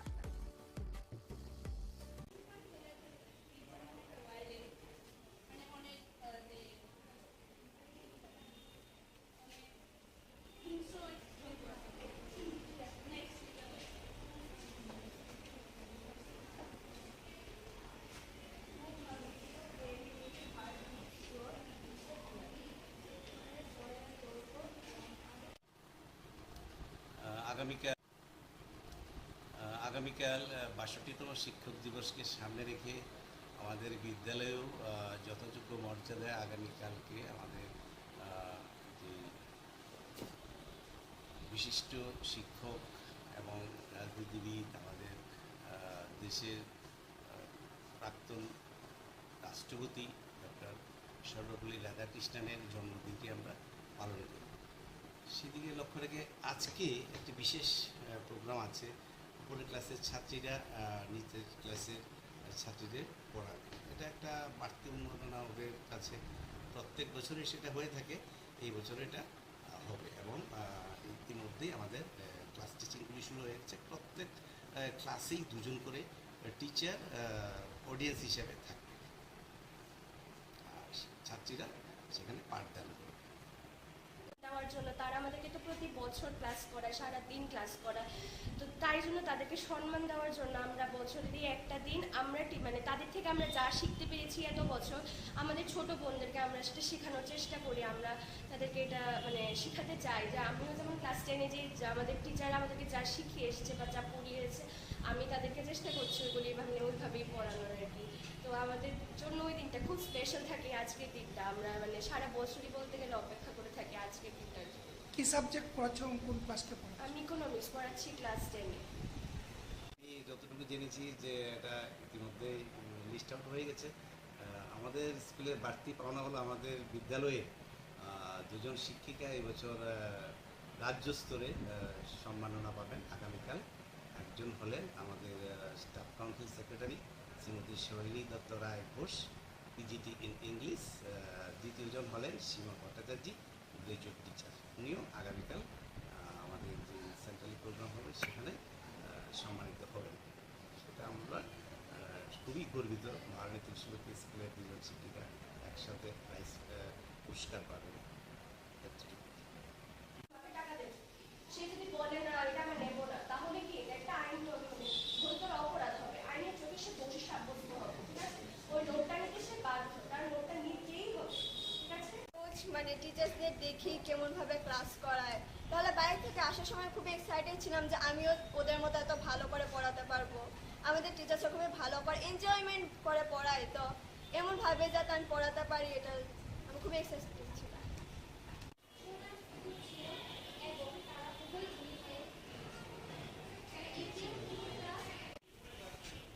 ফার্স্টে তো নার্ভাস লাগছিল, এখন খুবই মানে মজাই লাগছে বলতে।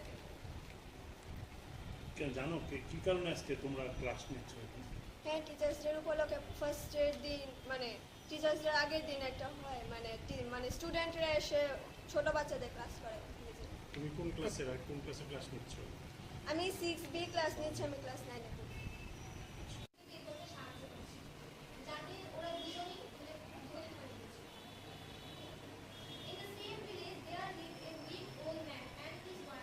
আমার ভীষণ ভালো লাগছে। আমি 6C-তে ইংলিশ পড়াচ্ছি এখন, তো ওরা আমার সাথে খুবই ভালো সহযোগী করছে, তো আমার ভীষণ ভালো লাগছে ক্লাসটা করতে।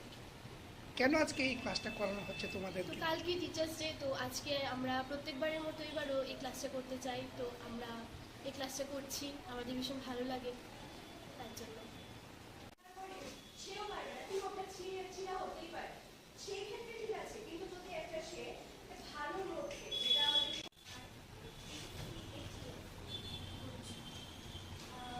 ওল্ড ফ্যাশন স্পেলিং লাইকের টোটাল লস, এটা মনে হচ্ছে পুরোপুরি লস, মানে পুরোপুরি ধ্বংস সব।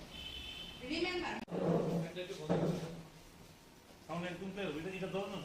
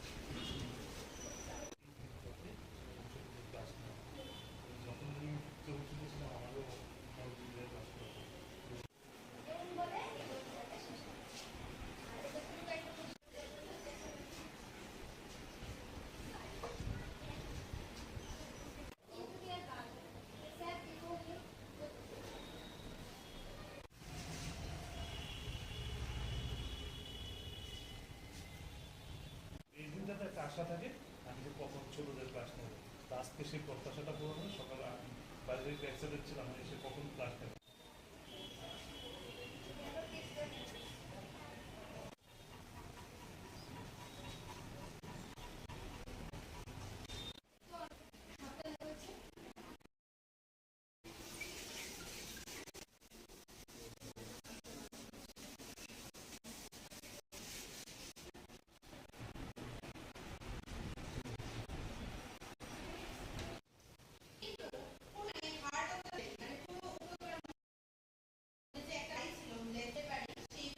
মশলা দেখতে হাম্বাই গুড় মানে সেরা রান্নার ভাষা হাম্বাই গুরু মশলা সম্পূর্ণ প্রাকৃতিক অপার উপকারিতায় পরিপূর্ণ হাম্বাই মশলা কেমিক্যাল ফ্রি কালার ফ্রি প্রকৃত স্বাদের মশলা খেতে চান তবে আমার রান্নাঘরে হাম্বাই গুরু মশলা রান্নায় শুধুমাত্র তকিয়ে যায় হাম্বাই মশলা।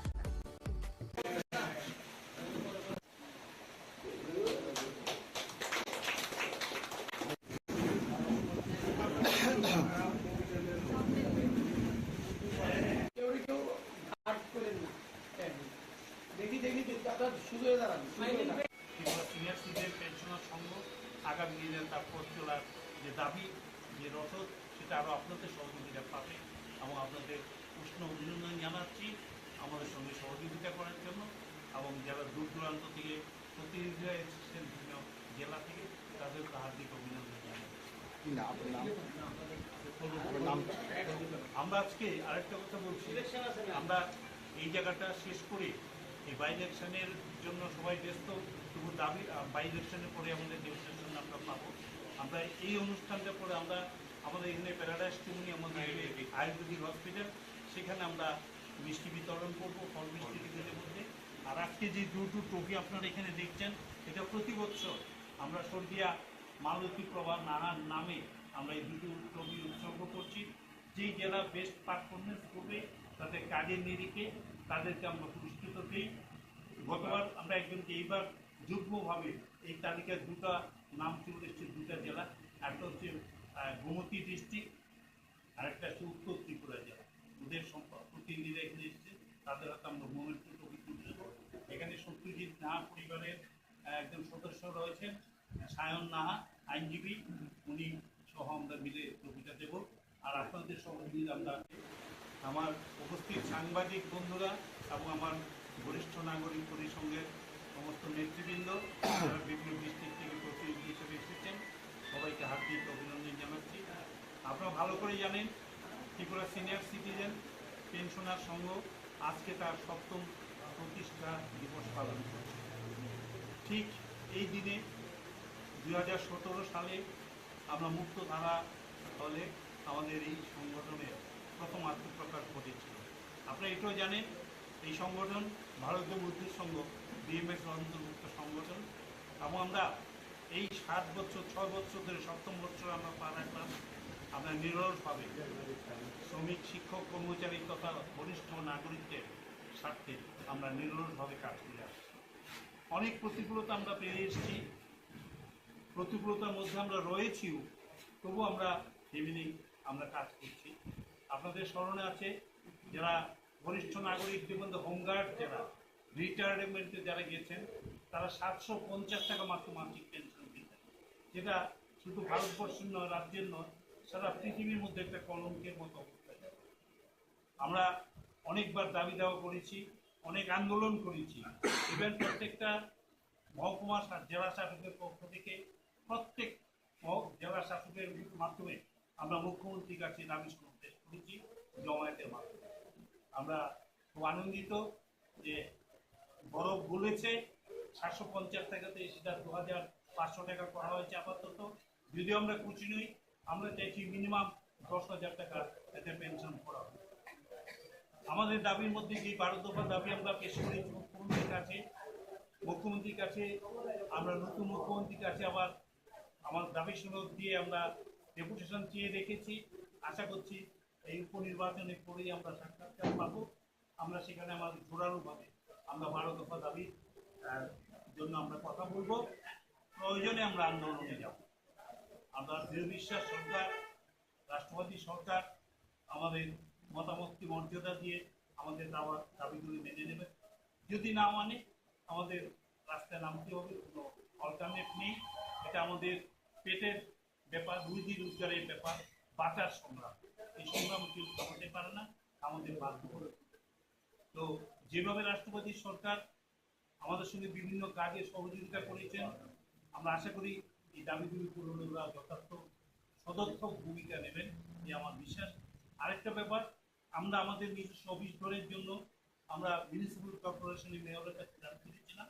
উনি আমাদেরকে আপাতত একটা জায়গা দিয়েছেন এই উজ্জ্বল মার্কেটে, সেখানে আমরা কাঁচা কনস্ট্রাকশন করে নেব। খুব এই মাসেই আমরা কনস্ট্রাকশন শুরু করবো। আমরা তৈরি অর্ডার সব পেয়ে গেছি, এখন শুধু কাজ করে অপেক্ষা।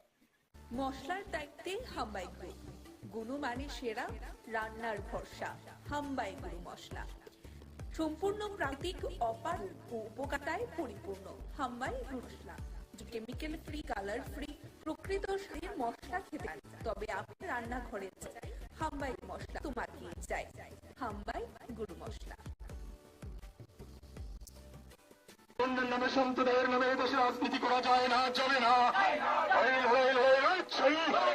সাম্প্রদায়িকতা, বিচ্ছিন্নতাবাদের বিরুদ্ধে, ওই বিভাজন রাজনীতির বিরুদ্ধে, সরকারের কর্মহীনতার বিরুদ্ধে, যুবকদের প্রতিশ্রুতি খেলাপ করে যুবক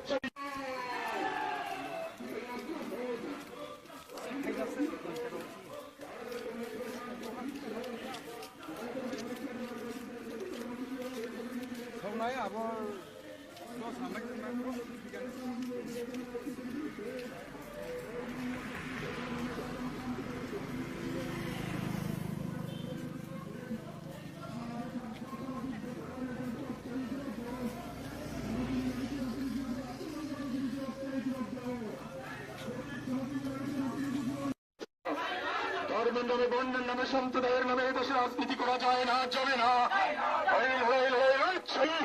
সাম্প্রদায়িকতা, বিচ্ছিন্নতাবাদের বিরুদ্ধে, বিভাজন রাজনীতির বিরুদ্ধে, সরকারের কর্মহীনতার বিরুদ্ধে,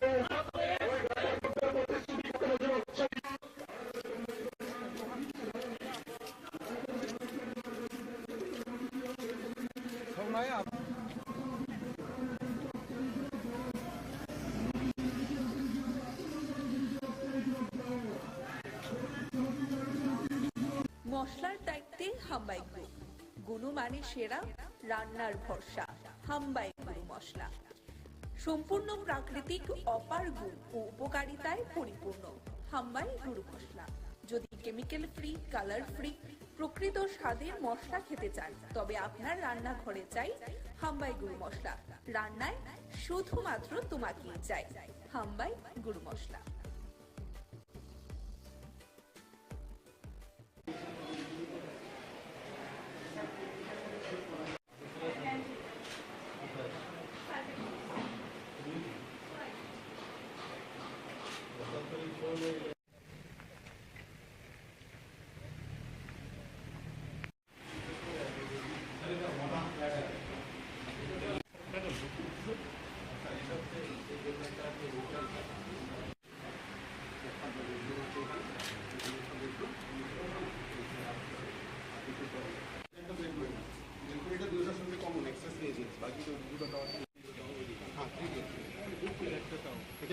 আর দুটা টাওয়ার ওখানে বানাবো স্যার আমরা, তো তাকে ডব্লিউডি নিয়ে নেব। এখানে 72টার মধ্যে আজকে ডেটে 28টা বুকিং আছে। বাকিগুলির জন্য স্যার আমরা নিজেরাও করছি, প্লাস একটা এজেন্সিকে স্যার আমরা এরকমভাবে বাইরে যেরকম আমরা দেখি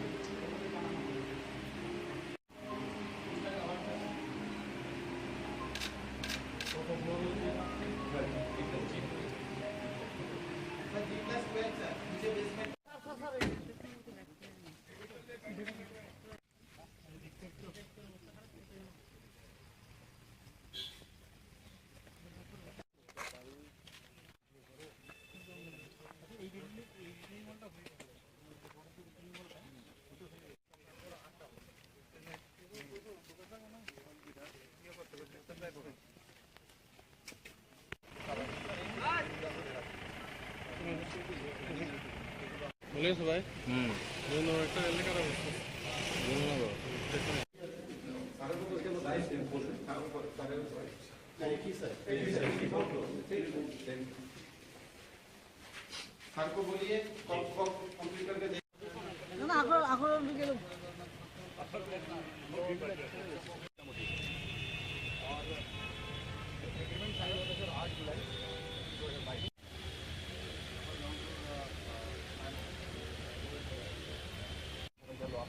इनके अगर इसमें 300 पाएंगे है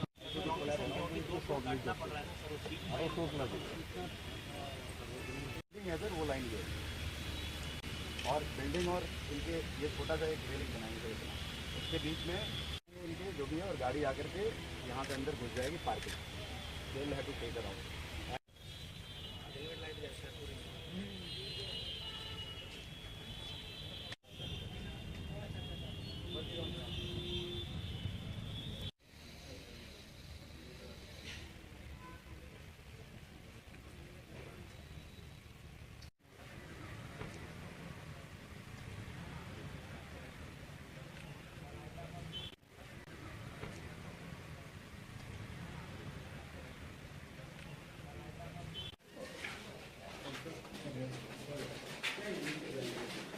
ऊपर का जो साउंड का जो है आपका जो स्लिट का है वो भी कम हो जाएगा।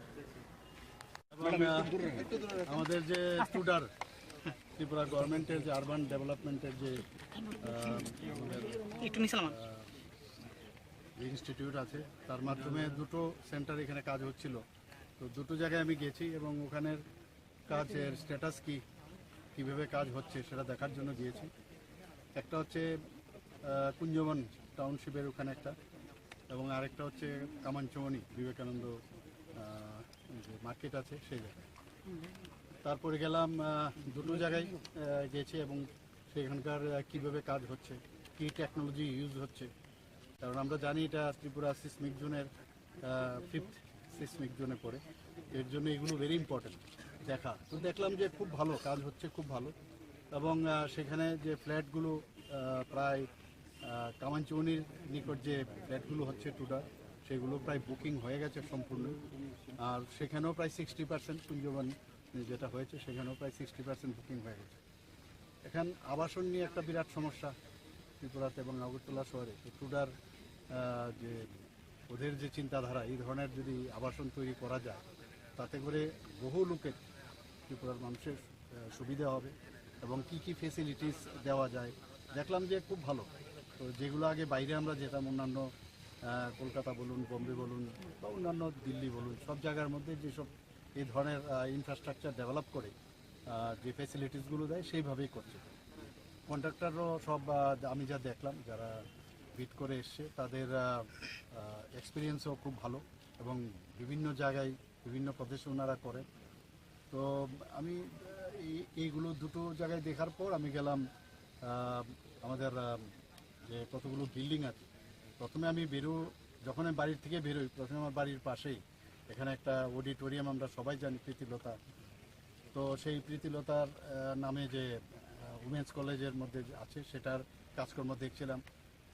আমি বললাম যে চেয়ারগুলো একটু আমার মনে হচ্ছে ঠিক না, তো এখানে একটু, কারণ এসিও লাগবে, তো এটা যাতে ভালো করে আরও ঠিকভাবে করা যায় সেগুলো আমি বলে এসেছি। এরপরে গেলাম আপনার রবীন্দ্র ভবনে। সেই রবীন্দ্র ভবনে হল নাম্বার 1, 2 আমাদের রবীন্দ্র ভবনের হল নাম্বার 1 কিন্তু খুব বিজিয়েস্ট আমাদের, সব প্রোগ্রামই এখানে হয়। তো সেই কারণে সেখানে অনেকগুলো সমস্যা আমি দেখলাম, সেগুলো আমি বলেছি কি করতে হবে। জলও পড়ে কিছু কিছু জায়গায় মানে অলরেডি নষ্ট হয়ে গেছে কাঠের যেগুলো আছে, তো সেইগুলো ঠিক করবার জন্য আমি নির্দেশ দিলাম। স্যাংশনও দিয়েছি, এর আগে আমি টাকা স্যাংশন দিয়েছি। সেখান থেকে তারপরে গেলাম এই যে ওল্ড মোটর স্ট্যান্ড, সেখানে তো আপনারা জানেন বিরাট একটা এখানে একটা প্রজেক্ট নেওয়া হয়েছে, সেখানেও পুরো বিষয়ে জানলাম। ওনারা বলছেন যে আরও 2 বছরের মধ্যে কমপ্লিট হয়ে যাবে, টাইলিং হয়ে গেছে, খুবই ভালো হবে এটা। তো একটা দেখার মতো একটা ব্যবস্থা আগামী দিন ত্রিপুরাতে হবে। এবং তারপরে আমি এলাম মাল্টি লেভেল কার পার্কিং, সেটা খুব দরকার আমাদের এখানে আগরতলা শহরে। পার্কিংয়ের একটা বিরাট সমস্যা, তো সেখানে প্রায় 300-র মতো পার্কিংয়ের আমি যা দেখলাম ব্যবস্থা, হাইড্রোলিকও থাকবে, র্যাম্পের মাধ্যমেও থাকবে। একটা স্টার টাইপের হোটেলও এখানে হচ্ছে, সুইমিং পুল থাকবে, সেটা আমি দেখলাম। তো ভালোই লাগলো আমার কাছে। এখানে মিউজিক কলেজে আমি গেলাম, মিউজিক কলেজে এবং আর্ট কলেজ দুটোতেই মানে এত সুন্দর ওখানে ছেলেমেয়েরা যে গান বাজনা করছে, তারপরে স্কাল্পচার থেকে আরম্ভ করে অনেক জিনিস ওনারা বানাচ্ছেন। এগুলো সম্পর্কে কিন্তু সাধারণ মানুষ, এবং সেখানে আমি বলেছি যে এগুলোকে যাতে মানে কি করে আর্নিং করা যায় সেই বিষয়টাও যেন একটা কাউন্টার বা ইত্যাদি, সেগুলো নিয়ে আমরা পরবর্তী সময়ে কথা বলবো। সেখানে দেখলাম আর আজকে আমাদের মাননীয় প্রধানমন্ত্রীজির যে ড্রিম প্রজেক্ট, যে 6টা জায়গায় সারা ভারতবর্ষে হচ্ছে লাইট হাউস, সেই লাইট হাউসের মশলার দায়িত্বে হাম্বাই গ্রুপ। হাম্বাই গুরু মশলা সম্পূর্ণ প্রাকৃতিক, অপার গুণ ও উপকারিতায় পরিপূর্ণ। হাম্বাই গুরু মশলা। যদি কেমিক্যাল ফ্রি, কালার ফ্রি, প্রকৃত স্বাদের মশলা খেতে চান, তবে আপনার রান্নাঘরে চাই হাম্বাই গুরু মশলা। রান্নায় শুধুমাত্র তোমাকেই চাই হাম্বাই গুরু মশলা।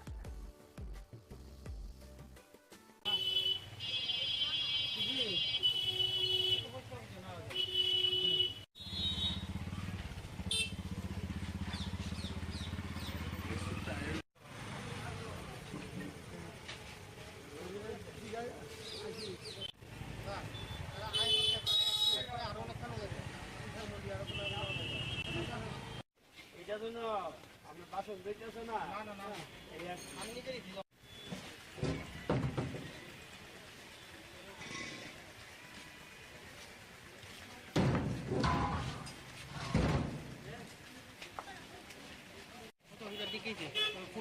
খাওয়ারই রান্না দেখতাম না পুরো যাইব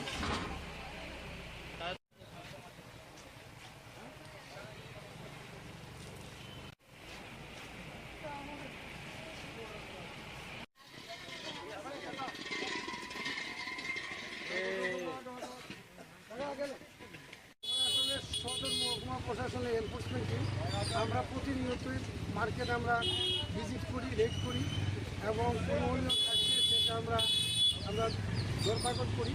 তারই অঙ্গ হিসেবে আজকে আমাদের জগন্নাথবাড়িতে যে উৎসব চলছে সেখানে প্রচুর দোকানপাট হচ্ছে, সেইগুলি আমরা এনকোয়ারিতে এসে দেখলাম একটা টিফিন হাউস, তার মধ্যে ডোমেস্টিক সিলিন্ডার দিয়ে তারা টিফিন তৈরি করছে। তারই অপরাধে আমরা 2টি সিলিন্ডার আমরা আটক করেছি। তাছাড়া আমাদের সাথে ফুড সেফটি অফিসার আসার কথা ছিল, যাই হোক আনফর্চুনেটলি তারা এখনও অবধি আসতে পারেনি। তারা পরবর্তীকালে আসবেন, ফুড সেফটি ব্যাপারটা ওরা লক্ষ্য করবেন। এই অভিযান আমরা প্রতিনিয়তই করছি, তারই অঙ্গ হিসেবে আজকে এসেছি। আগামী দিনে কিছু কি পাওয়া গেছে? হ্যাঁ, আমরা 2টো গ্যাস সিলিন্ডার আমরা আটক করেছি, কারণ ব্যবসায়ী ক্ষেত্রে ডোমেস্টিক সিলিন্ডার ব্যবহার করা আইনত অপরাধ। মশলার দায়িত্বে হাম্বাই গ্রুপ। গুণমানে সেরা, রান্নার ভরসা হাম্বাই গুরু মশলা। সম্পূর্ণ প্রাকৃতিক, অপার গুণ ও উপকারিতায় পরিপূর্ণ হাম্বাই গুরু মশলা। যদি কেমিক্যাল ফ্রি, কালার ফ্রি, প্রকৃত স্বাদের মশলা খেতে চান, তবে আপনার রান্নাঘরে চাই হাম্বাই গুরু মশলা। রান্নায় শুধুমাত্র তোমাকেই চাই হাম্বাই গুরু মশলা।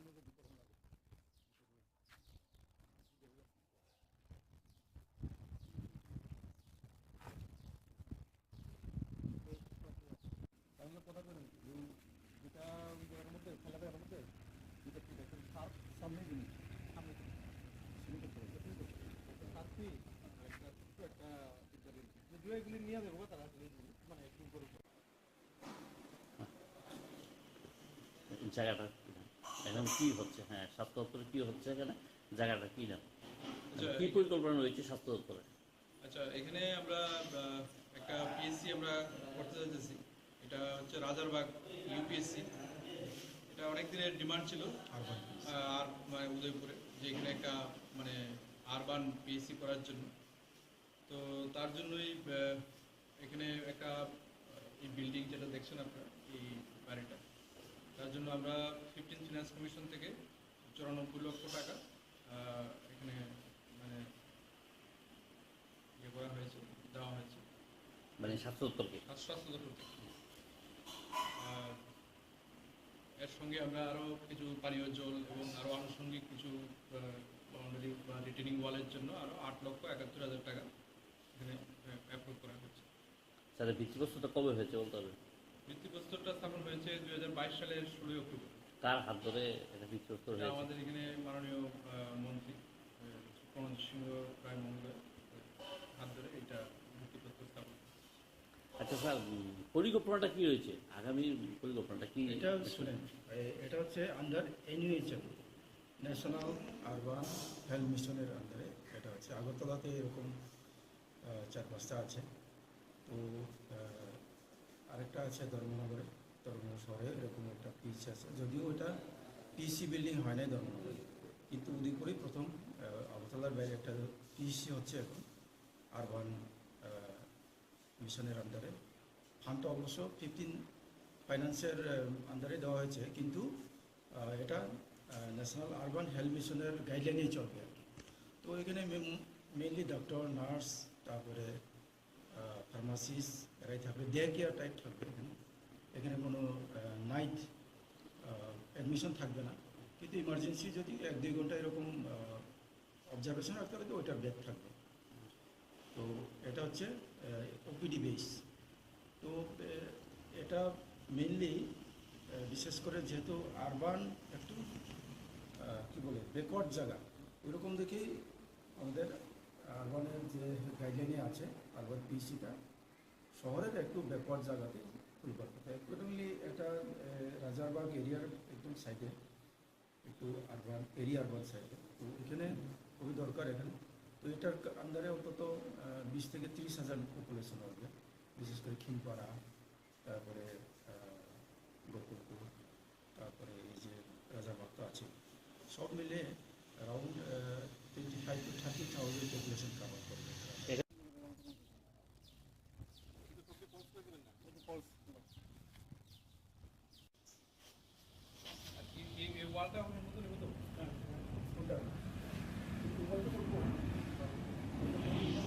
না, এখানে কোয়ার্টারের কোনো ব্যবস্থা নেই, ওরা শুধু আউটডোর হবে।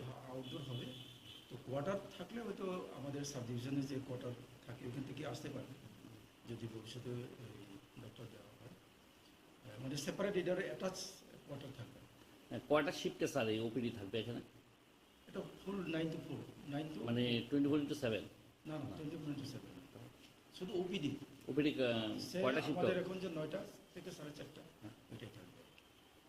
দুই বেলা হবে না, এক বেলা? ওটা দুই বেলাও বলা যায়। ডক্টর যে সকালে আসলে ওই 4:30 পর্যন্ত থাকবে, এইটা আমার ডিউটি থাকবে। এরপরে মানে আর ওপিডি হবে না, ওই অ্যাডমিশনের ব্যাপার নাই তো। তো এর মধ্যে এই পিরিয়ডের মধ্যে কোনো যদি ইমার্জেন্সি সে স্যালাইন নিতে লাগে বা ওইসব লাগে, স্টেবিলাইজ করতে লাগে, তবে এই পরিষেবাগুলো পাবে। অ্যাডমিশন থাকে। আনোয়ার স্যার কবে নাগাদ এটা উদ্বোধন হওয়ার পর? এটা নয়, এটার ভবিষ্যতে সে স্পেশালিস্ট সার্ভিসও দেওয়া যেতে পারে এখান থেকে। সে সপ্তাহে 2 দিন গাইনোকোলজিস্ট আসলো বা পেডিয়াট্রিশিয়ান আসলো, এইভাবে এটা সার্ভিস প্রভিশনও আছে আন্ডার এই আরবান স্কিমে আর কি। আনুমানিক স্যার কবে এটা উদ্বোধন করা, মানে চালু করার? মোস্ট প্রবাবলি অক্টোবর-নভেম্বরের মধ্যে হয়ে যাওয়ার। পূজার আগে না পূজার পটারে উদ্বোধন করার পরিকল্পনা রয়েছে? পূজার আগে করতে পারতে হবে ভালো, এটা তো সবার সঙ্গে কথা বলতে হবে। আচ্ছা, তো নাহলে নভেম্বর তো হবে। আজকে কি স্যার আপনারা স্বাস্থ্য থেকে এই জায়গাটা পরিদর্শন এসেছে? হ্যাঁ, আমরা কত ইমপ্রুভমেন্ট হয়েছে। আরও 1 মাস আগে এসেছিলাম আমরা, তখন এই ওয়ালগুলি হয় না। তো আজকে দেখছি ওয়ালগুলি হচ্ছে। কাজ তো প্রায় 90%। কাজের গুণগত মান কীরকম সাথে গেছে? না, ভালোই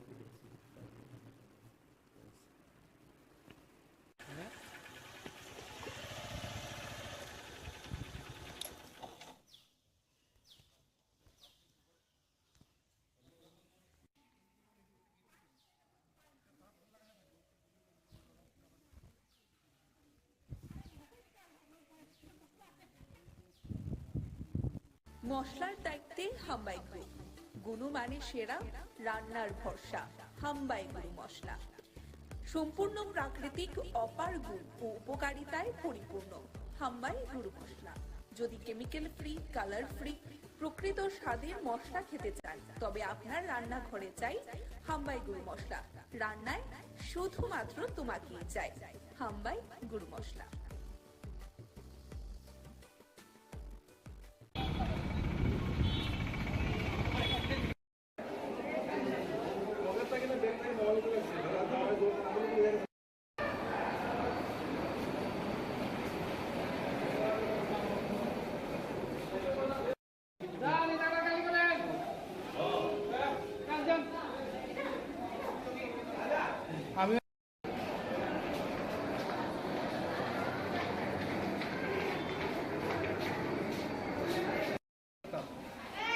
আমরা তো এইসব জিনিস মানে অভ্যাস আছে, এখানে হেরা সন্দেহ হয়েছে আমার এই কারণে।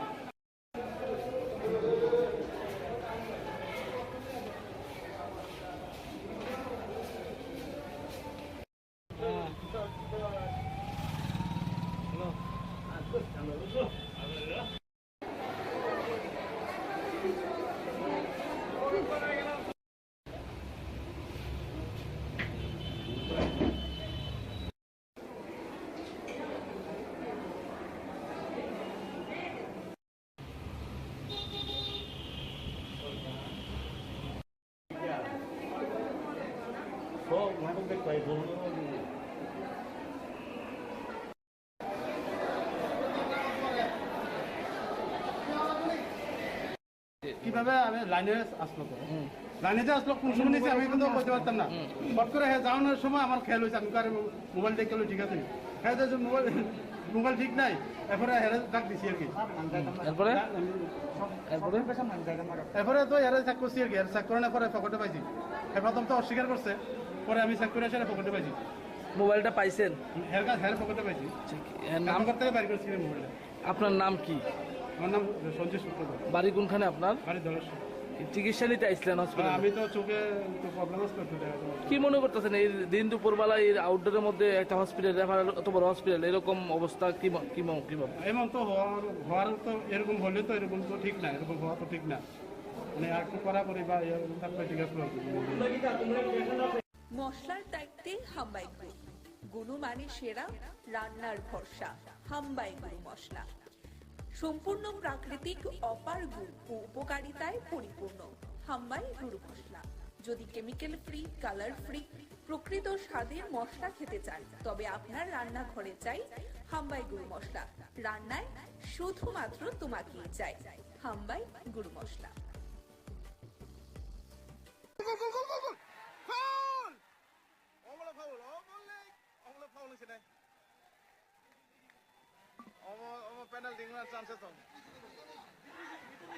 ভিতরে ভিতরে ভিতরে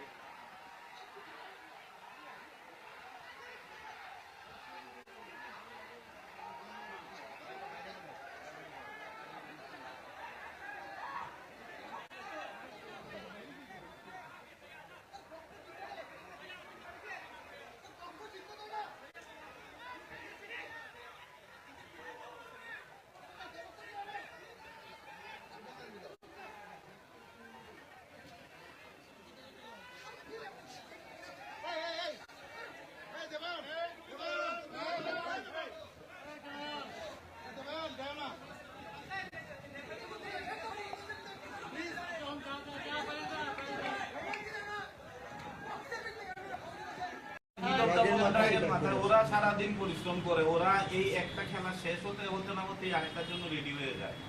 এত পরিশ্রম করে এতগুলো প্লেয়ারকে এনে সারাদিন ক্লাবে ডেডিকেট করে ওদের খাওয়া দাওয়া, দেখাশোনা, প্র্যাকটিস করা, এত কিছু করার পর যদি এইসব ধরনের পার্সিয়ালিটি হয়, তো ওদের যে কোনো মানুষ যে সবচেয়ে শান্ত মানুষ, ওরা 90 মিনিটের খেলাতে না যদি হয়, আমার প্রশ্নটা এটা তো নিশ্চয়ই আমরা সবাই সমর্থন করি না, এটা অ্যাক্সিডেন্টলি হয়ে গেছে।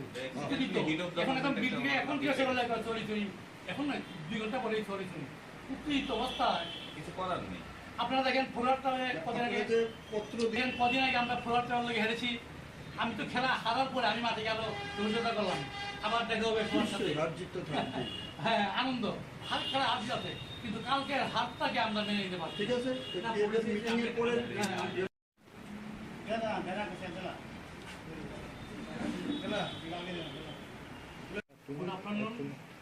গতকালকে নিশ্চয়ই আপনারা খেলা সবাই দেখেছেন এবং খবরও পরিবেশন করেছেন। আপনাদের খবর আমরা পত্রিকায় পেয়েছি। সবারই একই কথা যে রেফারির যে পার্সিয়ালিটি করেছে, যে 2-3টে পেনাল্টি, কর্নার এবং হ্যান্ডবল এগুলি দেয় নাই, যার জন্য আমরা হারতে বাধ্য হয়েছি। আমাদের দূর করে হারানো হয়েছে। যদিও ওরা 10 জনই খেলেছে, তার সাথে আরও 2-3 জন বেশি ওরা প্লেয়ার না খেলেও রেফারি ওদের সহযোগিতা করেছে। সেই জন্য আমরা মাঠে খেলতে পারি নাই, আমরা হেরে গেছি। লাস্ট অব্দি আমরা গোল খেয়ে মাঠ ছাড়লাম।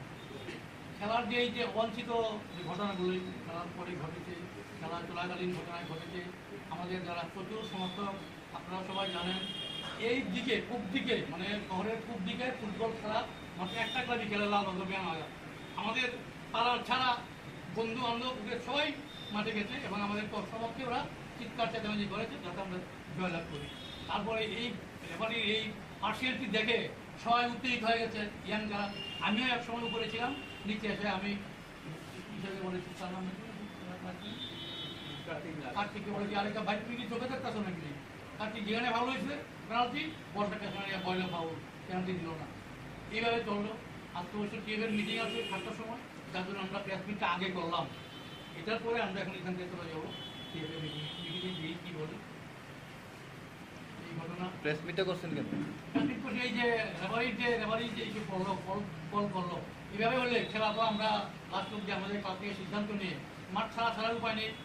আমরা খেলছি আর রেফারি ফল দিচ্ছে না, আমরা গোল পাবো কী করে?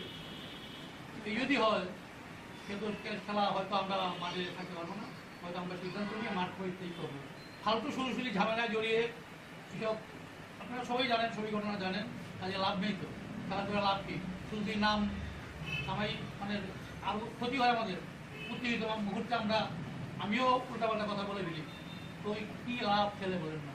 খেলো ভালো হয়ে গেল, খেলাদিকে এভাবে যদি পরাজিত করে তাহলে তো খেলার কষ্ট হবে আমাদের, কষ্ট হবে। ক্লাব কি সিদ্ধান্ত নিয়েছে? ক্লাব এখনো সিদ্ধান্ত নেয়নি। আজকে দেখি মিটিংয়ে কি বলে, আমরা তো বলবো, আমরা চিঠি লিখেছি, আমরা সেক্রেটারিকে চিঠি দিব যে কার্তিক এবং রেফারি যে কল করুন, কীভাবে কল করে নাই। তারপরে এই সাথে আমাদের টিআরের যে সেক্রেটারি, উনিও খানিকটা জড়িত বলে আমাদের মনে হচ্ছে।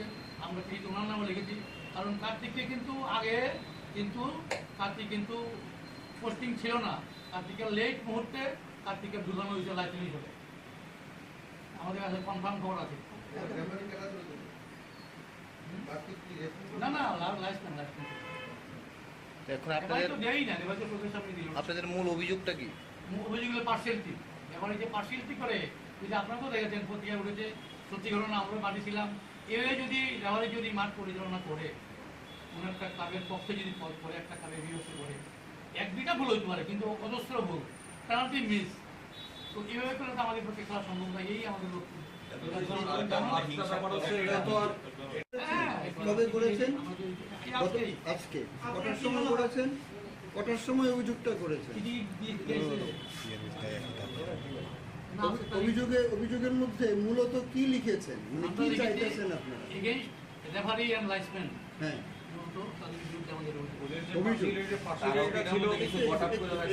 একটা নির্ধারিত ফি দিতে হয়, ওইটাও কি দিয়েছেন? শুধু অভিযোগ করেছে। আচ্ছা, প্রটেস্ট করলে আমরা প্রটেস্ট করি নাই, খেলা তো আলাদা হয়ে গেছে, আমরা হেরে গেছি। প্রটেস্ট করলে ফি লাগে। প্রটেস্ট করেন নাই? না না, প্রটেস্ট কি, খেলা তো হেরে গেছি না। এখন অভিযোগের মধ্যে এই আপনার যে লিখিত যে কাগজটা, এটার মধ্যে আপনারা কিছু একটা চেয়েছেন, তো কি চেয়েছেন? না, আমরা চেয়েছি যে এরকম যদি ভবিষ্যতে করে তাহলে আমরা টিম উঠে করতে বাধ্য হব। আমরা প্রতিকার চেয়েছি লাইসম্যান, রেফারি এবং তাদের সাথে যারা পোস্টিং দেয়। কার্তিকের পোস্টিং প্রথমে ছিল না, এটা লেটলি পরে ঢুকানো হয়েছে কনস্পিরেসি করার জন্য। এটা তো ভবিষ্যতের কথা, কিন্তু গতকালকের ম্যাচে যে ঘটনাটা ঘটেছে, রেফারিদের বিরুদ্ধে কোনো শাস্তিমূলক ব্যবস্থা কি চাইছেন আপনারা? এটা টিভিটার মধ্যে শাস্তিমূলক না, এই লাস্টে কি দেখছি টিভি অ্যাড করবো কিছু করতে কি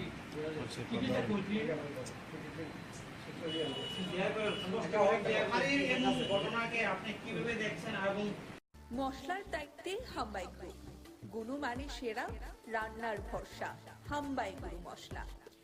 সম্পূর্ণ প্রাকৃতিক, অপার গুণ ও উপকারিতায় পরিপূর্ণ হাম্বাই গুরু মশলা। যদি কেমিক্যাল ফ্রি, কালার ফ্রি, প্রকৃত স্বাদের মশলা খেতে চান তবে আপনার রান্নাঘরে চাই হাম্বাই গুরু মশলা। রান্নায় শুধুমাত্র তোমাকেই চাই হাম্বাই গুরু মশলা।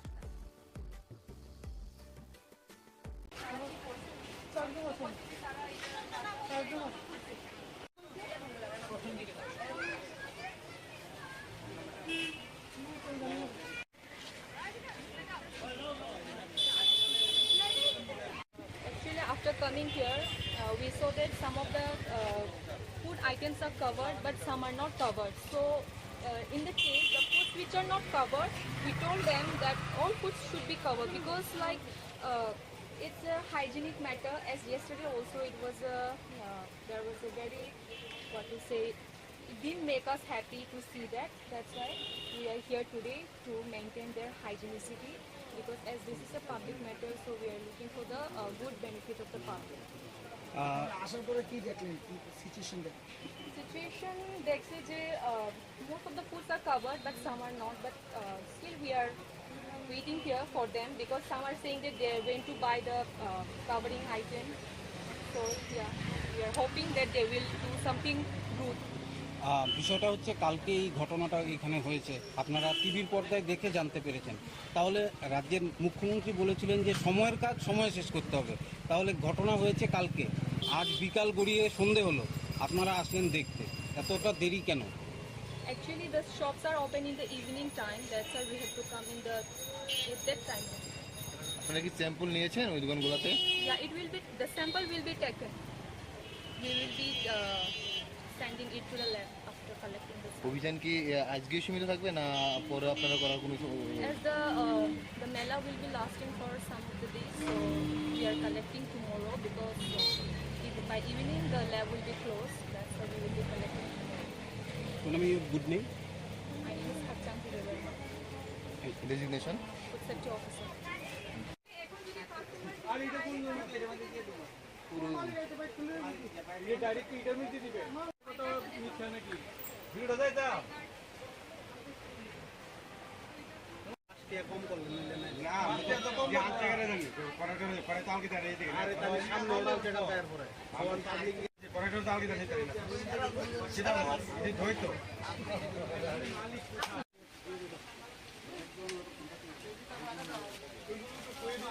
বেসিক জিনিস, হ্যাঁ, রাস্তার সঙ্গে দোকান।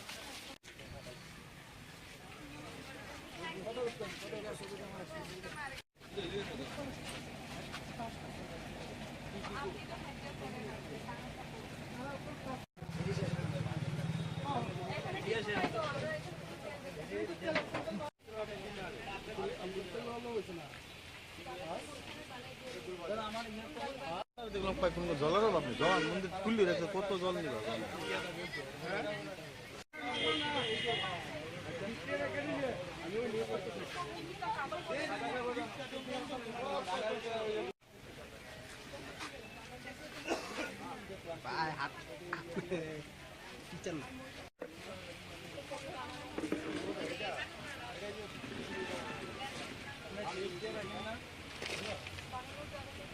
মশলার দায়িত্বে হাম্বাই গ্রুপ, গুণমানে সেরা, রান্নার ভরসা হাম্বাই গুরু মশলা। সম্পূর্ণ প্রাকৃতিক, অপার গুণ ও উপকারিতায় পরিপূর্ণ হাম্বাই গুরু মশলা। যদি কেমিক্যাল ফ্রি, কালার ফ্রি, প্রকৃত স্বাদের মশলা খেতে চান তবে আপনার রান্নাঘরে চাই হাম্বাই গুরু মশলা। রান্নায় শুধুমাত্র তোমাকেই চাই হাম্বাই গুরু মশলা।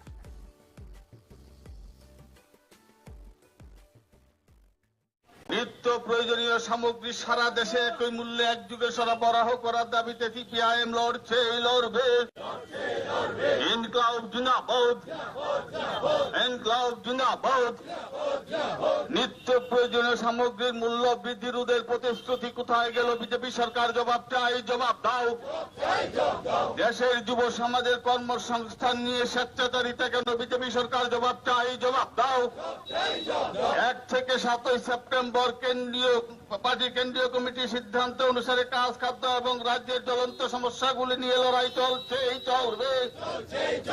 ইনকিলাব জিন্দাবাদ। ত্রিপুরা রাজ্যে কাজ ও খাদ্যের তীব্র সংকট, এই সংকট নিরসনে সিপিআইএম লড়ছেই লড়বে। ইনকিলাব জিন্দাবাদ। ইনকিলাব জিন্দাবাদ।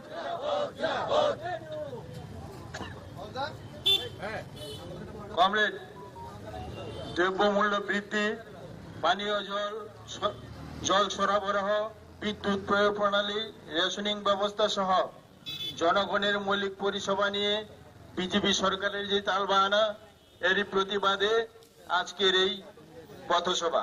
এই সভায় সভাপতিত্ব করবেন যৌথভাবে কমরেড সঞ্জয় দাস এবং কমরেড লিপিকা দাস।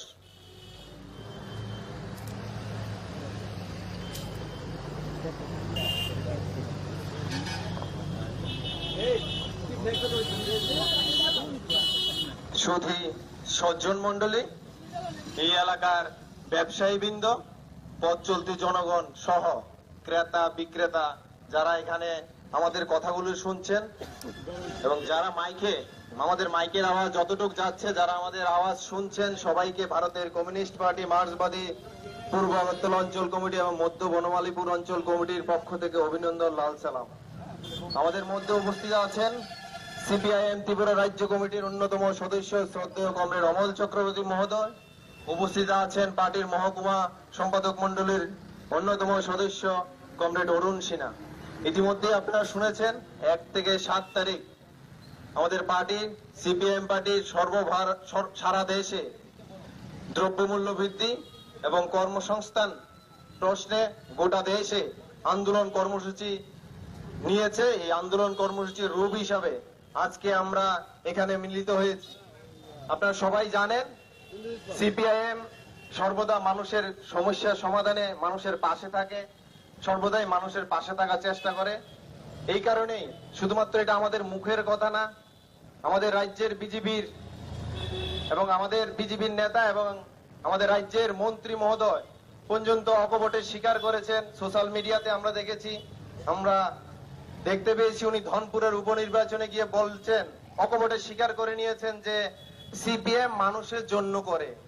আপনাদেরকে বোঝানোর জন্য বা আপনারা যারা আমাদের কথাগুলো শুনছেন হয়তো বা আপনাদের স্মরণে নাও থাকতে পারে, ফেসবুকে বা সোশ্যাল মিডিয়াতে ট্যাগ লাইনের মধ্যে আমাদের বন্ধুরা বা যারা সোশ্যাল মিডিয়া করে, যারা ফেসবুক করে, তারা বা যারা ইনস্টাগ্রাম করে, তারা সোশ্যাল মিডিয়াতে ট্যাগ করেছেন। ঠিক আছেনি কমরেড? যেই বিজেপির নেতা বলেছিল, উনি অকপটেই স্বীকার করেছে যে সিপিএম পার্টি মানুষের জন্য করে। দ্রব্যমূল্য বৃদ্ধি আর কর্মসংস্থান নিয়ে আজকের এই সভা।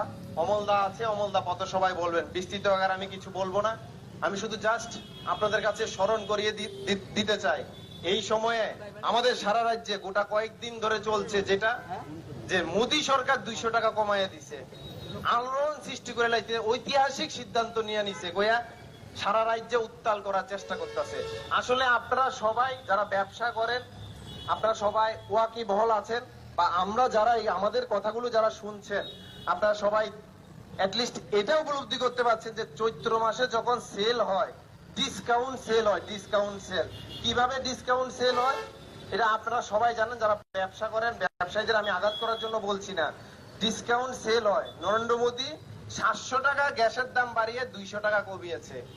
আমি আমার কথা না বাড়িয়ে আপনাদেরকে শুধু এই কথাই বলবো, ডিসকাউন্ট দিয়েছে। সামনে নির্বাচন এবং যখন সামনে 5টা রাজ্যে নির্বাচন হবে কিনা জানি না, না হওয়ার জন্য পার্লামেন্টে বিশেষ অধিবেশন ডেকেছে এবং ইন্ডিয়ার নামটার সাথে যুক্ত হচ্ছে বিভিন্ন দলগুলো, বিজেপি বিরোধী বিভিন্ন দলগুলো কাঁপন ধরেছে, তাই 200 টাকা কমিয়েছে। জানি না কতটুকু কার্যকর হবে, এটা পরবর্তী সময় বোঝা যাবে। কথা না বাড়িয়ে এখন আপনাদের সামনে আজকের এই পথসভায় আলোচনা করবেন সিপিআইএম ত্রিপুরা রাজ্য কমিটির অন্যতম সদস্য শ্রদ্ধেয় কমরেড অমল চক্রবর্তী মহোদয়।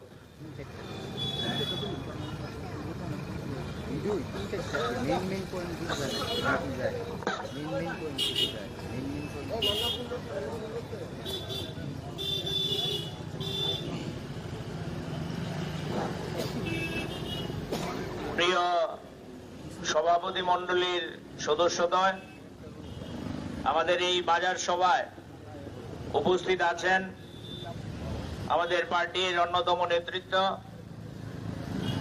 প্রিয় কমরেড অরুণ সিনহা মহোদয়, আমাদের পার্টির বিভিন্ন স্তরের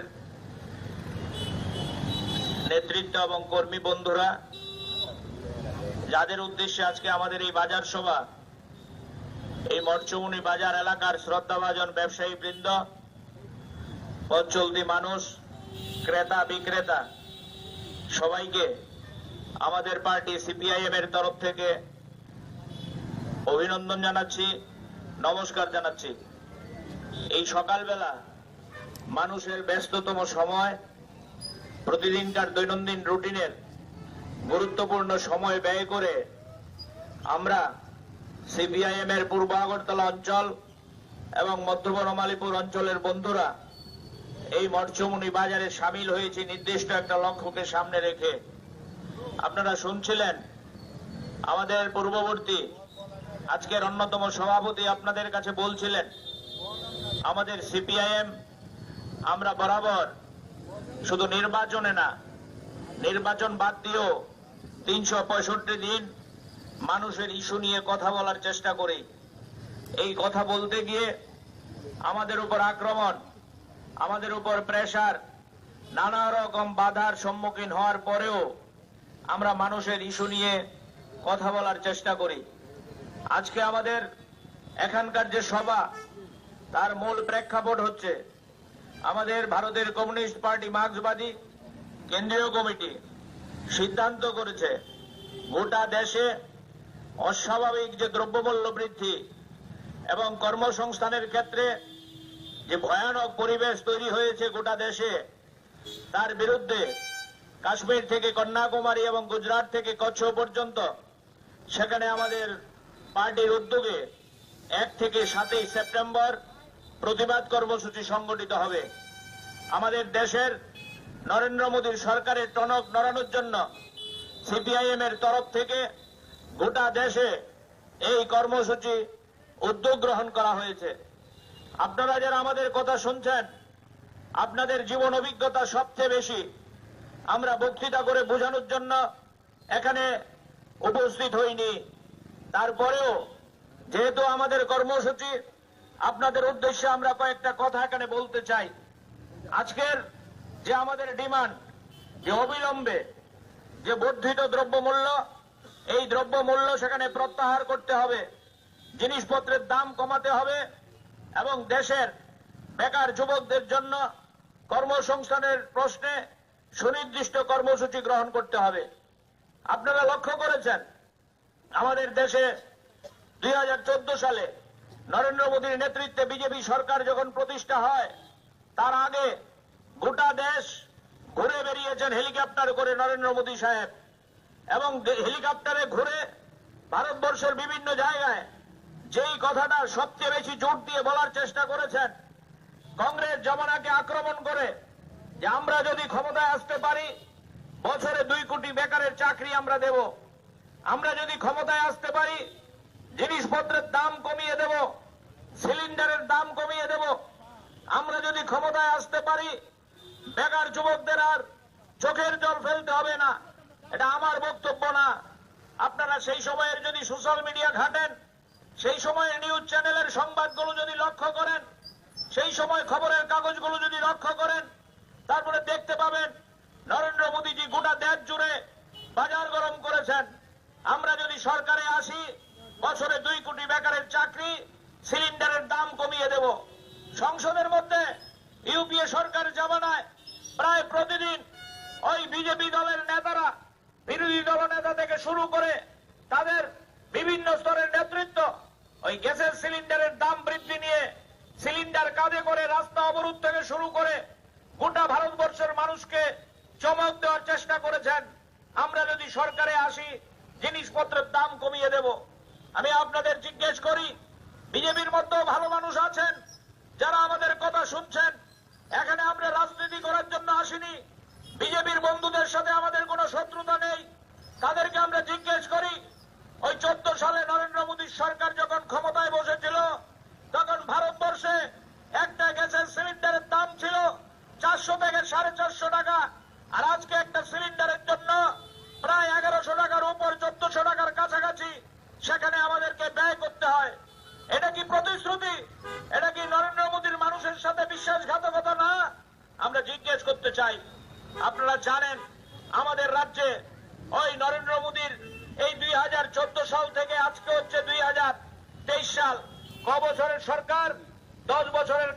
9 থেকে 10 বছরের সরকার।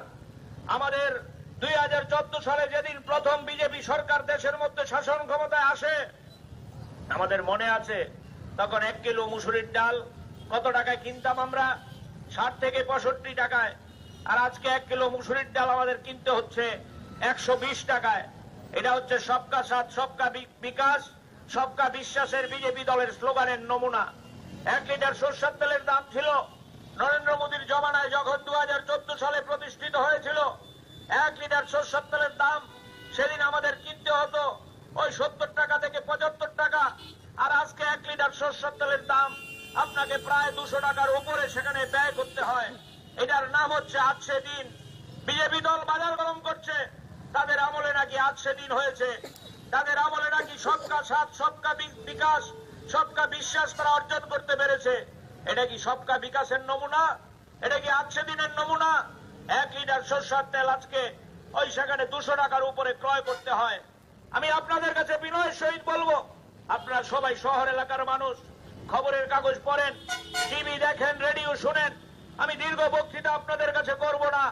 আমি শুধু আপনাদের কাছে জিজ্ঞেস করতে চাই, ওই যারা স্লোগান দিয়ে বাজার গরম করছেন সবকা সাথ সবকা বিকাশ সবকা বিশ্বাস, আমি আপনাদের কাছে বলবো সবকা সাথ এই যে সবকা বিকাশ এই স্লোগান শুধুমাত্র চমকের স্লোগান, শুধুমাত্র মানুষকে প্রতারিত করার স্লোগান। হ্যাঁ, ভারতবর্ষে কিছু লোকের বিকাশ হয়েছে, আমাদের রাজ্য কিছু লোকের বিকাশ হয়েছে। কার বিকাশ হয়েছে? ওই ভারতবর্ষে নরেন্দ্র মোদীর বন্ধু আদানি সাহেবের বিকাশ হয়েছে। নরেন্দ্র মোদী যখন ক্ষমতায় আসেনি তখন গোটা পৃথিবীতে আদানির নাম কেউ জানতো না। আর 9 বছরের প্রধানমন্ত্রীত্বে আজকে ভারতবর্ষের সবচেয়ে বড় ধনী যিনি হয়েছেন উনি হচ্ছেন আদানি সাহেব। আমাদের পকেট কেটে, আমাদের সরষের তেলের দাম বাড়িয়ে, আমাদের ডালের দাম বাড়িয়ে, আমাদের মশলার দাম বাড়িয়ে, ওষুধপত্রের দাম বাড়িয়ে এই টাকা আজকে কর্পোরেট দুনিয়াকে প্রফিট করার জন্য ওই সরকারের গৃহীত নীতির মাধ্যমে তাদের পকেট ফুলছে। এটা আমার বক্তৃতা না, খবরের কাগজ যারা পড়েন তারা জানেন। 9 বছরে একজন ব্যবসায়ী আদানি সাহেব পৃথিবীর সবচেয়ে বড় ধনী হয়ে গেলেন। এটার মধ্যে কোন জাদু কাজ করে, কোন জাদু মন্ত্র বলে এটা সম্ভব হলো? আমরা জবাব চাই। বিজেপির যারা মন্ডলের নেতা, বিজেপির যারা রাজ্যের নেতা, তাদের কাছে বিনয়ের সহিত জিজ্ঞেস করতে চাই, আপনারা কি গ্যাসের কাউন্টারে গেলে কম দামে গ্যাস পান? আপনারা কি দোকানে গেলে কম দামে তেল পান? আপনারা কি দোকানে গেলে কম দামে ডাল পান? ওষুধের দাম, ওষুধের ব্যবসায়ীরা এখানে আছেন, আমার কথা শুনতে পাচ্ছেন। এই 9 বছরে ওষুধের দাম কয়েক শতগুণ বেড়েছে। যে ওষুধের দাম ছিল 5 টাকা, এই ওষুধ হয়ে গেছে 20 টাকা। আমি কোন নাম বলছি না, আমি জিজ্ঞেস করি বিজেপি দলের বন্ধুদের, এর বিরুদ্ধে লাল ঝান্ডা প্রতিবাদ করলে আপনারা সমর্থন করবেন না? আপনারা এগিয়ে আসবেন না? এটা তো রাজনীতির প্রশ্ন না, এটা হচ্ছে মানুষের সমস্যা নিয়ে লড়াই করার প্রশ্ন। মৎস্যমণি বাজারের ব্যবসায়ীরা, মৎস্যমণি বাজারের বন্ধুরা কেউ বলতে পারবেন এই বিজেপির শাসনে আমাদের রাজ্যে 18 সালে সরকার তৈরি হয়েছে, 23 সালেও তারা আবার কায়দা করে সরকার তৈরি করেছে। এই সরকার তৈরি করার পর 6 বছরে মৎস্যমণি বাজারে মানুষের সমস্যা নিয়ে একদিনের জন্য লড়াই করেছে? দ্রব্যমূল্য বৃদ্ধির বিরুদ্ধে কোনো একদিন কথা বলেছে? না বন্ধু, বিজেপি দল মানুষের সমস্যা নিয়ে কথা বলে না। বিজেপি দল বেকারদের কর্মসংস্থান নিয়ে কথা বলে না। তাদের একটাই রাজনীতি, মন্দিরের রাজনীতি, মসজিদের রাজনীতি। মন্দির মসজিদের নামে বাজার গরম করার চেষ্টা করছে। আমি সেই আলোচনা আপনাদের কাছে করতে চাইছি না। আজকে আমাদের দেশে আপনারা জানেন, আমার বক্তব্য না, সাংবাদিকরা প্রতিদিন লিখছেন ভারতবর্ষে 42 বছরের মধ্যে বেকারিত্বের হার সবচেয়ে বেশি বেড়েছে।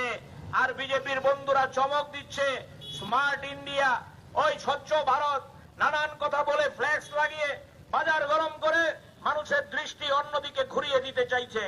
42 বছরের মধ্যে বেকারির হার সবচেয়ে বেশি আজকে ভারতবর্ষে 7.9% হয়েছে বেকারির হার। আমি জিজ্ঞেস করি মৎস্যমণি বাজারে যারা আমার কথা শুনছেন, আমি দেখতে পাচ্ছি এখানে অনেক রিটায়ার্ড ব্যাংক এমপ্লয়ি আছেন, অনেক রিটায়ার্ড LICর এমপ্লয়ি আছেন, অনেক রিটায়ার্ড BSNL এর এমপ্লয়ি আছেন। আমি আপনাদের জিজ্ঞেস করি, বলুন তো আজকে আমাদের দেশের মধ্যে ব্যাংকের মধ্যে কই চাকরির তো কোনো ব্যবস্থা নেই, LICর মধ্যে চাকরির ব্যবস্থা নেই, পোস্ট অফিসের মধ্যে চাকরির ব্যবস্থা নেই। অথচ আপনারা শুনলে অবাক হবেন, ভারতবর্ষের ব্যাংকগুলো কর্মী সংকটে ভুগছে, ভারতবর্ষের এলআইসি কর্মী সংকটে ভুগছে, ভারতবর্ষের বিএসএনএল রাষ্ট্রায়ত্ত সংস্থা কর্মী সংকটে ভুগছে, হাজার হাজার লক্ষ লক্ষ পদ খালি পড়ে আছে, এগুলোকে অবলব্ধি করে দিচ্ছে। আমাদের দেশের চাকরির সবচেয়ে বড় জায়গা ভারতীয় রেল। আজকে ভারতীয় রেলের চেহারাটা কি আমি আপনাদের কথা দিয়েছি, লম্বা বক্তৃতা করব না। আজকে ভারতবর্ষের রেলের চেহারা হচ্ছে, আজকে ভারতবর্ষের রেলকে ওই বিদেশি বহুজাতিকদের হাতে বিক্রি করে দিচ্ছে। রেলের প্ল্যাটফর্ম পর্যন্ত আজকে বিক্রি হয়ে যাচ্ছে, মাদ্রাজ রেল স্টেশন বিক্রি হয়ে যাচ্ছে। আপনি বিনা পয়সায় গিয়ে রেল স্টেশনে বসতে পারবেন না, রেল স্টেশনে ঘুমোতে পারবেন না, পয়সা দিতে হবে। আজকে ভারতীয় রেল বিক্রি হয়ে যাচ্ছে। আধুনিকতার নামে আমাদের ভারতবর্ষের রেলের থেকে কর্মী সংকুচন হচ্ছে, কর্মী ছাঁটাই হচ্ছে। এই রেল দপ্তরে শুধুমাত্র 2.5 থেকে 3 লক্ষ শূন্য পদ পড়ে আছে। কর্মীরা সেখানে ওই সংকটে পড়েছে। আপনারা দেখছেন প্রায় প্রতিদিন ভারতবর্ষে রেল দুর্ঘটনা ঘটছে, আগুন লেগে যাচ্ছে। তার কারণটা কি? কারণটা হচ্ছে কর্মী সংকটে আজকে ভারতীয় রেল। সুতরাং একদিকে কর্মী নিয়োগ নেই, একদিকে বেসরকারীকরণ, আর পাল্লা দিয়ে বাড়ছে আমাদের দেশের মধ্যে বেকারিত্ব। তাই আমরা আপনাদের কাছে আহ্বান করতে চাই, এটা যদি মনে করেন সিপিআইএম দলের সমস্যা, না বন্ধু, এটা সিপিআইএম দলের সমস্যা না। আপনারা বলুন না, অনেকে প্রশ্ন করতে পারেন যে আপনারা তো সরকারে ছিলেন। হ্যাঁ, আমরা এ রাজ্যে সরকারে ছিলাম 2017 সাল 18 সালের আগ পর্যন্ত।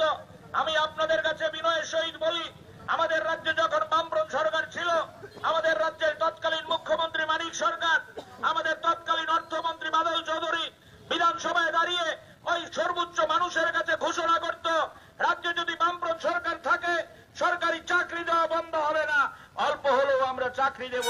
আপনাদের মনে থাকবে প্রতি মঙ্গলবার ক্যাবিনেট বৈঠকে বামফ্রন্ট সরকারের সময় অল্প হোক বেশি হোক ওই সেখানে চাকরি দেওয়ার জন্য সিদ্ধান্ত হতো, চাকরির অফার ছাড়া হতো।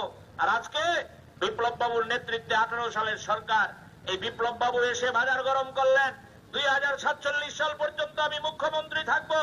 2047 দূরের কথা, 5 বছর পূর্ণ করতে পারলেন না। আমি সেই নিয়ে ব্যঙ্গ করব না, অনেক কথা বাজার গরম করেছেন।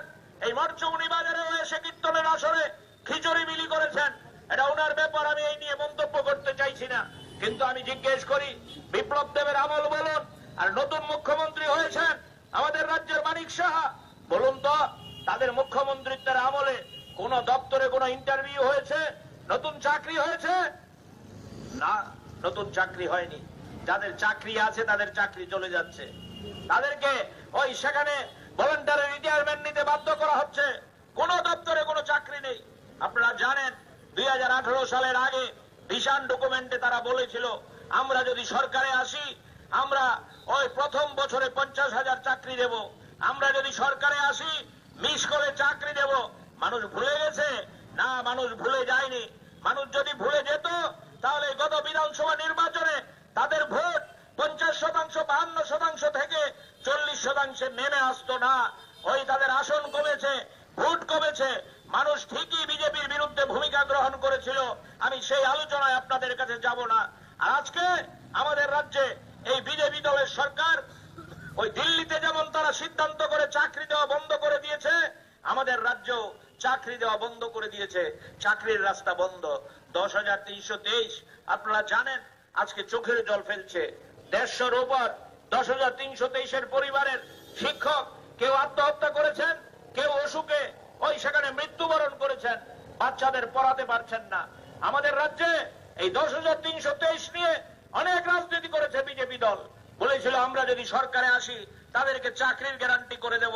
আর আজকে চাকরির গ্যারান্টি দূরের কথা, এই 10,323 যখন তাদের সাথে কথা বলতে চায় তাদের উপর লাঠি পেটা হয়, তাদেরকে চল কামান দেয়।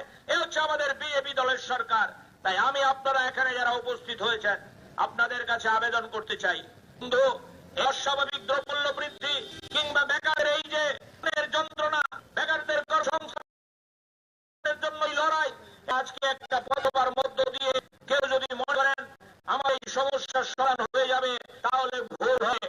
গোটা ভারতবর্ষের মানুষ রাস্তায় নেমেছে, আমাদের রাজ্য মানুষ সাহস করে রাস্তায় নামে, তাদের চোখ রাঙাচ্ছে, ভয় দেখাচ্ছে।